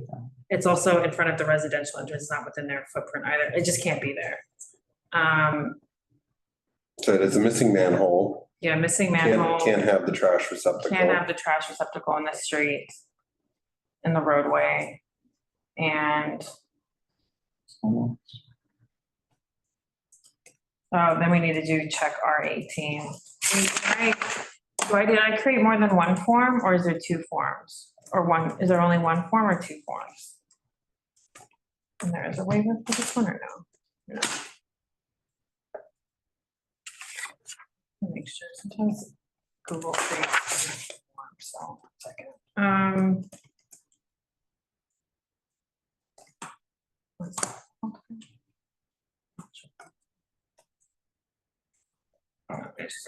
Okay, so.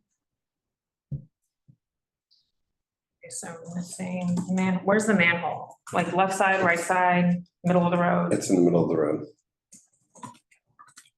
Road. Trash receptacle. Needs to be removed. Width. 8 feet only.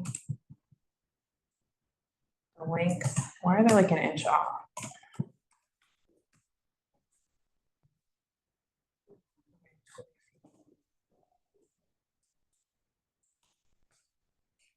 Anything on Google Maps? You are looking at Google Maps. Okay. No one here to testify to the applicant The here? only thing is, also it's at the approaching, it's the approaching side of an intersection. where On the there is left side or the right side of the plan? On both sides. I'm not sure what the distance is, but it could be that it impacted by just a one-way sign. I don't know how long the storefront, it might be beyond it, but I'm not sure. So there's 2 crosswalks on each side of it? No, it is looking at the diagram to the right, Prince Street runs to the right, and it approaches intersection with, is that Sullivan Street? I'm not sure which street it is, yeah, Sullivan Street. Yeah. And I just don't know what the distance is. It may be over the 50 feet. I'm just Okay, not sure. If you give me a second, I can tell you. okay. Yeah, that's a good point. No one to testify. Okay, so 3 more, and then there's a session that we can go. Give me 1 second, and I will tell you the length of that building. So it's, what is it again? It's Prince Street between what and what? Sullivan and Is it in a historic district? It's actually, that other building is exactly 50 feet, so it'd be over, so that's not a requirement. Thompson. yes, Sullivan and Thompson. I should know that. I'm just tired. This isn't a historic district. Is there any electrical connections? Do you see like in they didn't have a roadway before? They did. They have some dangling connection. Is there anything attached to the building? No, it looks like lights. Okay, so let me just put this in there. So it's in the Sullivan Thompson.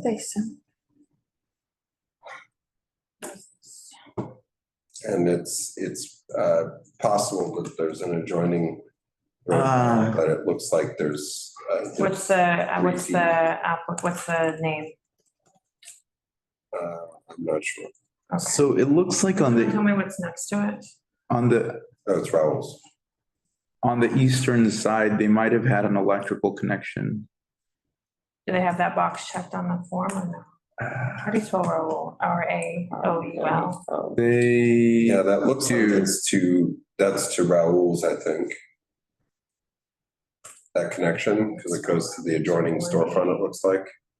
Which one? Because I'm looking at the very bottom picture.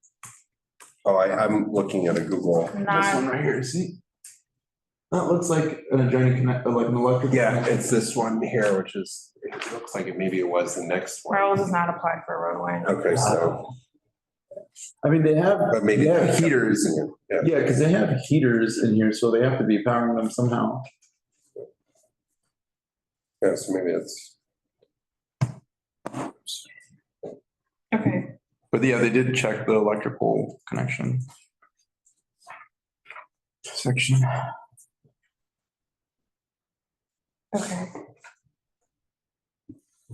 All right, so no one to testify, and is the applicant here? Did I add, anyone remind me if I don't ask that, because I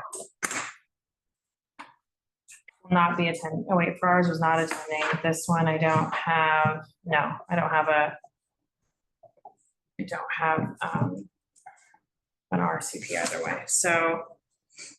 Okay, so can we close the public hearing on this one? Okay.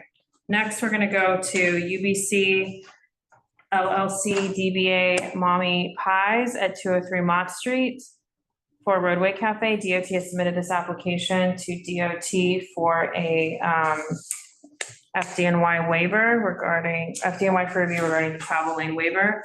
Sorry, can we just take a quick step back? Did Montreful also need an FDNY waiver? Was it on the application? Did we look up the roadway width on the borough? It's possible, but it has the bike Not lane. listed, so Okay, if you wanna, I'll pull up the borough map. yeah, we can discuss it in business session. Okay, so I see an attorney, that must be their attorney, maybe? Yeah, I'll put him up. And then let me just make this form really quickly. Is there anyone from the public here to testify on this application? This is agenda item number 23.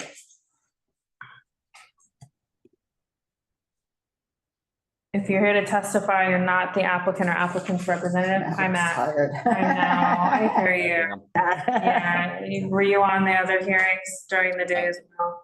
Yeah, sure was. Yeah, so, okay, so I'm just making this form. No one from the public has their hand raised to testify on this application, just confirming that. Correct. So let me just put this form, let me just save this format, and then does anyone else want to start with questions for Matt on this application? Do you have a statement you want to make on this application, Matt? No, I don't. Okay. So let me just give me a second to pull this up. And I created the form. So it's 6 feet, not 6.5 feet. And I am pulling up the application now. I just have two more in the business session.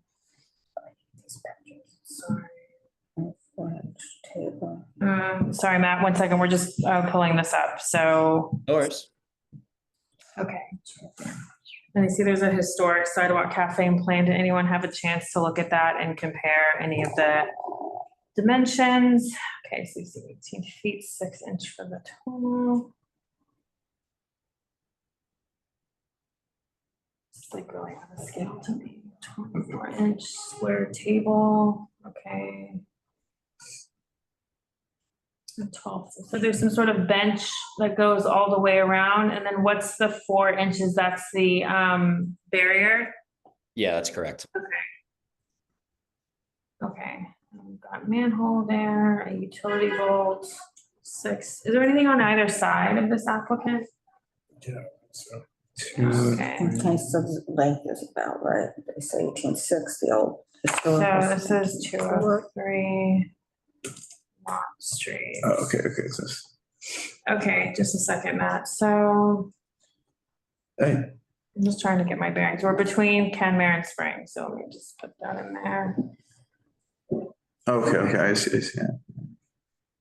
Okay. Old tie takeout. I see.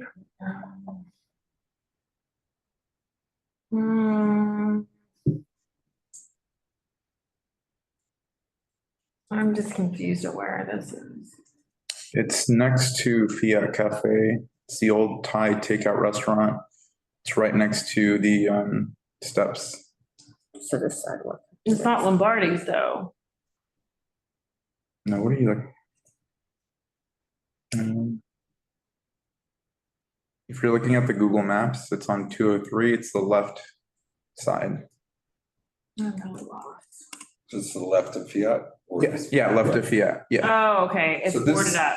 So this was, we heard the applications across the street from this too, so. This is where the FDNY waiver or that memo Yeah, comes in, awesome. because not everybody can swing here. We don't know who makes that decision, but Yeah, according, unless they're changing it, this is UBC. so. Yeah, we'll just wait and see what the determination is on that one. Right, so across, this is directly across from Balsam. Yeah. Roadway Cafe. And this is next, this is adjacent to Fiat Cafe. Would it, And we heard. I don't when we see, heard I don't Balsam, see how the 6 foot. We would didn't be- know We did not know if about this one this. was applying just, Yeah. I can probably still add it. Okay, so, I mean, again, like I said, we've got 81 of these without any guidance on this, just, which is unfortunate. Fiat apply as well. Fiat applied for roadway, we heard it, yeah, and Balsam across, we heard it. Yep. So of course, nobody's gonna, DOT's not asking anyone to have the 6 feet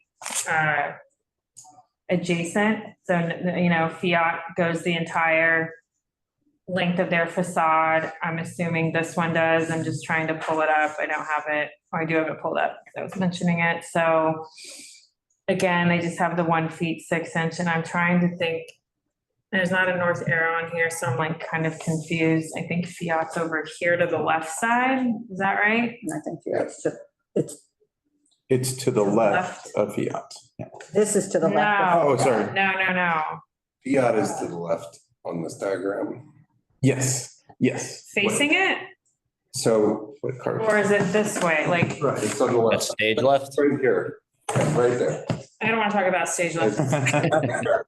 Make things really interesting. Okay, that's what I thought. Okay, that's what I thought. Okay. So again, there's no, Well, if it can exist, it's most likely gonna be much smaller, right? I don't know if it Not can, much, I but mean, at I don't know if least it can a few exist. feet. Well, no, I'm not, Yeah, I mean, that's to be well, determined. just to be because of the determined. 6 foot offset, but I don't know, who knows? Because it is. I mean, if we're going by, I mean, I don't know, you know, I mean, I know when all these, I know when everyone applied, right? So Fiat was July 3rd, and then when did this one apply? Let's see, because I have this data. Anyway. I don't know. I mean, nobody went there. They applied in August, so I don't know. The other restaurants that it needs clearance from? I'm sorry?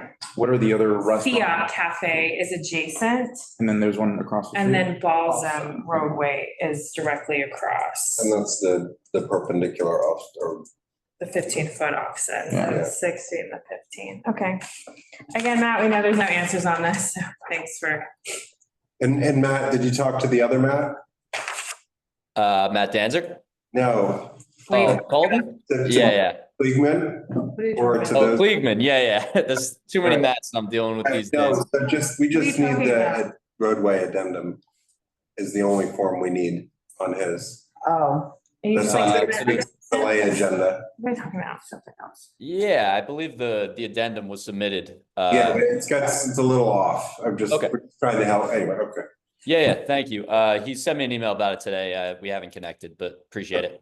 Yep. Any other questions for the applicant or the site plan? no. Okay, Matt, do you have any questions for us? No, nothing from me. Fun night. Okay, thanks so Okay, much. good night. Appreciate it. Have a good one. Great, thanks. So next, we're gonna closing the public hearing on Mommy Pies, going to the next public hearing for Bufana Inc., DBA Il Piccolo Buffalo at 141 Mulberry Street. And again, did I miss putting that this was an FDNY waiver, or was it not in the application? It's very possible it could have been me. I am not perfect. I think the applicant might be here on this one. Give me a second, I can pull up the name. Alexander. I think so. There's someone with a raised hand, I'll just raise them. And is there anyone from the public that wants to testify before we have the applicant speak? I think this is the applicant. I have a list. Let me just look. I like having. Yeah, so All right, this is the good call. I'll applicant's, just allow them to okay, so this talk. is the applicant's representative. Let me pull up the application before we get started, and then do I have a form for this? I do, because I think it's the B, so I did get through like a certain letter alphabet. So let me open up the application. Let me open up the form. I may have made comments on this one. I may not have. Yeah. I did, okay. See, I just, oh yeah, I did. This has been submitted for an FDNY. Okay, I just forgot to put it on the website, so I'll make sure that Florence does that. I probably left it off when I wrote the agenda up. FDNY. Okay, so is the applicant allowed to speak? Because I do have some Okay. questions. Okay, and no one else from the public is here to testify. Okay. All right, so. Okay, so Alexander, hi. Would you like to make a comment or anything or statement on your application? I'm gonna talk through something. Not at this time. Okay, so I'm just gonna kind of quickly talk through, and if you want to address, you can, and if not, you can just say you don't want to address it. So, one thing for the committee, that there's no north arrow on this site plan, so, Alexander, we will ask, to modify, to add that north arrow. It's just really hard to communicate. You mean the direction of the traffic? Not the direct, I mean, that's helpful, but I'm talking about. Oh, okay, you want a north arrow. Actually, the restaurant, if you're looking at the restaurant is on the west side of the street and north is to the right. I will put a north arrow in. Yeah, yeah, that's helpful. Okay, so, and we'll send you a list of these, modifications. These are all optional. It's up to you. But we will present them to you formally. I'm just going to quickly go through these. So on the site plan, the roadway cafe barrier appears to run parallel to the roadway only. There's only a barrier that's parallel to the roadway. Everyone sees this. Right, and there'll be a 4-foot barrier on the side of the roadway, which will be added into the drawing.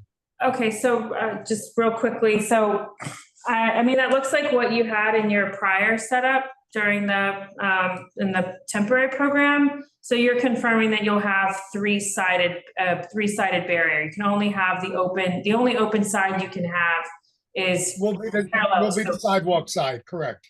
Right, okay. So we'll ask for that modification. And then, there also, I saw there was a gelato freezer set up in the roadway next to the roadway cafe.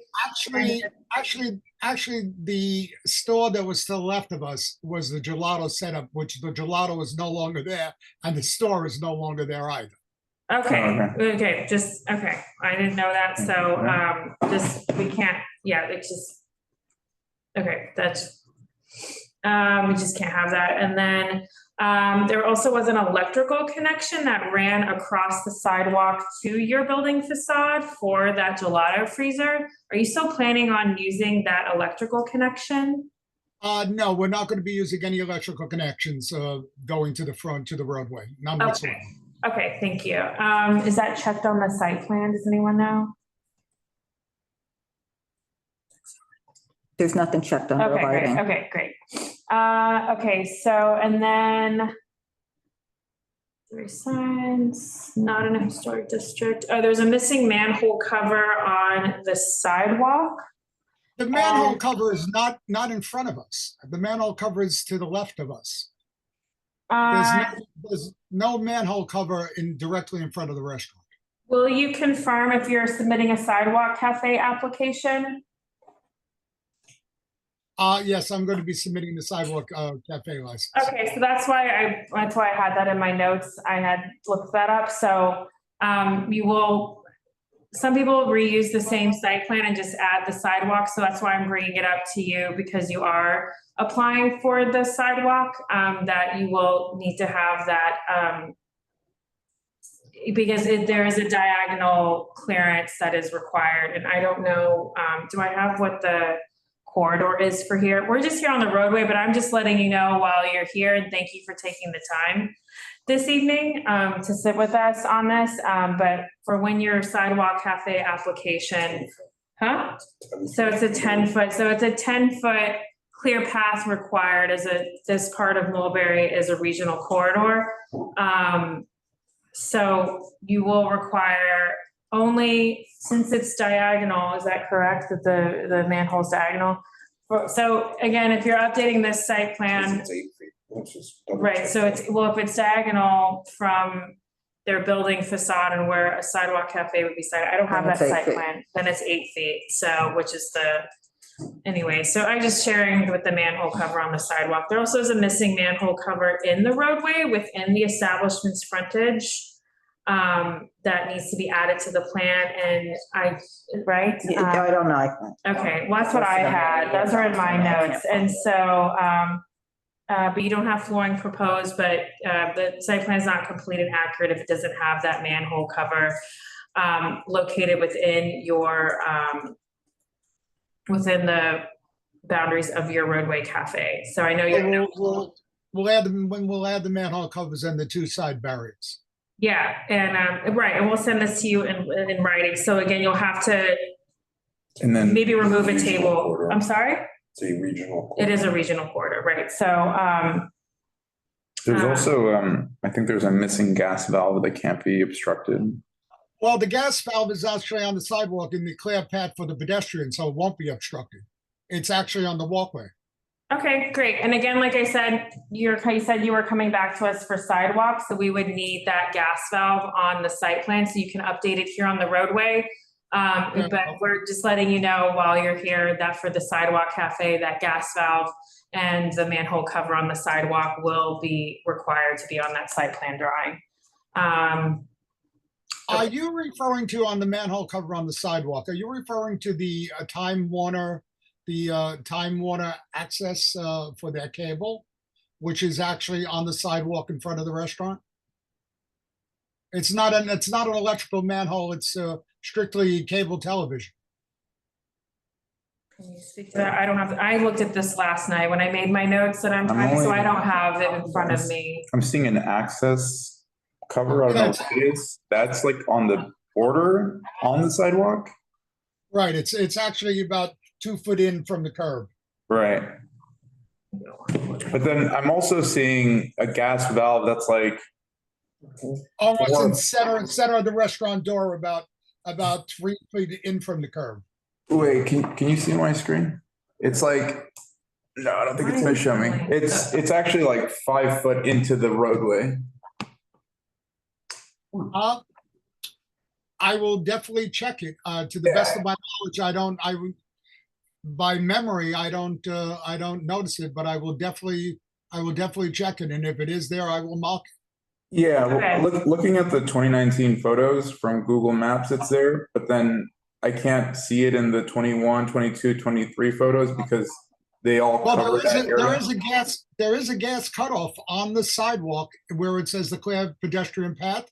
It's almost centered to the restaurant door, about 2 foot in from the curb. It's definitely there. Yeah, I don't think I'm talking about that. I'm talking about a gas valve. Yeah, the little square gas valve boxes. That's about 5 foot off your, sidewalk, probably 2 to 3 feet in. Screenshot it. Yeah. Along with the modifications, so that way we're all kind of on the same page. I'll just do that. Okay, anything else? Anything else for the applicant? Did I go through all my notes? Just the other issues, just the offsets from other restaurants. Oh, what else do we have? Well, I don't know what the offsets are here, the measurements, but just the point being is that the across the street offsets because there's so many restaurants here. Okay. There are no restaurants directly across from us. But you need a 15-foot offset, meaning that you can't have a restaurant across the street in 15 feet in either direction. So there's nothing directly across, it's a gift shop. There's nothing, across the street there's a gift shop. But Christmas in the city does overlap with you, so, a little bit. I have to look at it. So what we're speaking about, Alexander, sorry to talk in code here, really quickly, is this application's been submitted for the FDNY conditional waiver to have a emergency travel lane less than 15 feet. And so there are some conditions that FDNY has outlined in a memo dated July 30th that include a 15-foot offset for any overlapping roadway cafes. And then for the adjacent cafe, Just what? overlapping on the other side of On the the street. other side of the street, So sorry. meaning if you have a road, if you have a sidewalk across the street, the beginning or end point of your cafe. In a roadbed. Excuse me, roadbed. So the beginning or ending of your roadbed cafe and any business across the street that has a roadway cafe, there has to be 15 feet in linear distance along the street.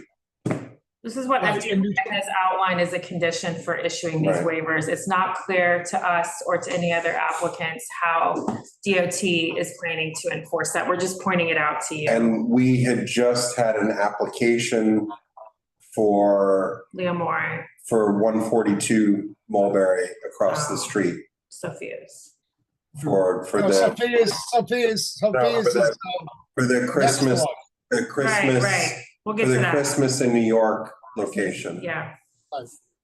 Okay. Yeah, so there's a roadway cafe that overlaps. Because they have a food service, they have a food service license. Yeah, you're well aware that this area basically hosts the San Gennaro Feast. And in San Gennaro Feast, the fire department generally gives the San Gennaro Society a 12-foot clearance waiver all the time.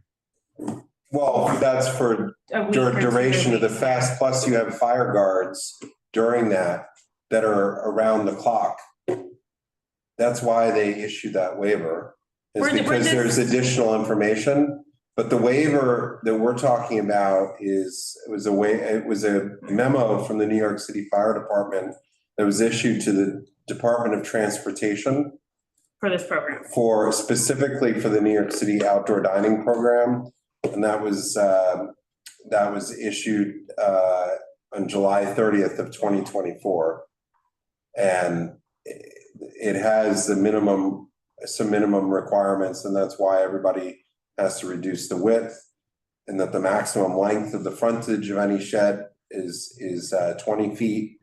That they can't have a width of more than 6.5 feet. The FDNY does not encourage the implementation of any of these variances. This is from the memo. The minimum spacing between adjacent neighborhood cafes needs to be 6 feet. And it's just not clear how, we're just letting you know that it's not clear how DOT plans to enforce this, and they have not really notified applicants about it. Okay. So that's all. There's nothing for you to solve or whatnot. We're just letting you know, like, that's part of our comments that we are giving back to DOT on all of these waiver applications. Yeah, and San Gennaro has a 24-hour watch, which is why that's allowed. So. Do we have any other questions or comments for the applicant? Alexander, do you have any questions for us? Not at all. I tell you one thing, it has been an education. To put it lightly, yes. Thank you so much. I'm going to close the public hearing on El Piccolo Buffalo, and now we're going to move to our last agenda item, which is Boney Restaurant LLC, DBA Boney and Mott at 238 Mott Street for a roadway cafe. DOT has submitted this application to FDNY for review regarding the travel lane waiver. And do I have any public testimony? And I think this is the applicant. Yes. So if we can promote, is there anyone else from the public before we get to the applicant that wants to speak on this location? I think I created the form. Yeah, it's in there. Okay, so let me just pull this up. Hi there. Would you like to introduce yourself? Thanks for hanging around. Yeah, that was a long one for both of us. Thank you for the job, and I learned a lot as well. My name is Mehdi Mokrani, co-owner and operator of Bonnie and Mott. Thank you so much. You're welcome to make a statement about your application if you like. Otherwise, I do have some comments I'm going to go through, and the committee may have some questions for you. Okay? Okay, I'm good so far. Okay, so we will add, so there's no north arrow on this site plan, just so everyone knows. So we will ask for you to add a north arrow. This is all for, when I say, these are things that we are gonna have sent to you formally written as proposed modifications. And also just general comments. So I'm just gonna go through my comments. I don't know if I have my modifications listed on here. I do, okay. So, can you tell me about your experience with, have you been visited by FDNY for this waiver, or how did you know to reduce your roadway cafe width to 6 feet 6 inches? So we hire what you call it, we hire an architect firm who take care of everything, and we just oversee it. So whatever they had information from the DOT, we try to complain with them and with everyone else. Okay. So let's see. Okay, so just so everyone knows, this leaves a travel lane of 9 feet 2 inches on this street. Again, I'm just kind of stating some stuff that's not really to be, let me see if there's not a historic district, no other adjacent cafes, no roadway cafes directly across. So yeah, I think just adding the missing north arrow, and then we would send our standard language. I don't know if you were listening on the last application about the FDNY waiver. But the adjacent discussion and the directly across don't apply to you, but we will just put that it's being sent. And then we have standard, the 4 bullet points of ADA guidance that DOT has regarding ADA. And that's just the, let me just pull up this application because I don't have it in front of me. But that's what we would send as modifications, adding the north arrow and adding a north arrow, what does that mean? So to know what direction north is on the site. Okay, I see. That's Okay, it. Yeah. So yeah, the street is going south. Yeah, just so we know, is north, on the top of the site plan, or is it to the left? Like, which is hard to know. Okay. And it was a requirement, but they've taken it off the form, but it is a requirement. They have different versions of the form, and I think those are my only comments. And when I mentioned about the ADA, I mean, these tables look kind of tight in here. I'm not sure if I really see a 36-inch ADA roof. So, and then do you have flooring proposed? No, I do not. Okay, so yes. Are they? I mean, whatever again they did, we're trying to complain whatever the DOT I'm not trying to asking do a for. gotcha. I've got like 150 of these, so I just don't have them memorized. So I do see you have flooring checked. So then So you will not. they did? Yes, it says you will have flooring, so there's no issue then from the egress. From the sidewalk to there's no ramp needed. So, okay, do you see the it says waiter aisle on here? Okay, sorry, I was looking at it in preview, not in that. So, yeah, that's what we would send you. Is just we'd send you a 1-pager probably of modifications, which would just say adding the north arrow, our standard ADA points. That's it. Okay, and when it goes to measurement, and are we okay with you guys? I don't see any issues. Okay, great. At this time. Okay. And then, just the one thing, if you intend, your liquor license has a stipulation saying that you have no outside seating. Right. So you'll need to come to do both an alteration and a change in method of operation for that. Will do, ma'am. We were planning to do that, and I think we have an appointment with you sometime next week. Yeah, Next month. you're planning to come for an upgrade to your liquor license, but your attorney when I emailed the attorney, when I saw that this was on our agenda, I emailed your attorney and said that you need to do that, and he said he didn't know about the roadway, so you may just want to speak to him. Will do. Okay. Okay. Are you applying for a sidewalk cafe? Will you remind me? Yes, we will, ma'am. You are? Okay. Yeah. Okay. All right, we don't have that application yet, but I just always ask. Do you have Okay. any other questions for us? I think we're all set. Yeah, my last question. So you will send you will email me whatever you need when we Yes. talk about. Yes, it'll be in writing from Florence, the same person who notified you about the meeting tonight. Fantastic. Thank you very much. Good luck, guys, Good with the night. rest of your Thanks so night. much. Thank you. I'm Bye. gonna close the public hearing on Boney and Lot. And we'll go to, does anyone need to get up for a second or stand or not too long? Like 2 minutes.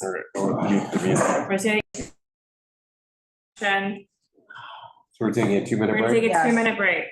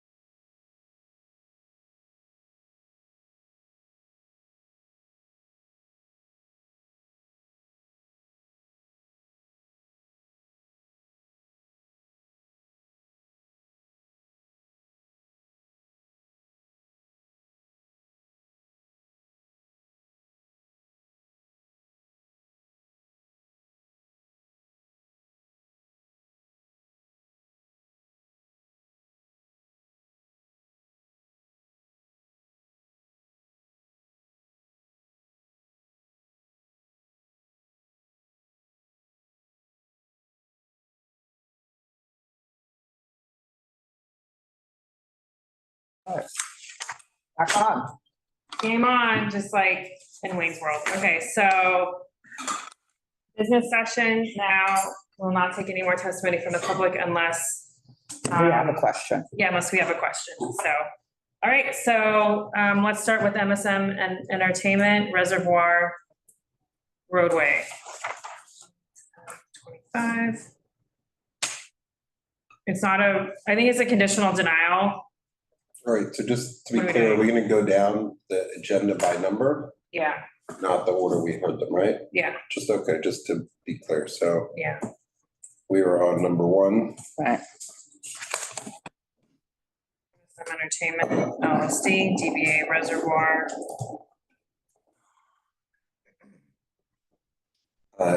In anything that we send to them, can we just include in there that, which we did not tell them, but found subsequently, that there's a restriction on their liquor license, just let them know that they need to. Liquor license for what? Outdoor dining? Just, they need to file a change of method of operation with their liquor license. They have a restriction about any outdoor seating.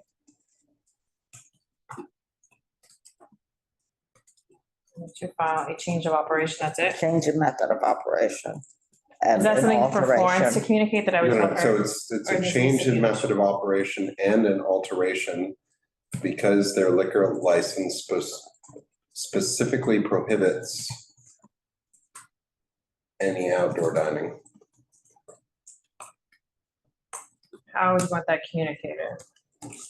FYI, Whatever note you send to them. FYI, just, I mean, that's. In the really what it email, is. there's Yeah. nothing in Yeah, Sidewalk. there's nothing. No. We're just letting them know. That's so right. that they No. can Take action.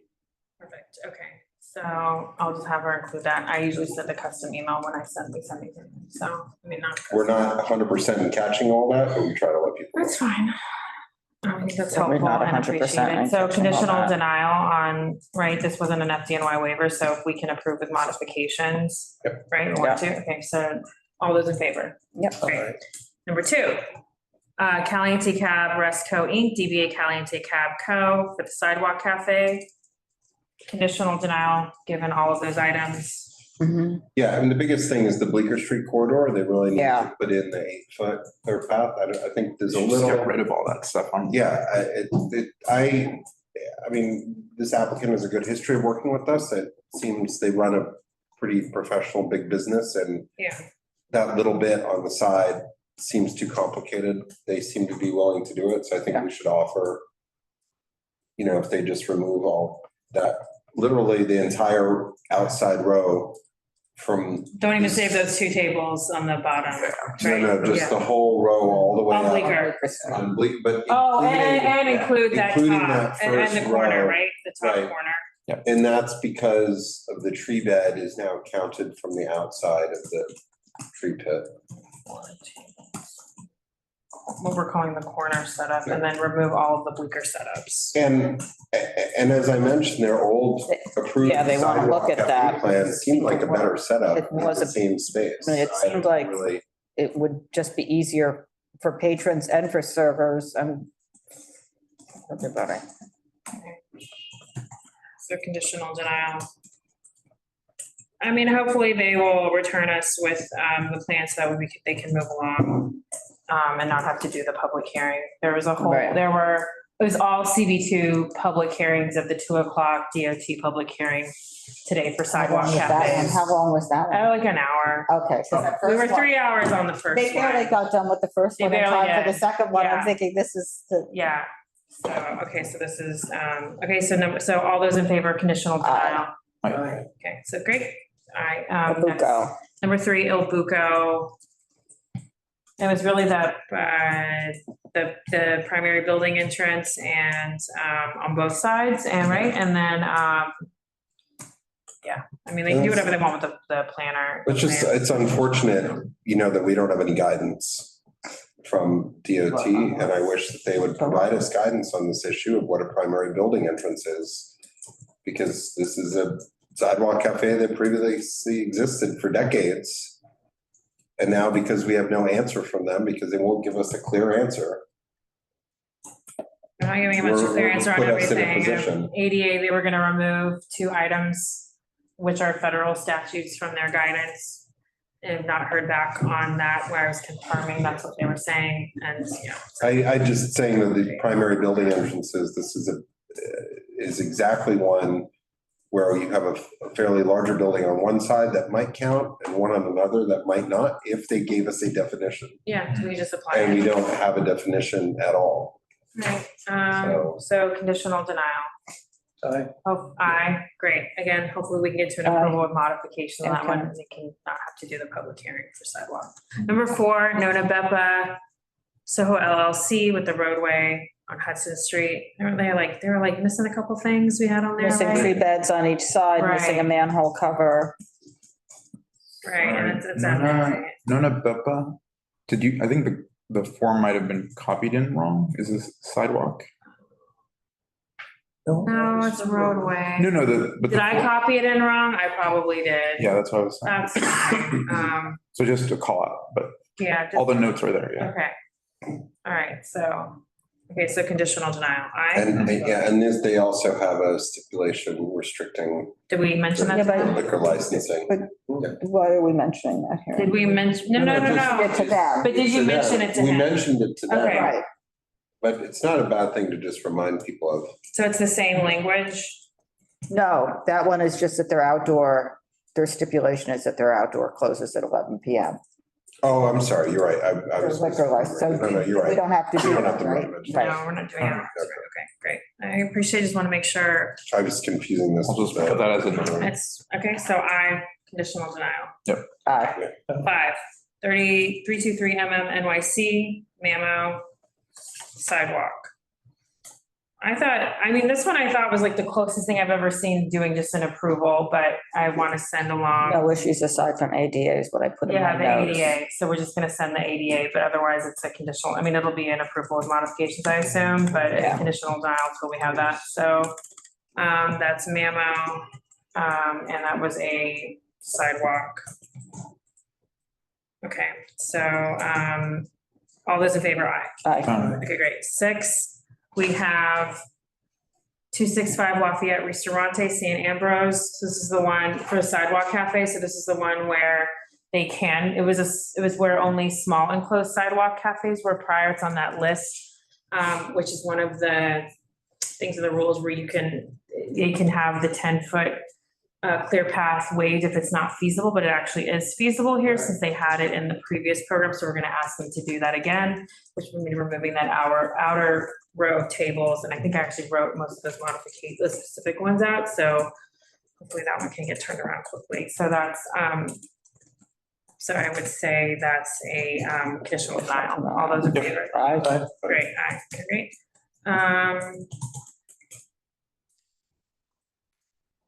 So next we have number 7. Vicks. Huh? 31 Great Jones Restaurant Court yeah. Vicks. Yeah, Vicks for the sidewalk. So I think it's important, we're talking about the sidewalks, I'll wait. So on that. we're talking about a sidewalk. They provided us with a updated sidewalk cafe plan that they would be willing to make changes to match to that. You took a picture of it. Oh, right. So I believe that included removing a table and 2 chairs. With the perimeter on all 3 sides. With the perimeter. On 3 sides. Yeah. Okay. 2 sides. No, 1, 2, 3. Oh, small, okay. A small one. Excuse me, yeah. A small one. Okay, thanks for reminding about that. Okay, so conditional denial. Hopefully we can get. Yep. Aye, okay, great. Number 8, the roadway for Vic. So I think it's important here to make sure we call out fire station house and Bike lane, the bike busy lane, traffic. Busy traffic, the 3 Abnormal gallons parking. abnormal parking. Across the street is perpendicular parking, contrary to the signs that the parking fire department does.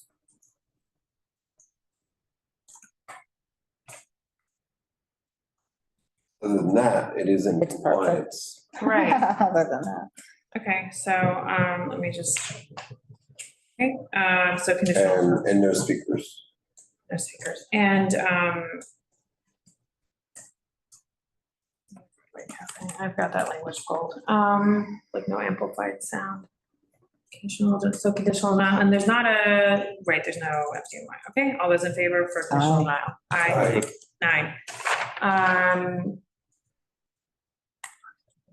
Penmanship LLC, DBA Jeffrey's Grocery on Waverly Place. So can they, so I think we're saying to remove Christopher Street? To remove the, right? Yeah, it doesn't have the 3. Right, does anyone have any? I had that it was I thought all of these. 3-foot service aisle seat on Waverly, and unclear if it's possible on Christopher, 2 feet 9 inches on West 4th. So West 4th doesn't work. Wait. Do I have it backwards? This is No, we're on Jeffrey's. Jeffrey's. I've done the same thing. So we have Christopher Street and Waverly Place. So does it work on Christopher? Yes or no? I think it's no. No. Okay. Well, one can, Huh? one can, correct? Or is that? Waverly Yes, Place? the Waverly Place, if the measurements are correct, there is 3 feet total for the corridor. And it's 8 foot? Yep. Corridor, right? Okay, You're so right. maybe, so Waverly. That's 2.5 or 3 feet. The Christopher Street is 2.5. Waverly side is 3 feet. Okay, I can go look at that. I can maybe do that. That's what they wrote. Right, I think Leslie, that's. My question is on Christopher Street, because this is both the same, can they have 1 table and 2 chairs? With the perimeter, because they have the ADA accessibility on the other side. because it's both accessed from the corner. This is because it's not separated. They're both to the front door. I'm just. Right, no, it still doesn't work because there's no way for the patron to get to the other side of the table with the barriers in place, because the tables take up the entire space for. It leaves 6 inches, right? Because most of the tables are 2 feet. Okay, I just asking because No, I think it's the important. corner spaces. Is it Christopher Street, they need 10 feet? Yeah. Okay, so looking at the diagram, that leaves them the 2.5, it's according to their diagram, it's a 12.5 foot sidewalk. And so that leaves 2.5 feet for the sidewalk seating on Christopher Street. And on Waverly Place, it's an 11-foot sidewalk with an 8-foot clear path, and that leaves 3 feet. So the Waverly Place. Works, it doesn't work.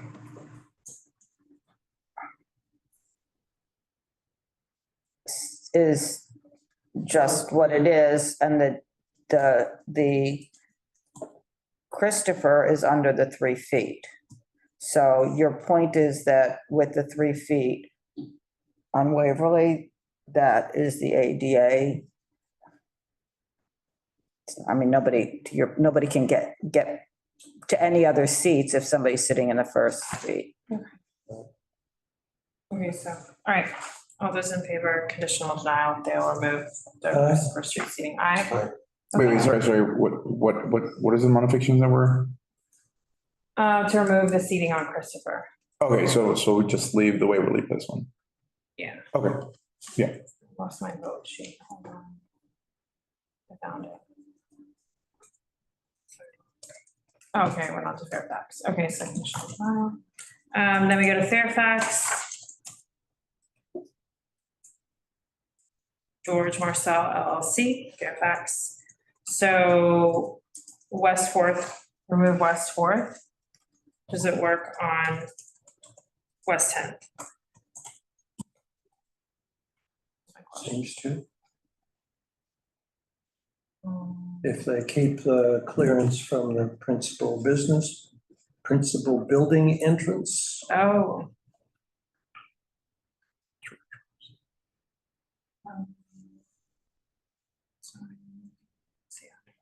168 on West 10th, you're saying? Yes. Okay, can we make a note of that?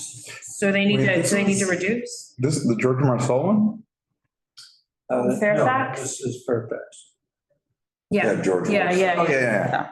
I thought we said that this one didn't work at all because of the transformer. Oh, don't they have there was something with the 8, remember I said that they have, okay, so it's. So West 10th Street doesn't work because there's a transformer wall right there and that island of a table doesn't work.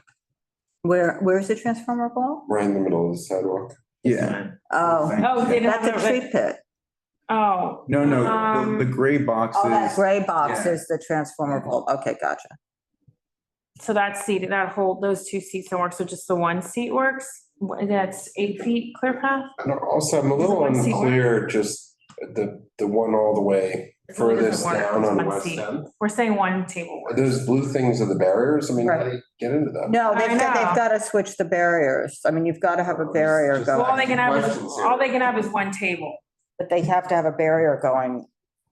You have to access the table from within your sidewalk cafe.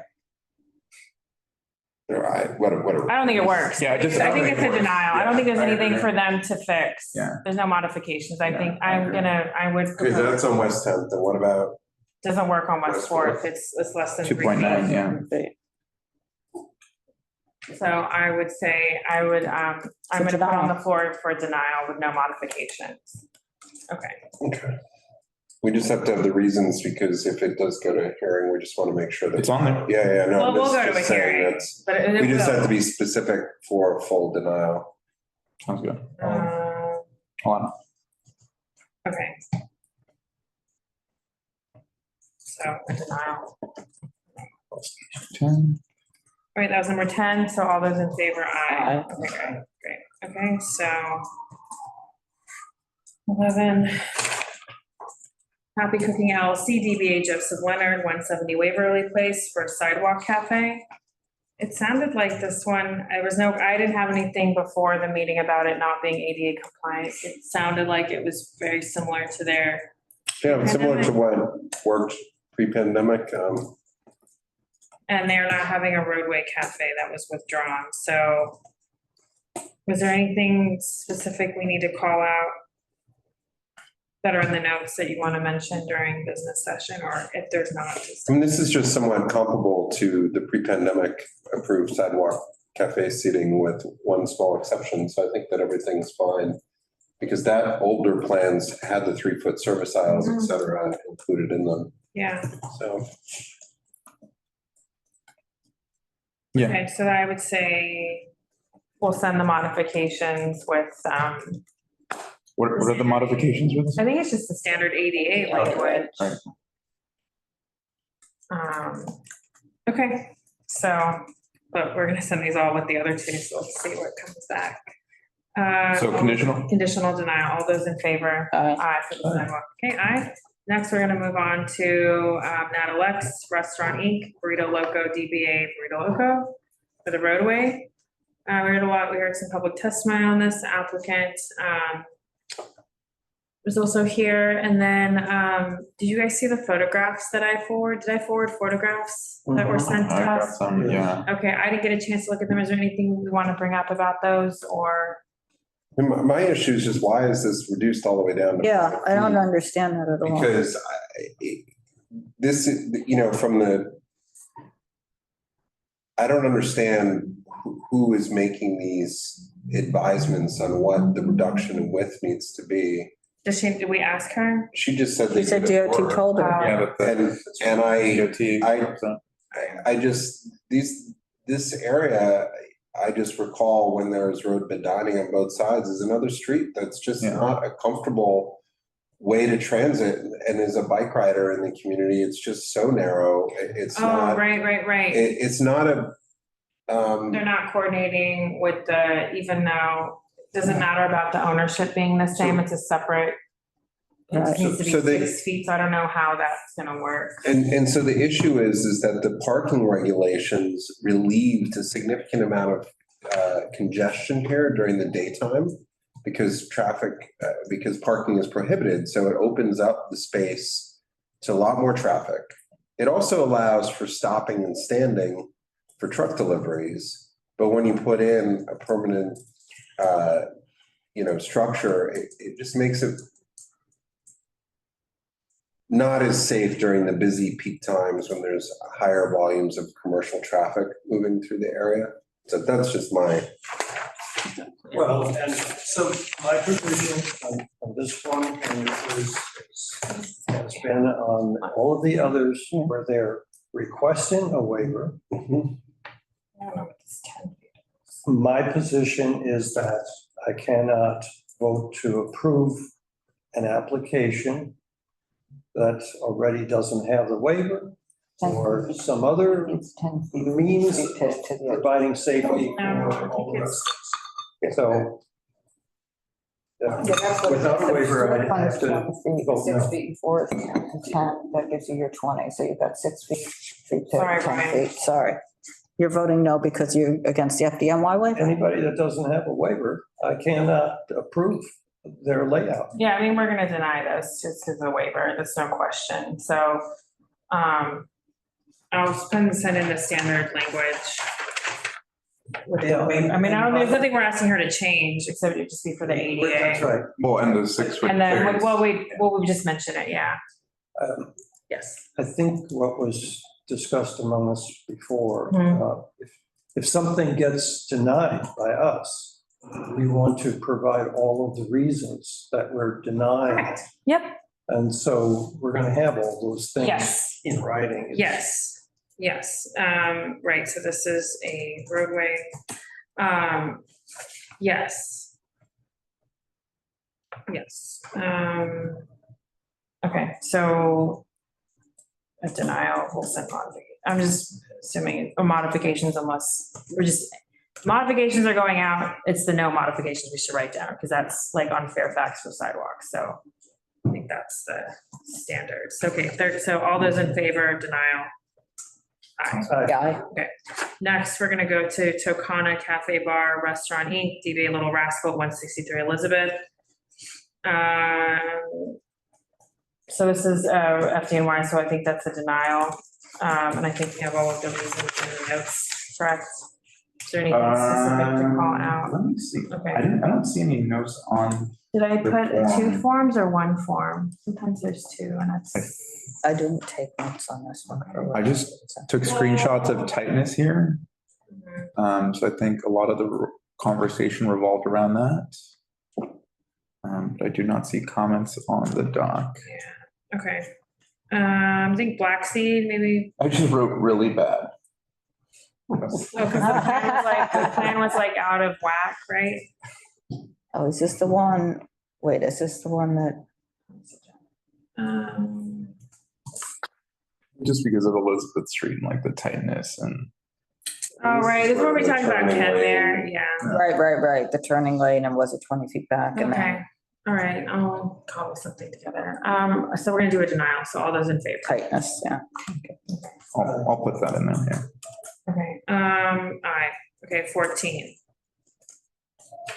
14 is West Village Oasis DBA Casa La Femme, 140 Charles. We had a question about FDNY. And I can ask. What is this called? Casa La Femme for Roadway.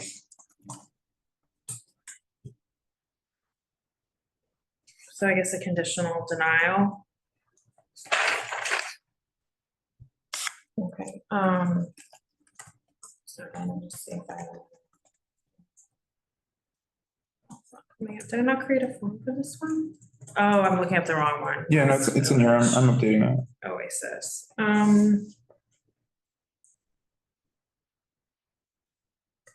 All right, 24 feet. Oh, so the 24 feet in this, was it 8 feet? So it's so we don't need to ask about an FDNY waiver? I think we decided Yeah. it was, because it's 8 feet to that 16 feet. Right, that's The right. BP map is, right, so, and then I had the 2 tree pits and the bike rack. And you were gonna check that the bike rack was still, we're not sure if it's still there, he Right. didn't know. Okay, right. Make a note for me to check for the bike rack, so I can remember. Okay, so, conditional denial. All those in favor, aye. Aye, great. Next one. Windy Point East 2 LLC DBA Houseman Restaurant at 508 Greenwich Street. This one gets the same language about this dip, they need to file This is the one I was thinking. for a change in method of operation. Okay, which we told them we'll put in an email Right, anyway. so The change it. roadway, not applying for sidewalk, conditional denial. I don't know if I had any other notes on that one, I'm just seeing. I just put the 50 one-way sign. Oh, so we'll just reiterate. Okay, so. And then SLA steps is that the other one? No, they need to apply for a change in method of operation and an alteration because they have a prohibition on. So conditional sidewalk seating. denial. All those in favor, aye. Aye. Okay, so next. 16. We're almost in the next page. Full Jeep Core DPA Peculiar Pub, 145 Bleecker Street for the roadway. I just have ADA ramp language as there is no flooring. Okay. All right, so, and it's not a FDNY, so conditional denial. All those in favor, aye. Aye. Aye, okay, so 17, are you voting, or are you not voting? I'm just kidding, just kidding. Okay, Cindy Lynn, ABCDE, DBA Urban Backyard, 180 Mulberry. It's an FDNY waiver, so I'm assuming we are going to do a denial. Is there, I had a lot of notes on this one, so I think this is one I filled out, right? A bunch? I only see a few, Oh, maybe not. like 1 or 2. So this one, I had in the notes that they need the 6 feet if there's an adjacent cafe. Oh, so we determined. Oh, yeah, you did fill it out. And that I didn't put it in there, and then check that the cafe is really 9 feet. It seems smaller. Oh, that's right. I was gonna go out and measure the frontage, right? Okay, so that one will measure the frontage. So, but it's a denial regardless. Mhm.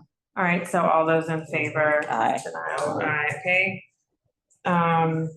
Also, as always, if you have abstentions or recusals or no's, please let me know. I'm just gonna call for the ayes. Okay, so 18. DMY waiver, it's a denial. Right, 18, yeah, read it. The VIG, oh God, there's so much. The applicant wasn't on, right? The applicant was not on? The proportion's totally wrong. Why don't we just start with that? Okay, but it's a denial, accepting my waiver, but everything's wrong. Maybe I'll go back out. Maybe I'll go out and take some photos, but. And Yeah. free pit on. Then I would go. Huh? Free pit on both Spring and Elizabeth. And then Spring roadbed needs to be 17 feet because the crosswalk starts at the building line. Building is 25 feet. I don't think they had that correct. Then minus the 8 feet for the space from the crosswalk gives you 17 feet. Yeah. 17 feet for what, for the length? Yeah. Yeah. Okay, so this is FDNY? Yes. So it's Yeah. that. All right, all those in favor, aye. Aye. Aye. Next, number 19, we're on page 2, Par Mulberry, FDNY. The 6 is they need to move the structures past their building lines. And it's a denial anyway, so all those in favor, aye. Yeah, just on that one, the building dimension was off, isn't that correct? Yeah. It was in their plans, so if we're, And like the pre-pandemic sidewalk cafe? no, it's just, this is the right. one that had all the inches and then you convert it. Oh, And right, it then was like if you 8 look feet, on 2 SoHo, the inches, building width right. is 18 feet, 0.2 inches almost, and that's not what they had down. They had 22 feet. All those Something in- like that. Okay, all those in favor, aye. Aye for denial. Okay, so 20 Ambleside Partners LLC, DBA Gospel, 281 Lafayette for a roadway. The applicant had initiated the conversation on potentially withdrawing this application. I still think we need to vote on this. Yes. We don't have that double confirmation in writing from the applicant or from DOT. So we had a lot of testimony. I think a lot of good notes were taken. Thank you, Arturo. On this one, that we'll put in our feedback.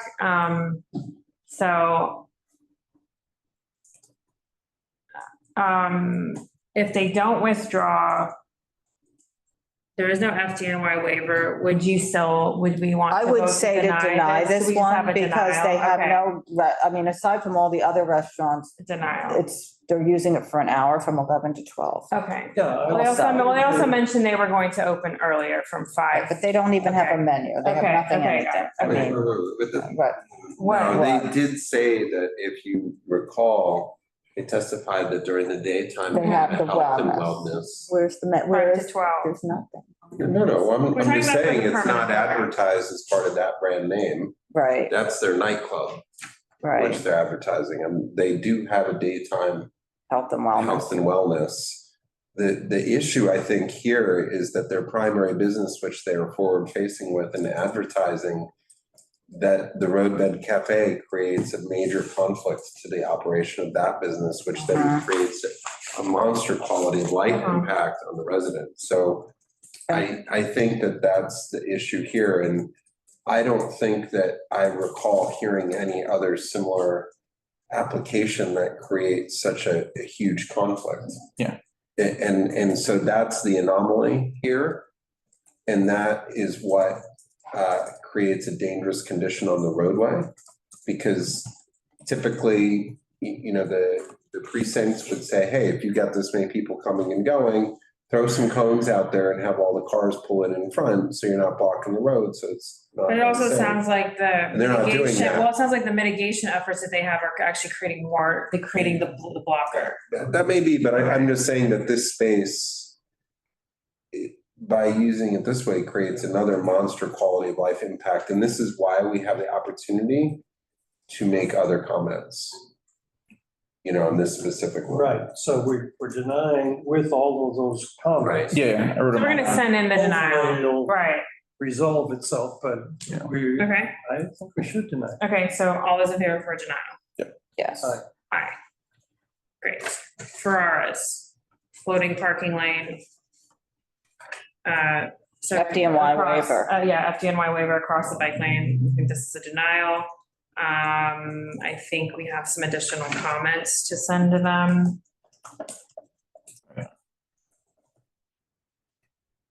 Which we can send along. I think we took good notes on this. Did I have good notes on? No, I might not have gone to the Fs. No, you got your Ferrari here. I see your comments. Okay. All right, so all those in favor for denial? Yeah. Aye. Okay, 22. Okay, let's go. Matchaful Prince LLC, DBA Matchaful, 184 Prince Street for the roadway. There are a lot of questions on this one, right? Like lots of discrepancies. Missing manhole, can't have trash receptacle in the street. Roadway structure is wider than 8 feet. Roadbed measurement is 1 inch longer than what they have as the storefront measurement. It's possible that there is an adjoining roadbed. That was it for me. Okay. But it's not on a waiver, street, right? Okay, so I do want to do a conditional denial. Great, conditional denial. All those in favor? Aye. All right, 23. UBC LLC, DBA Mommy Pies. This was Matt Borwick, right? That was on. This is 203 Mott Street. This is the one next to Fiat Cafe, so the adjacent. It's an FDNY waiver. Also Balsam across. Oh wait, FDNY. Oh yeah. Adjacent with Fiat. I know, I think I wrote this in the notes when I was doing it, my little cheat sheet here. And then directly across Balsam, we know it's gonna be, but not fair to fix today, so that is a denial. All those in favor, aye. Aye, 24. Okay, it's 24. Bufana Inc., DBA Il Piccolo Buffalo, 141 Mulberry Street. This is an FDNY waiver. I did not have it on the agenda, but I believe it was on the application. So my bad, we'll fix it on the thing, because I know lots of people are counting those FDNY that we put on there for their own counts. So this one is Il Piccolo Buffalo. So it sounds like he was open to the modifications, but it's still a denial. We will send the modifications. Gonna put the North Arrow in, put the 3 Yeah, North areas. Arrow, and we'll put the standard language where we just have applicants acknowledge that it's been submitted for a waiver and that it's very clear that DOT has not done these, and I put when there's adjacent cafes that they've applied. I also sometimes put, starting to put adjacent without application so that they just know. That makes sense. You mean if there is one, but we haven't seen it. Yeah, because we don't know. Like I would put that on the one for urban backyard about the empanada place, because I'm not expecting an application, but I don't know what's happened since November 8th. So, okay, so all those in favor for a denial, aye. Aye. Okay, so next we're gonna go to NoHo Neighbors Elvis. So this is the one, we heard this early on, right after the other Great Jones one. So this is a roadway. So we'll put in all of the items about the fire station, the bike lane, all those different things. And the perpendicular parking and all of that. So Modification, should say no flooring. They said they're not doing flooring. oh, right, they need to change that, right? Yeah, change no, so uncheck flooring, 'cause they said they're not gonna have flooring. So conditional denial, because there's no waiver here. All right, great. All right, last one, 26. So this is Moni and Bot. This is an FDNY waiver, so it's a denial. And I think we just talked about it, so I don't think we need to say much more. I think we took notes on it. I hope I took some notes on it. Add North Arrow. Add North Arrow. And so we are going to do this is a denial. So denial, all those in favor, aye. Aye. Great. So does anyone have anything for new business? I'm gonna quickly address the number of applications we received this week. Anybody have anything? No new business. Okay, so there's a preliminary discussion. Okay. We received 16 Roadway Cafe applications this week, which is a record low for what we've had. I don't know if this is because of my testimony on behalf of the board on last Thursday's DOT public hearing.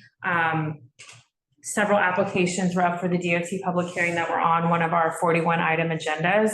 And I was very clear to DOT about that each time I testified, as a disservice to applicants and the public and everyone, us, as well as I did testify on Broom Street Bar.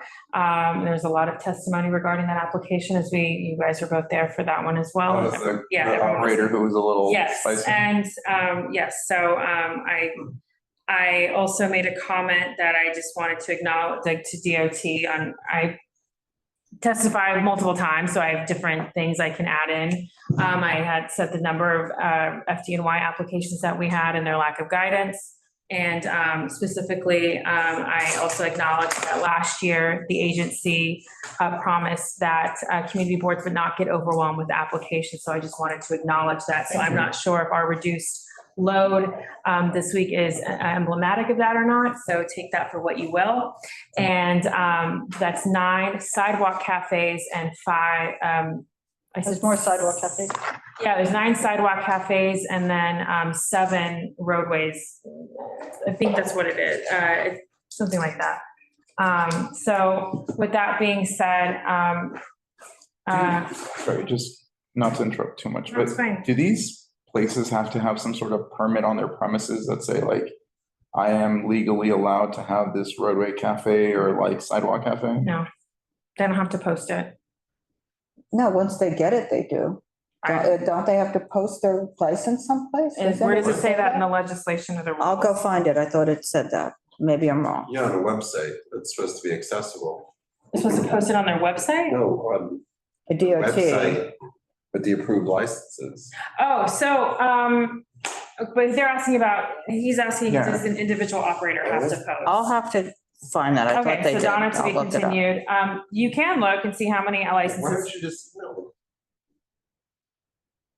Okay, I mean, Meaning this is actually a real question. Yeah. Because one of the most successful elements, as we provided in our original testimony about all this programming, right?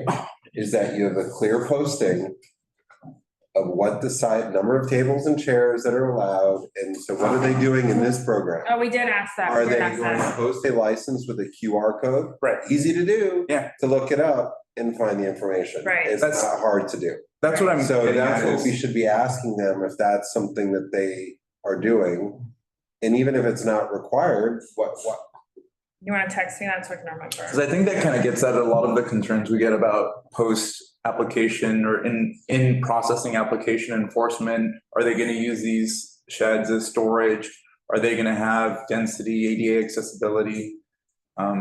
So I assume that eventually there will be data populated in NYC open data with all of these applications, but there is an outdoor dining application issued license map. It's really hard to find. You have to click apply, like you are an operator on the Dining Out NYC website. And then you have to click the search button twice, and there's 34 licenses on the map, and the site plans are uploaded there. So there's 34, there's none in CB2 that have been issued licenses. There's one in Chelsea and then one in the CB3. What's one in Chelsea? I think it's DeAndre, yeah. I think it's DeAndre. I think it's DeAndre. Okay, so knowing we have 16, I know we've met for 3 weeks in a row, right? Or is this 4 weeks? 3 weeks. Or 4. Is this 4 for us? Yeah. 4 weeks, so 11th, 19th, 20th, no, it's 3. This is the 3rd. 3 The weeks. 11th, Because I missed the last, yeah. the 11th, the 19th, and then the 25th, so that's 3 weeks in a row. So do we want to meet for 16 applications on the 5th, on Wednesday, the 5th at, I guess we could do 6 p.m. Or we could do 6:30, or do we want to hold for the March 11th meeting? I'm asking the group.Estella's not here, so I don't know her availability. I kind of would rather do the March 11th because Okay, I don't know, it's just. I mean, I would too, I mean, Every week has been a lot. Yeah. Like, I don't mind doing it 3 weeks in a row, but it's a pace I'm that just- doesn't, I'm I'm just- just saying it's like, I'd rather do a longer meeting Right. okay, because this, well, we also have time. it also allows a break to process Right. Oh, there's no break. no, meaning without a week of a meeting Right. to get caught up in submitting. There's still no everything. break. I mean, just so everyone knows, like Tuesday, Wednesday, Thursday this week, there are DOT public hearings at 11 and 2 today. There's one at 11 tomorrow. There's, I think, 11 and 2 Thursday. I'm not sure. We do testify on those, but anyways, okay, so we will not meet next week. And so- you had an interesting question for one of the applicants. I wanted to know the actual date that they submitted their application. Me? Oh, I can tell you. What do you want? I mean. No, there was one of them, and I think they were probably one of the first applicants. Oh, yeah, the guy. So the way you. Orson one, or So, I forget which one it was. So the way you can tell is the file name.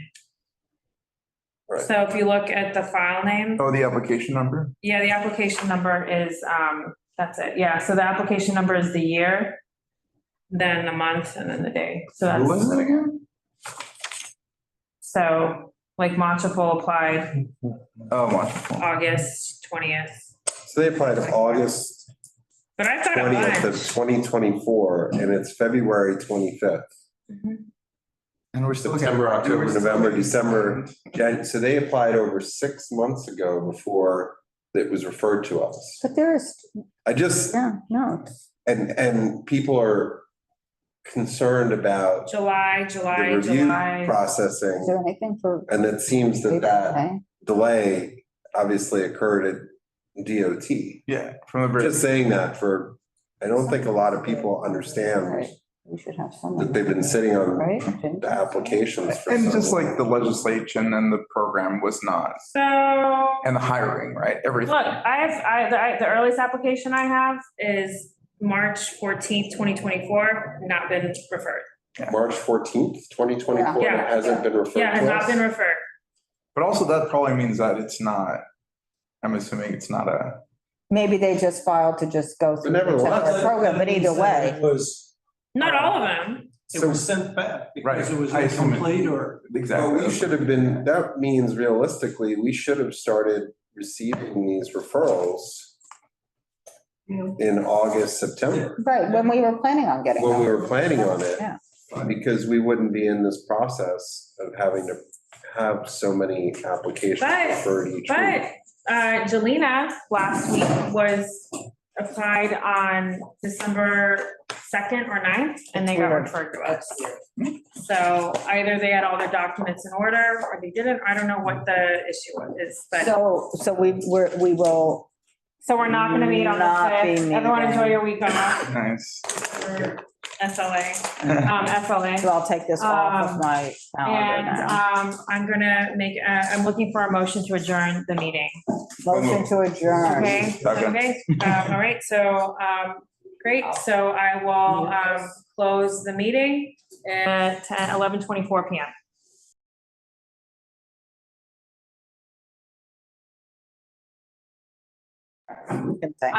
Thank you, everyone who's still on. Darlene, Elsa, I see you're still on for gospel, Pete Davies, and I'm not sure who Ryan Blake is.